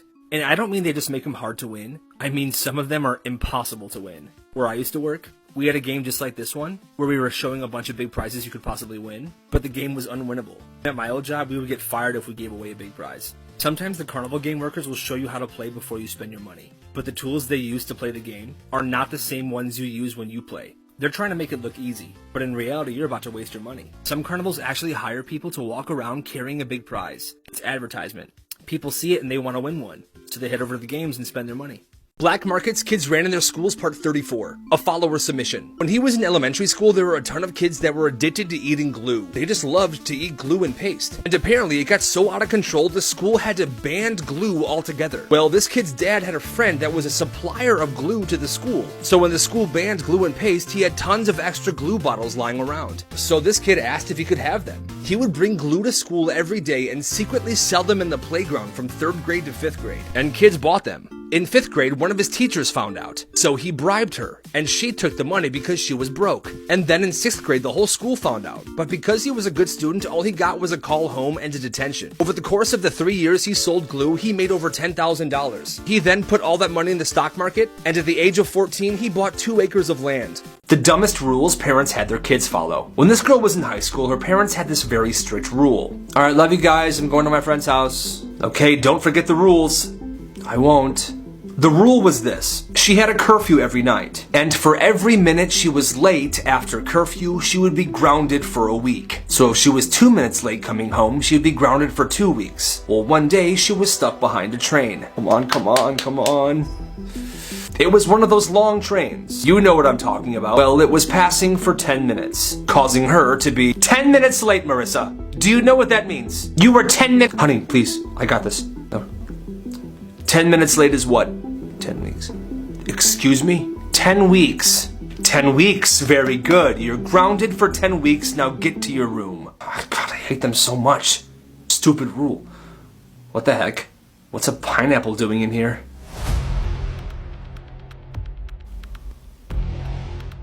The worst things teachers have done. One day in elementary school, this girl was sitting in her class. She had asthma, and her asthma was acting up, so she was using her inhaler.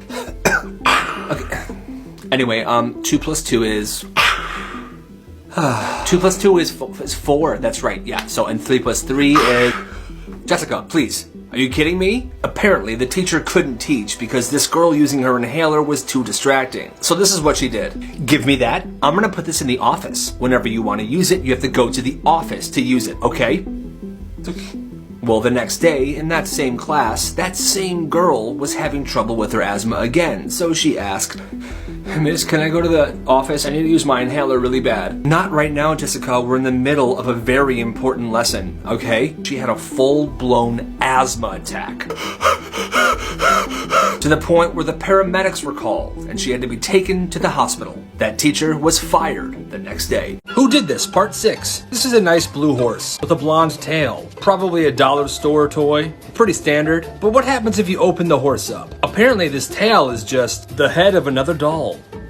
Did this mom go too far? She has a 9-year-old son who built a very impressive Minecraft world with a beautiful castle on an island, which he was very proud of. Well, since school was canceled due to the pandemic, he had trouble waking up in the morning. She said he was supposed to wake up at 7 a.m. every morning, but he had been sleeping in till about 9 or 10. She told him that if he doesn't start waking up on time, there will be consequences. And for 2 weeks after that, he was doing really well, waking up on time every day. Well, one day, he accidentally slept in until 11. The mom decided to follow through with what she said. She went to his computer and deleted his Minecraft world. When she told him, he was completely distraught, crying, saying it took him over a year to build it. She also said for days after that, he refused to eat any meals. Did she go too far? Black markets kids ran in their schools. A follower submission. This kid's got a pretty strong stomach. So in middle school, he had a business idea. Every day at lunch, he would have a milk from the cafeteria in front of him. And people could add anything they want to the milk and he would drink it. It was $1 to add a basic item to the milk, like raisins. But the crazier the stuff got, the more expensive it got. So for example, if someone wanted to put Vegemite in the milk, it would cost $5. This kid was drinking nasty milk combinations every single day. And business was booming. Kids loved watching him drink this stuff. He did this a couple times a week throughout the year, and in total, he made $350. Nice. Black markets kids ran in their schools, part 22. This one was sent to me by a follower. In high school, he was on the yearbook team. That meant he had a yearbook pass, which allowed him to roam the schools and leave school grounds during his yearbook period. And that period was right before lunch. So every day he took food orders for more than 20 students. He would go pick up the food, bring it back to school, and charge them the cost of the order plus $2. It wasn't much, but he was making a couple $100s a month.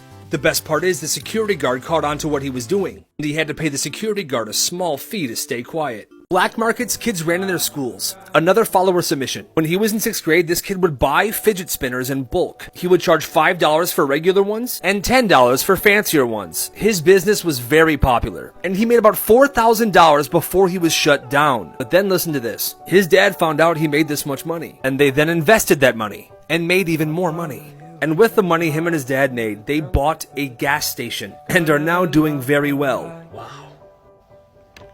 We did it, Pops. We sure did, son. I am so proud of you. Should you trust it? Part 1. Fountain drinks. Should you trust it? Every restaurant is supposed to clean them every single day. And most places do, but mostly just the caps in the tray.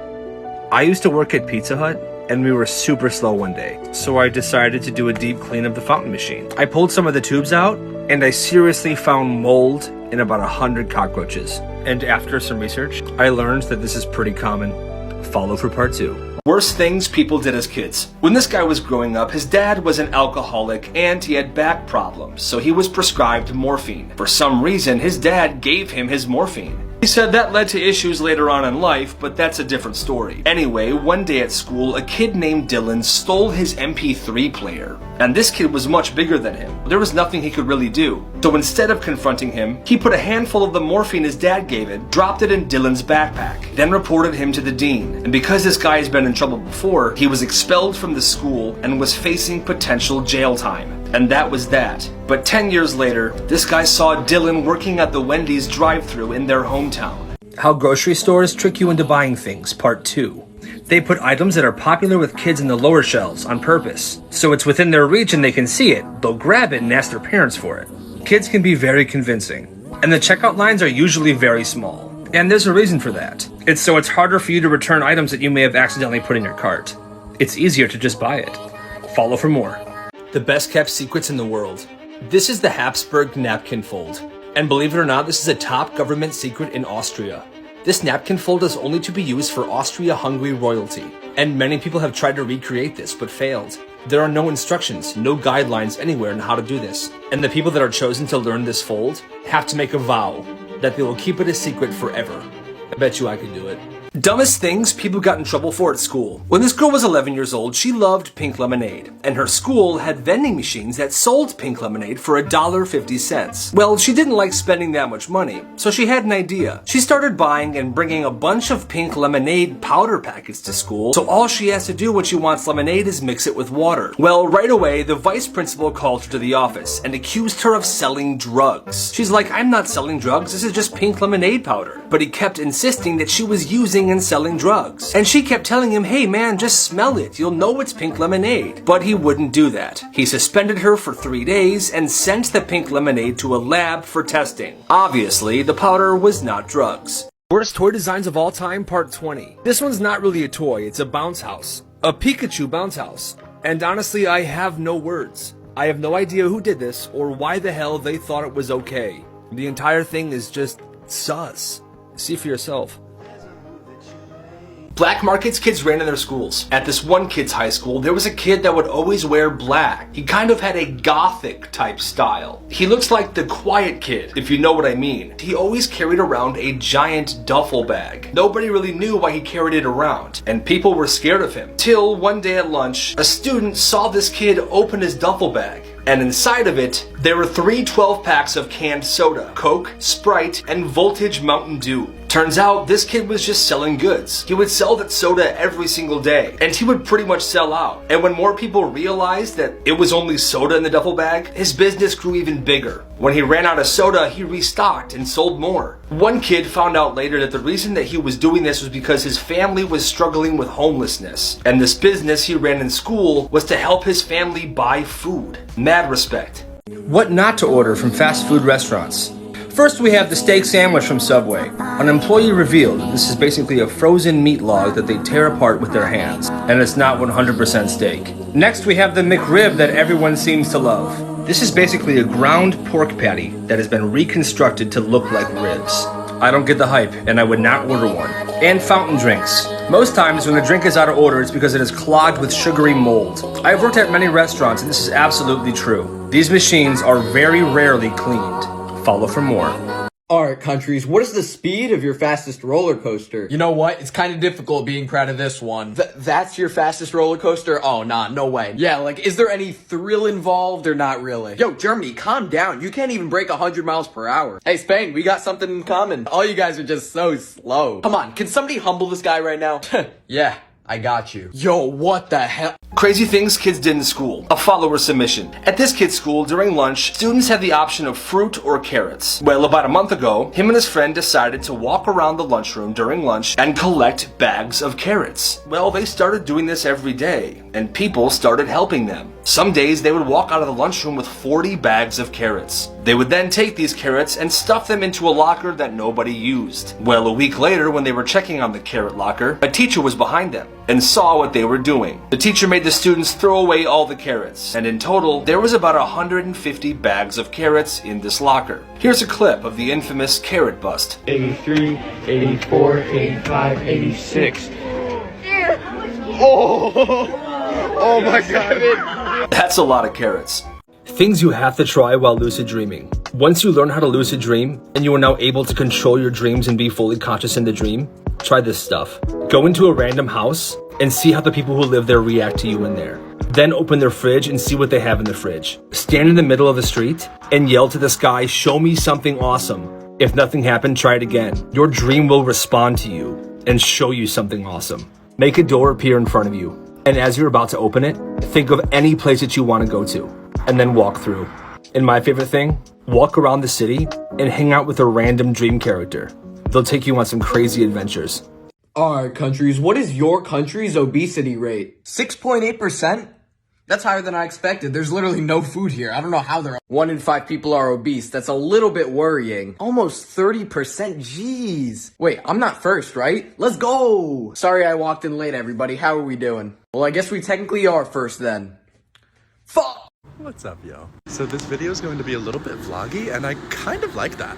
So you may have gathered from some of my recent posts that I am currently at a conference in Long Beach, California. I am at ACPA currently. This is a conference I've been a part of for years. It is a massive student affairs conference, and I get to learn a lot of cool things, meet a lot of cool people. I just have a lot of fun in a new place. And one of maybe the most interesting parts of conferences for me is that y'all are also here. I kind of forget that, like, people know who I am from TikTok until I go to a conference. So it's a little bit surreal for me in that capacity. But basically, I guess the point of this video, I want to meet y'all. So if you see me today at the conference, come say hi, let's chat. I might even have a little video idea that I'd love to do with y'all, but I look forward to hoping to get to know you a little bit. But yeah, that's all for now. And if you want more student affairs content, give me a follow.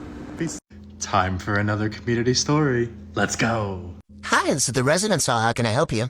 Noah, can you send help up to my room? The window is broken. Did anyone get hurt? What happened? I'm not really sure. I think that the bird flew in. Like, we were sitting in bed and there was just a big bang and some flapping noises. Can you just send somebody up? Did anyone get hurt though? No, no one's hurt. The window's just broken and I just don't really know what to do. Can you come up and look at it, or someone can come up? Yeah, let me come up.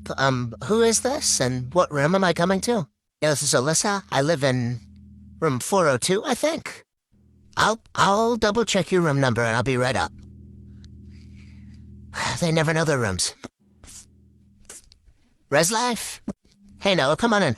Hey Alyssa. So let's see what happened here. Okay, yeah, that window was completely shattered. Yeah, like I said, I think that a bird flew into it. We were, like, laying in bed and just, like, hanging out, and, there was just a bang and then some flapping noises. Did the bird, like...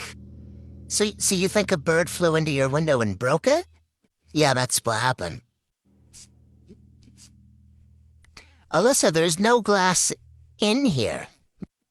So what? Alyssa, if something broke your window from the outside, there would be glass inside. But do you want to tell me what actually happened? Like I said, a bird flew into the window. Alyssa, what I'm seeing, that's physically not possible for anything to have hit the window from the outside and come in here. That's not what happened. Are you calling me a liar? Well, Alyssa, that depends. Are you lying to me right now? No, a bird flew into the window and broke the window.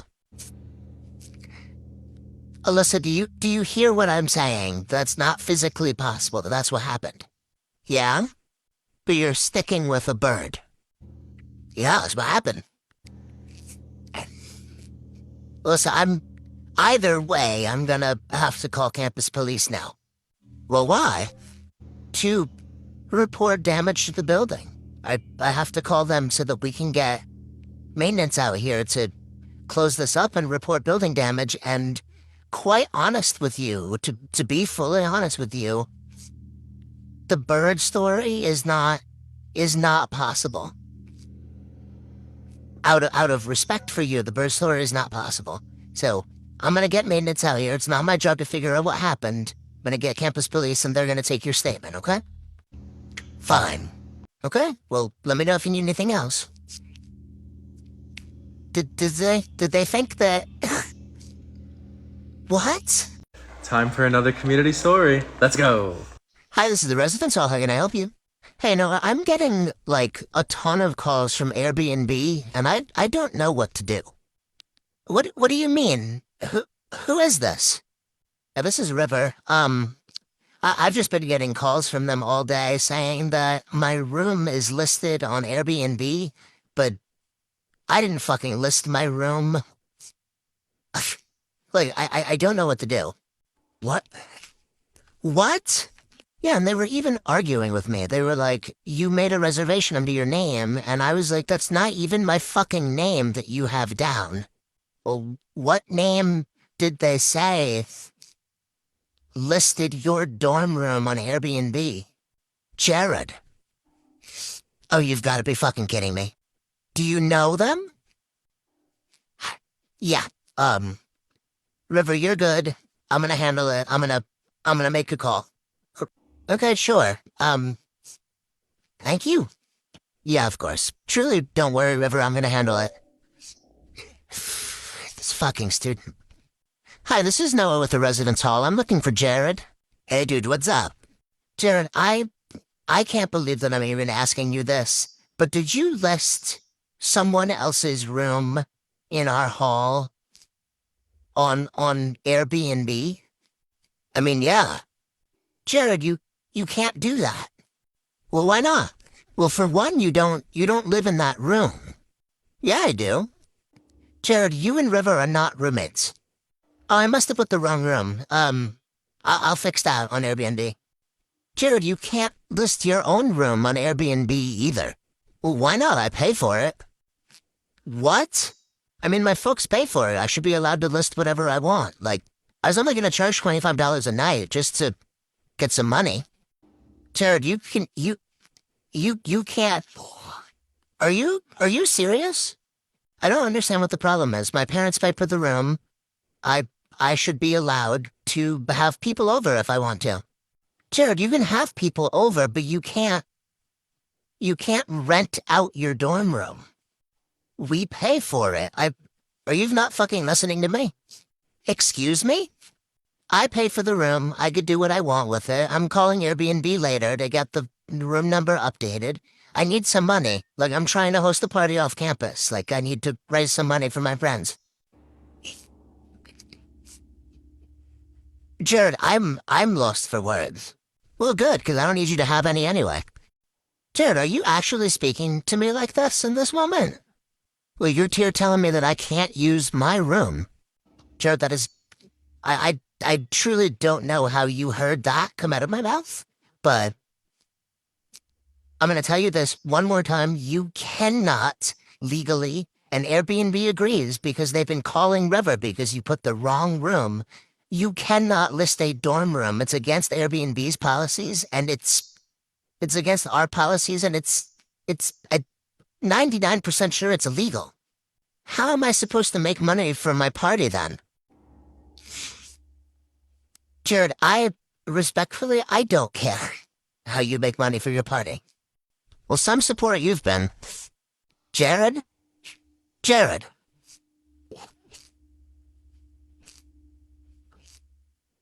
What? Hi, this is Noah from the Residence Hall. I'm trying to reach Justin. Yeah, this is me. What's up, Noah? Yeah, so I know you moved out a couple days ago, and we just finished our room checks. I'm just calling all of the students that we had damages in the rooms to try to determine what happened and who we need to charge. What damage? Yeah, definitely. So when we entered your room, we noticed that there was a pretty large hole in the wall that looked like somebody maybe just punched straight through it.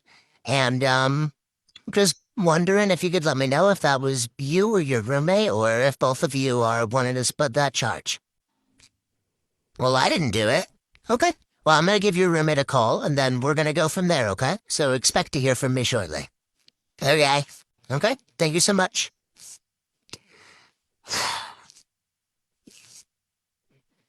Hi, this is Noah from the Residence Hall. I'm trying to reach Jamison.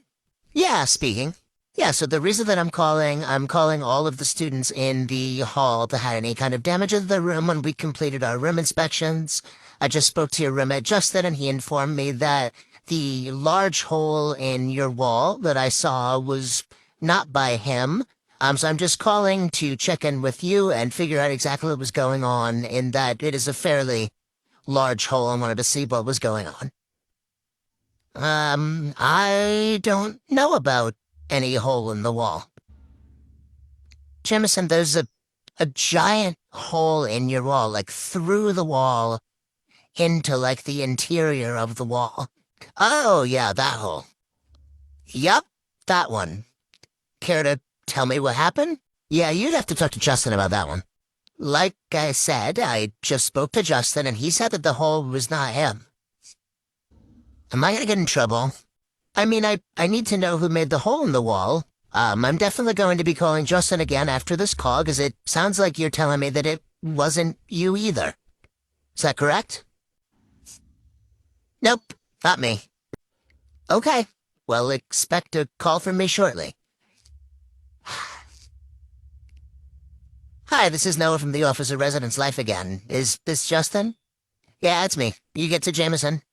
Yeah, so something's definitely not adding up here, Justin. Can you help me out? Okay, fine. We both use the hole. Use the hole? What do you mean, use the hole? Oh, you're not calling about that? Justin, what do you think I'm calling about? What's in the hole? You know what? I'm the most aggressive country here. Oh, come on, there's no way. I'm more aggressive. Oh, yeah? Hey, Switzerland, who's more aggressive, me or that tough guy? Oh, me? Well, I don't really like to pick sides, you know? It's, like, kind of mean. Are you serious? You know what, let's settle this. Ireland, who's more aggressive? Huh? Well, sorry, what? Oh my god, he's drunk again? I like your style. Hi, this is the residence. How can I help you? No, is someone pissed in the fucking elevator again?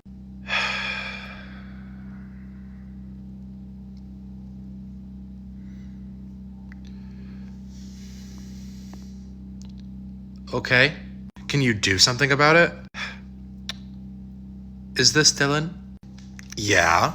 Well, Dylan, like I told you last time, unfortunately, because of where the cameras are placed in the building, there's nothing I can do besides call our cleaning crew to come and clean it up. This is fucking ridiculous that this keeps happening. Like, can't you even do anything else? Like, are you useless? You can't do anything about this? Dylan, I hear your frustration. Trust me, I am in the same exact boat as you.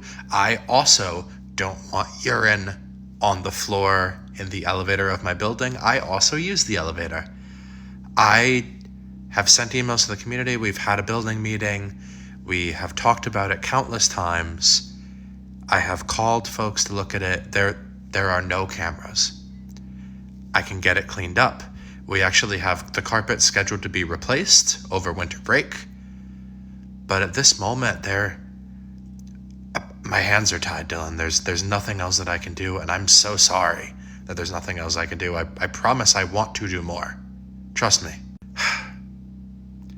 I'm sorry I yelled at you. I'm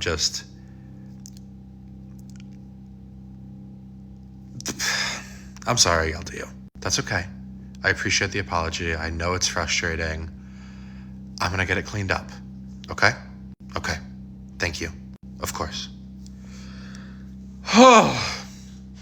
We did get the carpet replaced, though. Time for another community story. Let's go. Hi, this is the residence hall. How can I help you? Hey, Noah, can I come talk to you, like, now? Yeah, sure. Who am I speaking to? Yeah, this is Ash. I need to talk to you. Yeah, come on over. I'm in my room now. What? Hey, Ash, come on in. Thanks. Can we close the door? Yeah, sure. What's going on? So I probably should have come to you earlier about this, but I truly didn't know what the fuck to do. Okay. Well, long story short, I've been sleeping in my car for like the last 5 or 6 days because my roommate's been doing the headband rule for like the last week or two, and yeah, I've been sleeping in my car. The headband rule? Yeah, every time that she brought a guy over, she would just put a headband on the door, and I was supposed to know that I can't come and sleep there when there's a headband on the door. She can't do that. And that's exactly why I should have fucking come to you sooner. But anyway, so I've been sleeping in my car for a few days, and last night I was just so tired because I can't get comfortable in the car, and I just didn't really even know what to do. So I decided to try the room. So I went back to my room, and there wasn't a headband on the door, so I went in, and she wasn't there, no guy, no nothing, and I fucking knocked. I was out, cold, zonked, gone for like the entire night out cold. Okay? But then when I woke up, she was at her desk with the light on, and I watched her. I'm more than happy to listen. There are things that I have to report. I already planned to talk to my supervisor about this conversation to get you some support and look at potentially a room change given the context of this, but I'm more than happy to listen, Ash.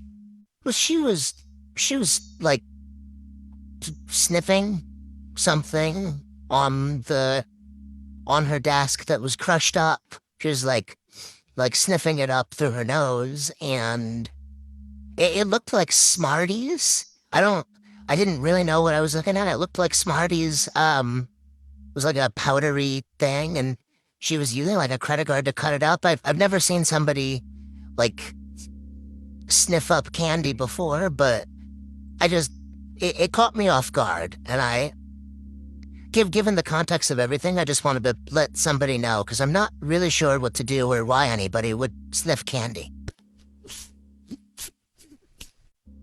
What? What did I say? Yeah, Ash, I'm gonna have to call my supervisor for this one. Time for another community story. Let's go. Hi, this is the residence hall. How can I help you? No, we need help. Okay. Who am I speaking to? What's going on? Yeah, this is Annie. I live in 305. One of my friends is losing it. Okay? What do you mean by that? Are we gonna get in trouble? Annie, my priority is student safety right now. I need to know what's going on so that I can do that. Okay, well, my friend Stella, we went out tonight. She drank way too much, and she's just running up and down the halls and screaming and banging on doors and in and out of the building back and forth, and I don't know what to do. I'm on my way up. I'm gonna call campus police so that we can get someone to check her out, but is she currently by you? Yeah, she's currently by me. We have her in the room right now, but she is probably gonna run out any second. Oh, there she goes. Yeah, she just ran out, and she's running up and down the hallway screaming again. Okay, I'm on my way. Hi, campus police? Yeah, I need EMTs and an officer on the 3rd floor at the residence hall. Now. Okay. Stella, come here. Yeah! Stella, what's going on? Let's calm down. Shut up. Stella, I understand you've been drinking tonight? No, I haven't. Stella, there's a massive bottle of Jack Daniels in your hand right now. Oh, would you look at that? Is that yours? Stella, come back. Hey there, Noah. Where's she at? She just took off down the hallway with a bottle of Jack, Officer seen it. Oh, sugar biscuits. Okay, let's go, I guess. Yeah, let's go. Stella, let me just finish it. So do not drink anymore. Come on, just a couple more sips. Stella, why are you running through the halls screaming and banging on everybody's doors? It's a party. Officer, are the EMTs almost here? Yeah, I do believe they're almost here. Stella, I'm gonna need you to calm down, okay? Fuck you, I'ma finish it. This is gonna be a long. Time for another community story. This one's wild and long. Let's go. Okay, almost done. Just 30 more minutes of tabling and then I can go home. Go to bed. So close. Okay, that one was my fault. What are you doing? Huh? What are you doing? Oh, I found him outside. You found him. Oh, you're dragging a whole ass person in here. I mean, yeah, I found him outside. I didn't really know what to do. I just brought him in here. Do you even live here? Well, no. Okay, well, we're gonna deal with that in a second. Hey, are you okay? Hey, are you okay? I'm going to call campus police to get you some help. No. No police. So I understand that you might not want that, but someone is currently dragging you into this hall, and I don't know if either one of you are supposed to be here, and you're clearly intoxicated. No, I'm not. No, I'm not. It's a stomach bug. Okay, can we get him up on the chair, please? Yeah, I got you. Okay, so help me understand this. You found him outside? Yeah, he was just stumbling around, like, all over the place. I think he threw up a couple times. I have no idea who he is. I truly did not know what to do, and I thought that bringing him to the nearest hall made the most sense. Okay. And who are you? Do I have to tell you? Okay, we're gonna deal with that in a moment. Hey, I'm gonna have to call campus police to make sure that you're okay. Okay? I promise. I'm just a little sick. I just need to get up to my room to.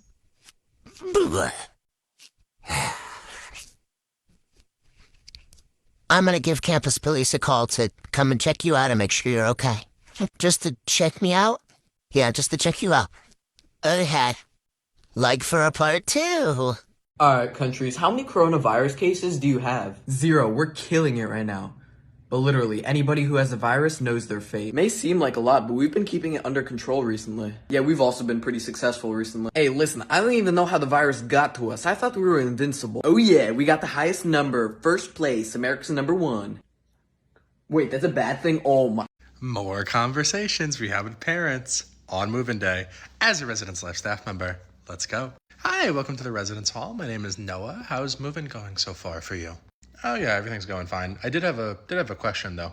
Yeah, of course. How can I help? Yeah, what's the process for a room change for my son? Oh, I'm surprised to hear we're talking about a room change this early. Oh yeah, I'm just curious. Yeah, well, if there is ever a point where there's a problem, your student can, of course, come to me, and we can talk about said problem. My staff is trained in conflict mediation with students, so we could do a roommate conversation to see if there's any means to get the two roommates more comfortable living together. But we do that, and if that can't happen, if it just feels like it's not the right fit, then they can come to me and talk about the potential for a room change. Does that answer your question? What if we don't like my son's roommate? I'm sorry? Yeah, they seem to be getting along fine, but I just think they're going to be a bad influence. Is there anything that makes you think that? No, I just don't like him. Ma'am? Hi, welcome to the Residence Hall. My name is Noah. I'm the resident director this year. Do you have any questions? Is move-in going well so far? Yeah, everything's going fine. I'm just curious, like, do we give our daughter's medication to you or to the RA? Who gets that? I'm sorry? Yeah, who gets their medication to, like, make sure she takes it and whatnot? Sir, that's not something that we do. Your student will take their own medication.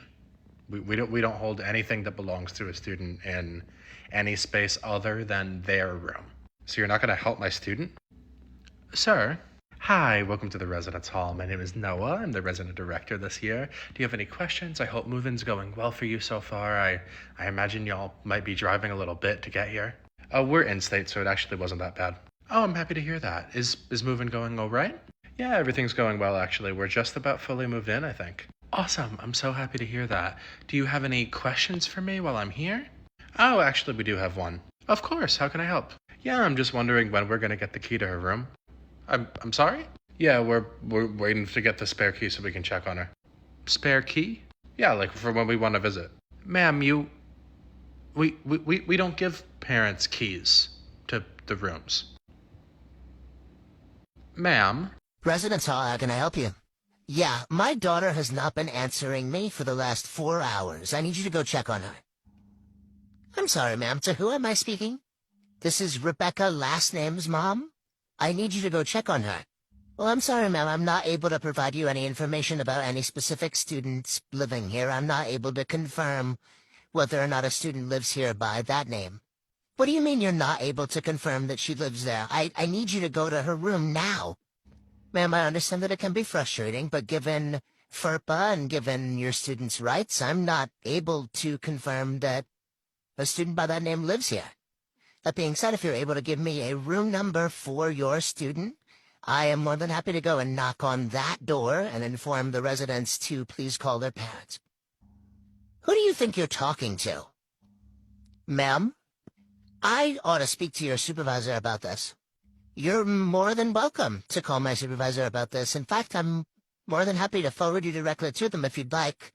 That being said, again, if you wanted to give me the room of your student, I would be absolutely more than happy to go and knock on that room and inform the people present in that space to please call their parents.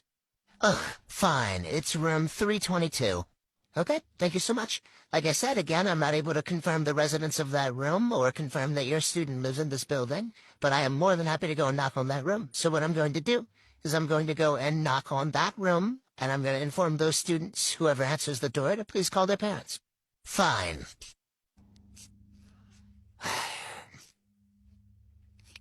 Take a breath. Let's go up to the room. Res Life.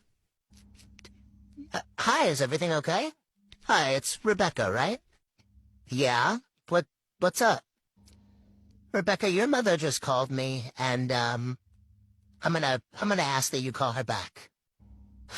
She did it again, didn't she? Yep. You were doing homework again with music on? Yep. I'm so sorry, Noah. I'll talk to her. Have a good rest of your day, Rebecca. Hi, this is the residence hall. How can I help you? Hey, Noah, how are you? You know, I'm doing well. I really appreciate you asking. To whom am I speaking, and how can I help you? Yeah, this is Benjamin. I live in 102. Hey, Benjamin, how are you doing today? It's been a minute since I've gotten to see you. Yeah, I'm doing really great. Thank you for asking. Just had some tests, and I think they went really well. I'm feeling good about how that's looking. I'm so glad to hear that. But how can I help you? What's going on that you called? So this is probably going to be a weird one, but I figured I should call you because I don't really know what else to do. But, the urinal's gone? I'm sorry, what? Yeah, that was my response too, but, the first floor men's bathroom, the urinal's gone. The urinal's gone. Yeah, I thought maybe it might be a maintenance thing, or just something might be up, but I thought it was odd, so I thought I'd let you know. Well, thanks for letting me know, Benjamin. I'll look into it. Awesome, thank you so much. The urinal's gone. Let me go look at this, then. Okay, the urinal is in fact gone, and I have no work order record for this.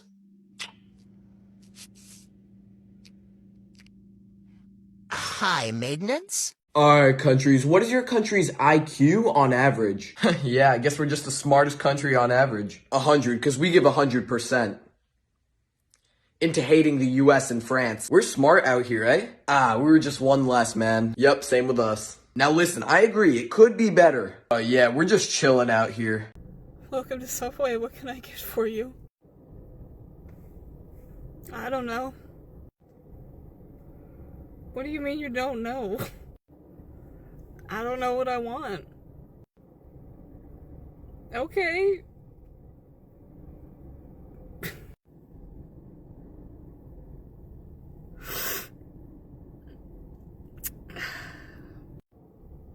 Can I help you with something? Like, there's people behind you. You can't just stand there and stare at me. Like, do you want me to recommend you something? No, not really. I just don't know what I want. Okay, do you need to, like, look at the menu some more? I mean, can you step to the back of the line? Because there's, like, 6 people behind you. You can't just stand there. Why are you rushing me? Because there are people behind you and you're just staring at me. What do you want me to do? I just don't know what I want yet. Can you give me a minute? Honey, this is not the drive-thru at McDonald's. You can't just stand there and stare at nothing for 10 minutes. There's people behind you that I have to help, man. Come on. I'm here, so I'm gonna stand here and you can't make me leave. It's effing Subway. Okay, just pick a meat.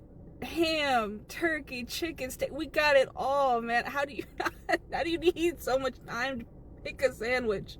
Why don't you just know what you want when you come in? Why are you doing this to me? I hate this job. Hi, welcome to the place I work at. What can I get started for you? What do you have? We have a lot of things. Many things. And if you just look behind me, you can see there's a menu that you can read that shows those things that we have. Do you have this? Yes, we have that. How much is it? Well, it depends on the size, and I mean, I don't have all the prices memorized. Like I said, you could just look at the menu and see the price. How much is it? Like $8? Depending on if you want the small one? That's ridiculous. That price is way too high. That's too expensive. Okay, so do you not want it? No, I want it, just that price is too high. Can't you make it cheaper? No, I don't own the business. I can't change the price. Well, that's just bad business. I'm never coming back. Okay. And I am going to complain about the price through the entire process of me ordering this. I will never stop complaining. I don't know what you want me to do. I don't own the business. If you are so upset about the prices, I mean, you can go to corporate. What do you want me to do? I can't do anything about the prices. Alright, countries, how many World Cup trophies have you won? With Messi on your team, it doesn't seem like you'll be winning any international trophies soon. Well, at least we've been in a World Cup final that we shanked, but you've never even been in a final before. Yeah, true. They had to cancel 2 World Cups over a war we started. We have 5. I'm telling you, it's way too easy out here. Remember back in 2014? You know what? I'm not even gonna explain it. Remember these numbers? I swear, if you bring that up one more time. Okay, so I've got you down for 1 foot-long steak and a bag of chips. Did you want to do a drink with that? Make it a meal? Yes, I would like a large drink, please. Alright. And there's your large drink, and your total will be... Ma'am? Ma'am?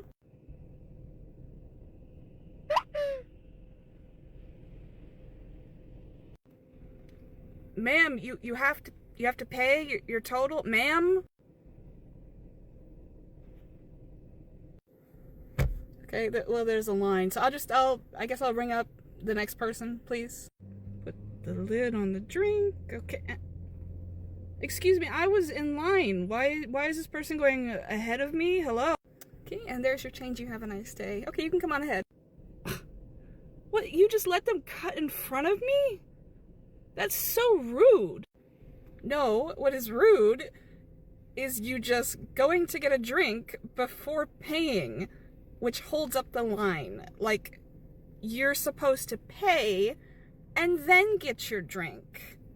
Why would you just walk away before paying? Well, you handed me the cup. That doesn't mean I want you to go get your drink right now. Whatever, the service here sucks. Just give me my total. Yeah, it's the service that's the problem. That's the problem. This is a little PSA to everybody, because this happens at least 10 times a day. There's a reason why I don't give you your cup before you pay, because it happens all the time. Right before I ring you up, you just take the cup and go fill it up, which holds up the line. Where is the common sense? I swear it should be common sense not to do that, especially if you've got people behind you. So please, when the cashier hands you your cup, wait until you pay before going to fill up your drink. Thank you. Hi, welcome to Subway. What can I get started for you? What kind of bread do you have? We have white, wheat, cheese, or flatbread. What? White, wheat, cheese, or flatbread? No, it doesn't say that on this list here. If you were reading the list, why did you ask me? What kind of bread do you have? I mean, just read the list that you were just reading, that we have all those bread choices. Which one would you like? I have all of them. Oh my God, just tell me what kind of bread you have. White, wheat, cheese, wheat, flatbread. What would you like? Okay, so you don't have the artisan Italian. Yes, that is the white bread. It's just a fancy term for white bread. If you want to call it that, that's fine, but it's just faster to say white, wheat, or cheese. Okay, there is no reason for you to have an attitude. Can you just make my sandwich? Yes, ma'am. And I apologize if I came off as rude. I will go and grab that bread for you. While I do that, could you tell me what would you like on it? What kind of meat do you have?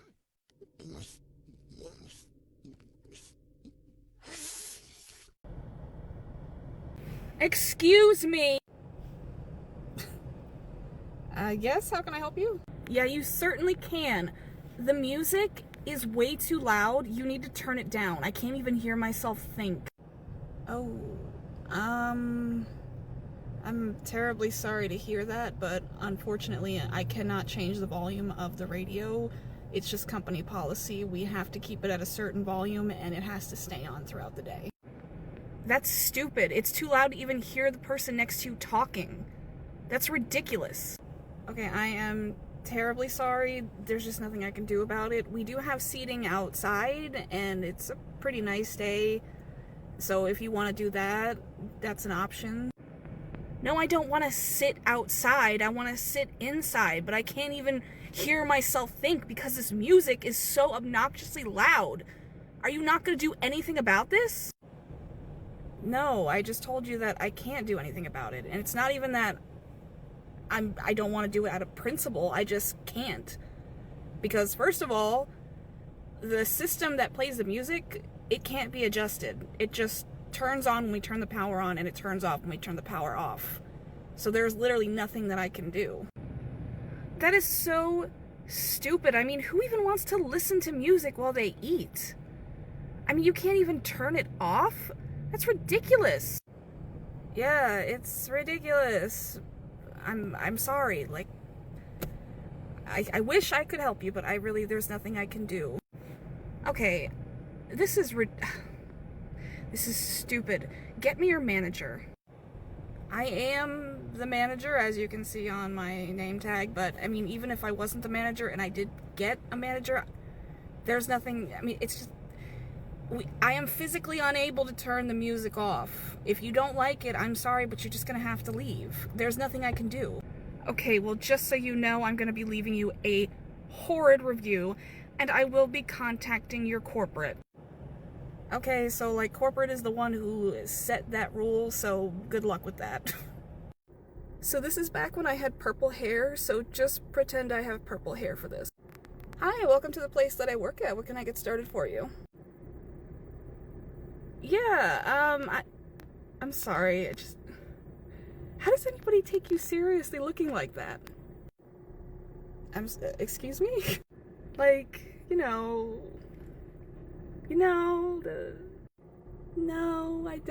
I don't know what this is. You know, the hair, your hair, it's just very distracting. Like, why do you do that to yourself? Because I like it. I mean, why does it matter what I do to myself? It's just hair anyway. Who cares what color my hair is? I mean, it's not very professional, like, just when I walk into a place of business, I don't want to see people that ruin themselves like that. It's just hair. Like, it's...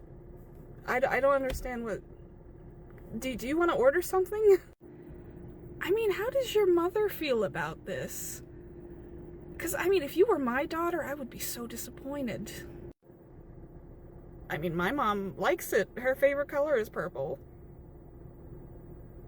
Why would you bring my mother into this? This is starting to get weirdly personal. It just breaks my heart seeing young people just ruining themselves. I mean, it's just, you're perfect the way you are. You don't need to change yourself like that. What do you mean ruin? It's just hair. It's just hair. It's not gender reassignment surgery. I'm expressing myself, like when you wear earrings or something. I mean, I like it. Let me like things. Why the hell do you care? You know, I'm just so disappointed right now, and I mean, your attitude towards this, it's just, it's not professional. It's very childish. You know, I think I'm gonna take my business somewhere else. Okay. I don't even want to say have a nice day. I hope you have a terrible day, actually. Jeez. Hi, welcome to Subway. What can I get for you? Yeah, I'm just gonna get a 6-inch teriyaki chicken just on white bread with provolone cheese. You got it. Ooh, that sounds good. Another one of those, exactly the same. Oh, yeah, sure, no problem. Just one sec. Okay, pass that down. Scoop the chicken and teriyaki sauce. Oh, no, I don't want that sauce on there. Oh, I'm sorry, I thought you said you wanted it exactly the same. It comes with the teriyaki sauce, the teriyaki chicken. Well, yeah, I just want the chicken. I don't want the teriyaki sauce. Okay. Why did you say you wanted the exact same thing then? I do want the same thing, I just don't want the sauce. Okay, whatever, I'm just gonna remake it. Okay, on that, I need spinach, tomatoes, pickles, a little bit more teriyaki sauce, and some ranch. Alright. Thank you very much. You are very welcome. Next, what would you like on yours? Yeah, just exactly how she got it. No, we're not doing that. What would you like on it? Okay, I guess just some lettuce, onion, and olives? Yeah, so nothing like what she wanted, just as I thought. Okay. I'll also get some of that sweet onion teriyaki on there as well. Sweet onion teriyaki? You mean the sauce that I put on it at the beginning that you said you did not want? Yeah, that one, like, a lot of it.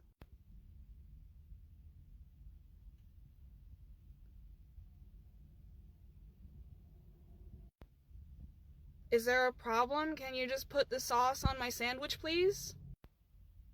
Do you really not see anything wrong with this? I mean, I just threw away a perfectly good sandwich that had the exact same sauce on it. I don't see why that's my problem. Can you just finish my sandwich? Yeah, sure, but, just want you to know, I hate you.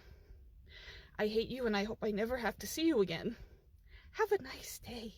Alright, countries, who is the tallest person to ever live from your country? Our tallest person is 7'1", and he's alive. Psh, that's nothing. We had the tallest true giant. He had no genetic disorder to get to his height. We have the current tallest man in the world.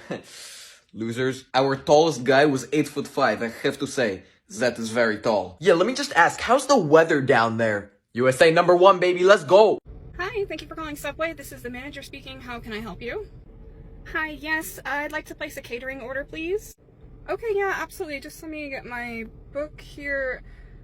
How big is the catering order gonna be? Yeah, so I'm gonna need about 400 sandwiches and 3 cookie trays. Okay, yeah, we can do that. Did you want those sandwiches assorted, or did you want like specific kinds? Usually for those catering orders, we do like a mixture of ham, turkey, Italian, and you can do like cold cut combo or tuna. What would you like to do? I just want them to be all turkey on wheat.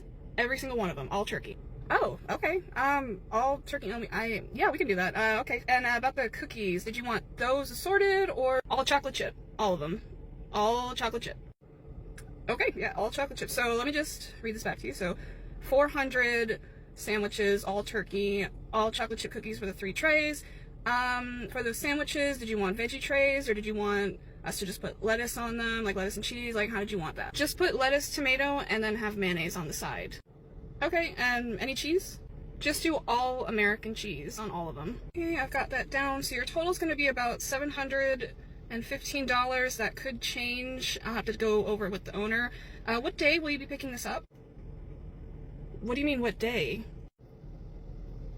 When are you planning on coming to get this? Which day? Today? Like, by lunch? Today? You want 400 sandwiches and 3 cookie trays today by lunch? It's 10:30. That only gives us an hour and a half. Okay, what's the big deal? I already spoke to the owner and he said he would do it. He told me I had to call you first. I promise you he didn't. There is absolutely no way. I don't have... For all that wheat bread and all that turkey, I mean, we have to prepare that. It's gonna take us a while. Just the bread by itself takes like 3 hours. I'd need at least 10 trays. Okay, well, he said you would do it, so what's the big deal? What's the problem? I just explained to you what the problem is. There is absolutely no way we're gonna be able to have that ready for you in an hour and a half. We need at least 24 hours. Okay, you know what? I'm done arguing about this. I mean, this is ridiculous. You're overreacting. I'm just gonna call the owner back. Please do, and I will probably do the same, because I'm sorry, there's absolutely no way he agreed to that, and if he did, then I don't even know what to think. But yeah, go ahead and call him. Thanks. Hey, I just heard you on the phone. You sounded kind of upset. What happened? This lady just called to place a catering order for 400 sandwiches and 3 cookie trays, and she wants it today by 12 o'clock. And she said the owner told her that we could do that? I mean, there's no way he would say that. Are you sure about that? Hey, what you doing there? Oh, I'm making a cake for a coworker. Oh, okay. Well, what is it you got right there? So this is a chocolate buttercream. Ooh, yeah. Buttercream icing. No, that's way too sweet. No, I wouldn't do that. Yeah, that's gonna it's too sweet. Okay, well, that's what they asked me to use, so that's what I'm gonna use. No, see, you gotta use a cream cheese frosting, because buttercream is it's really sweet. I wouldn't do buttercream. Okay, well, this cake isn't for you. It's for somebody else. They want buttercream, so that's what I'm gonna give them. I'm just saying, okay, like, for me, buttercream is way too sweet. I would not do buttercream. It's just... You don't even taste the cake. It's just all sugar. Once again, it's not for you. I'm not making it for you. This is for someone else. Just because you don't like buttercream doesn't mean that everybody doesn't like buttercream, okay? Whoa, okay, there's no need for attitude. I'm just trying to help you. Okay, I mean, I didn't ask for your help. Thanks, I guess, but I'm gonna do it the way that I want to do it, because this is how they asked me to do it. Alright, it's your cake. You can do it however you like, I guess. Yeah, I'm gonna do that. Thank you.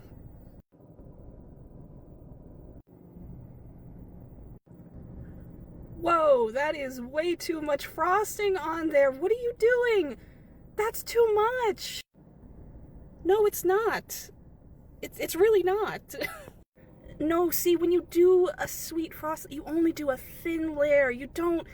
Oh, that's too much. That's all it's gonna taste like is frosting.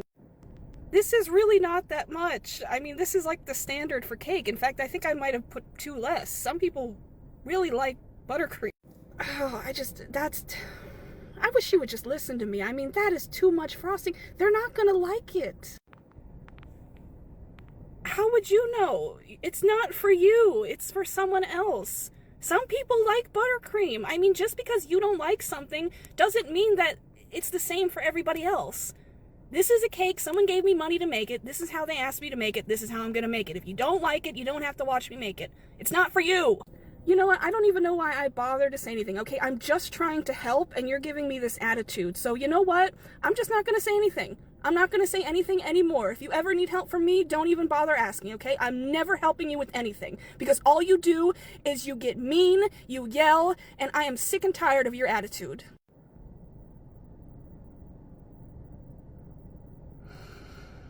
Now I don't want to make a fucking cake anymore. So, boss, how did it go with Jonathan last night? Oh, it was terrible. I hate to admit it, but you were right about him. He's just the worst, and he's just impossible to train. I don't understand what's going through his head. Yeah, I told you. So what are we gonna do about it? Well, I just don't have enough employees to fire him, so we're just gonna have to deal with it. I'm gonna need you to just kind of keep an eye on him when you're working with him. Don't let him out of your sight. Don't let him take any customers. Just kind of follow him around, make sure he's not messing anything up. Are you serious? So on top of me doing literally everything, taking customers, doing all the backup, doing pretty much all of the side work, and you want me to babysit him on top of that? Alright, I don't know why you're always so dramatic about these things. He can do something wrong. He can do some things wrong. It doesn't matter what task I give him. If I'm watching him, if I'm telling him to do things a certain way, he will always do things wrong, and he takes forever. I mean, he can't even do backup steak, which is literally the easiest thing to do. All you do is open the bag and put it in the container. He doesn't even know how to do that. He's been here 3 months. I mean, how do you expect me to deal with that? I don't know. Just figure it out, okay? Just figure it out. Okay. You have a literal stack this high of applications, written applications of very good people that would probably be a way better candidate for this role.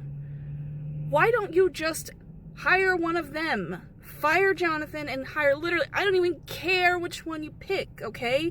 Just hire somebody. Why can't you just hire someone? Hey, you know what?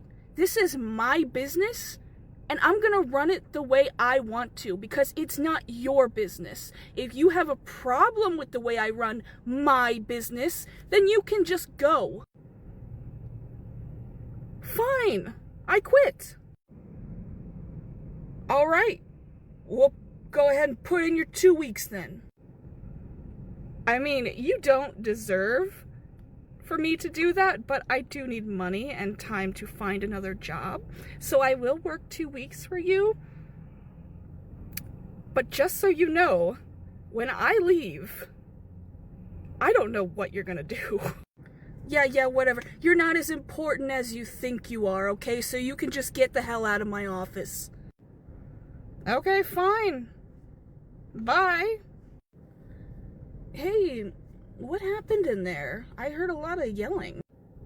Boss isn't gonna fire Jonathan, so I'm putting my 2 weeks in. Are you serious? Nobody likes working with Jonathan. He's literally the worst. And he's just gonna let you go just like that? Did he even try to convince you to stay? No, in fact, he was the one who insisted that I put 2 weeks in. He told me I can go. Are you serious? I swear, he's losing it. I mean, he's got to retire. He's been in this business for, what, 30 years now? He should realize how stupid he's being. I mean, there's maybe 3 good employees left in this store, and you're one of them, and he's just going to tell you to go? I mean, what the hell is he thinking? Do you want me to talk to him for you? Because this is ridiculous.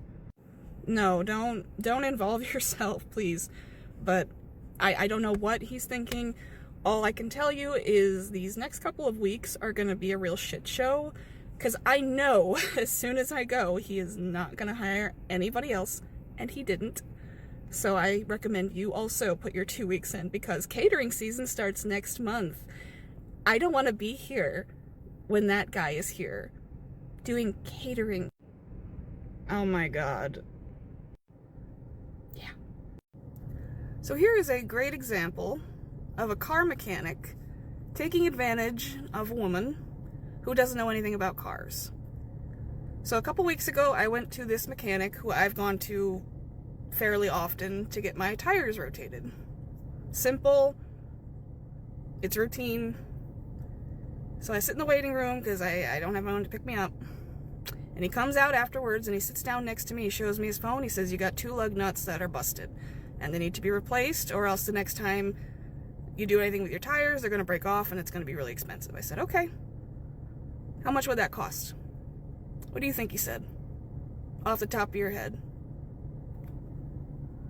$600. I said, okay, I can't afford that right now. And he's like, all right. And he got kind of weird. He said, well, you got to get this done, like, soon, because, you know, they could break, and that's not going to be good. I said, okay, well, let me just think on it. He goes, well, you're going to have to do it, like, within, like, a week or so. You got to get it done soon. All right, so I leave. I call my mom. I tell her. And she's like, are you sure you heard him right? I said, yes. He gave me an estimate. Like, he gave me a receipt estimate. And she was in shock. She told me, okay, come home and go to this mechanic that's near our house. And this is a mechanic that we are not friends with. My mom goes there like once a year to get her oil changed. We don't know them. I go to this other mechanic. I ask him if he can just take a look and give me an estimate. And he goes, I can just fix for you right now. $60. I told him how much the other guy was going to charge me. He was speechless. How do you go from 60 to 600? That's criminal. You should be in jail. So watch out. If you see an estimate or you hear an estimate that sounds way too much, don't say yes right away. Do your research first. Always do your research. Ask somebody if you can. Go get a second opinion.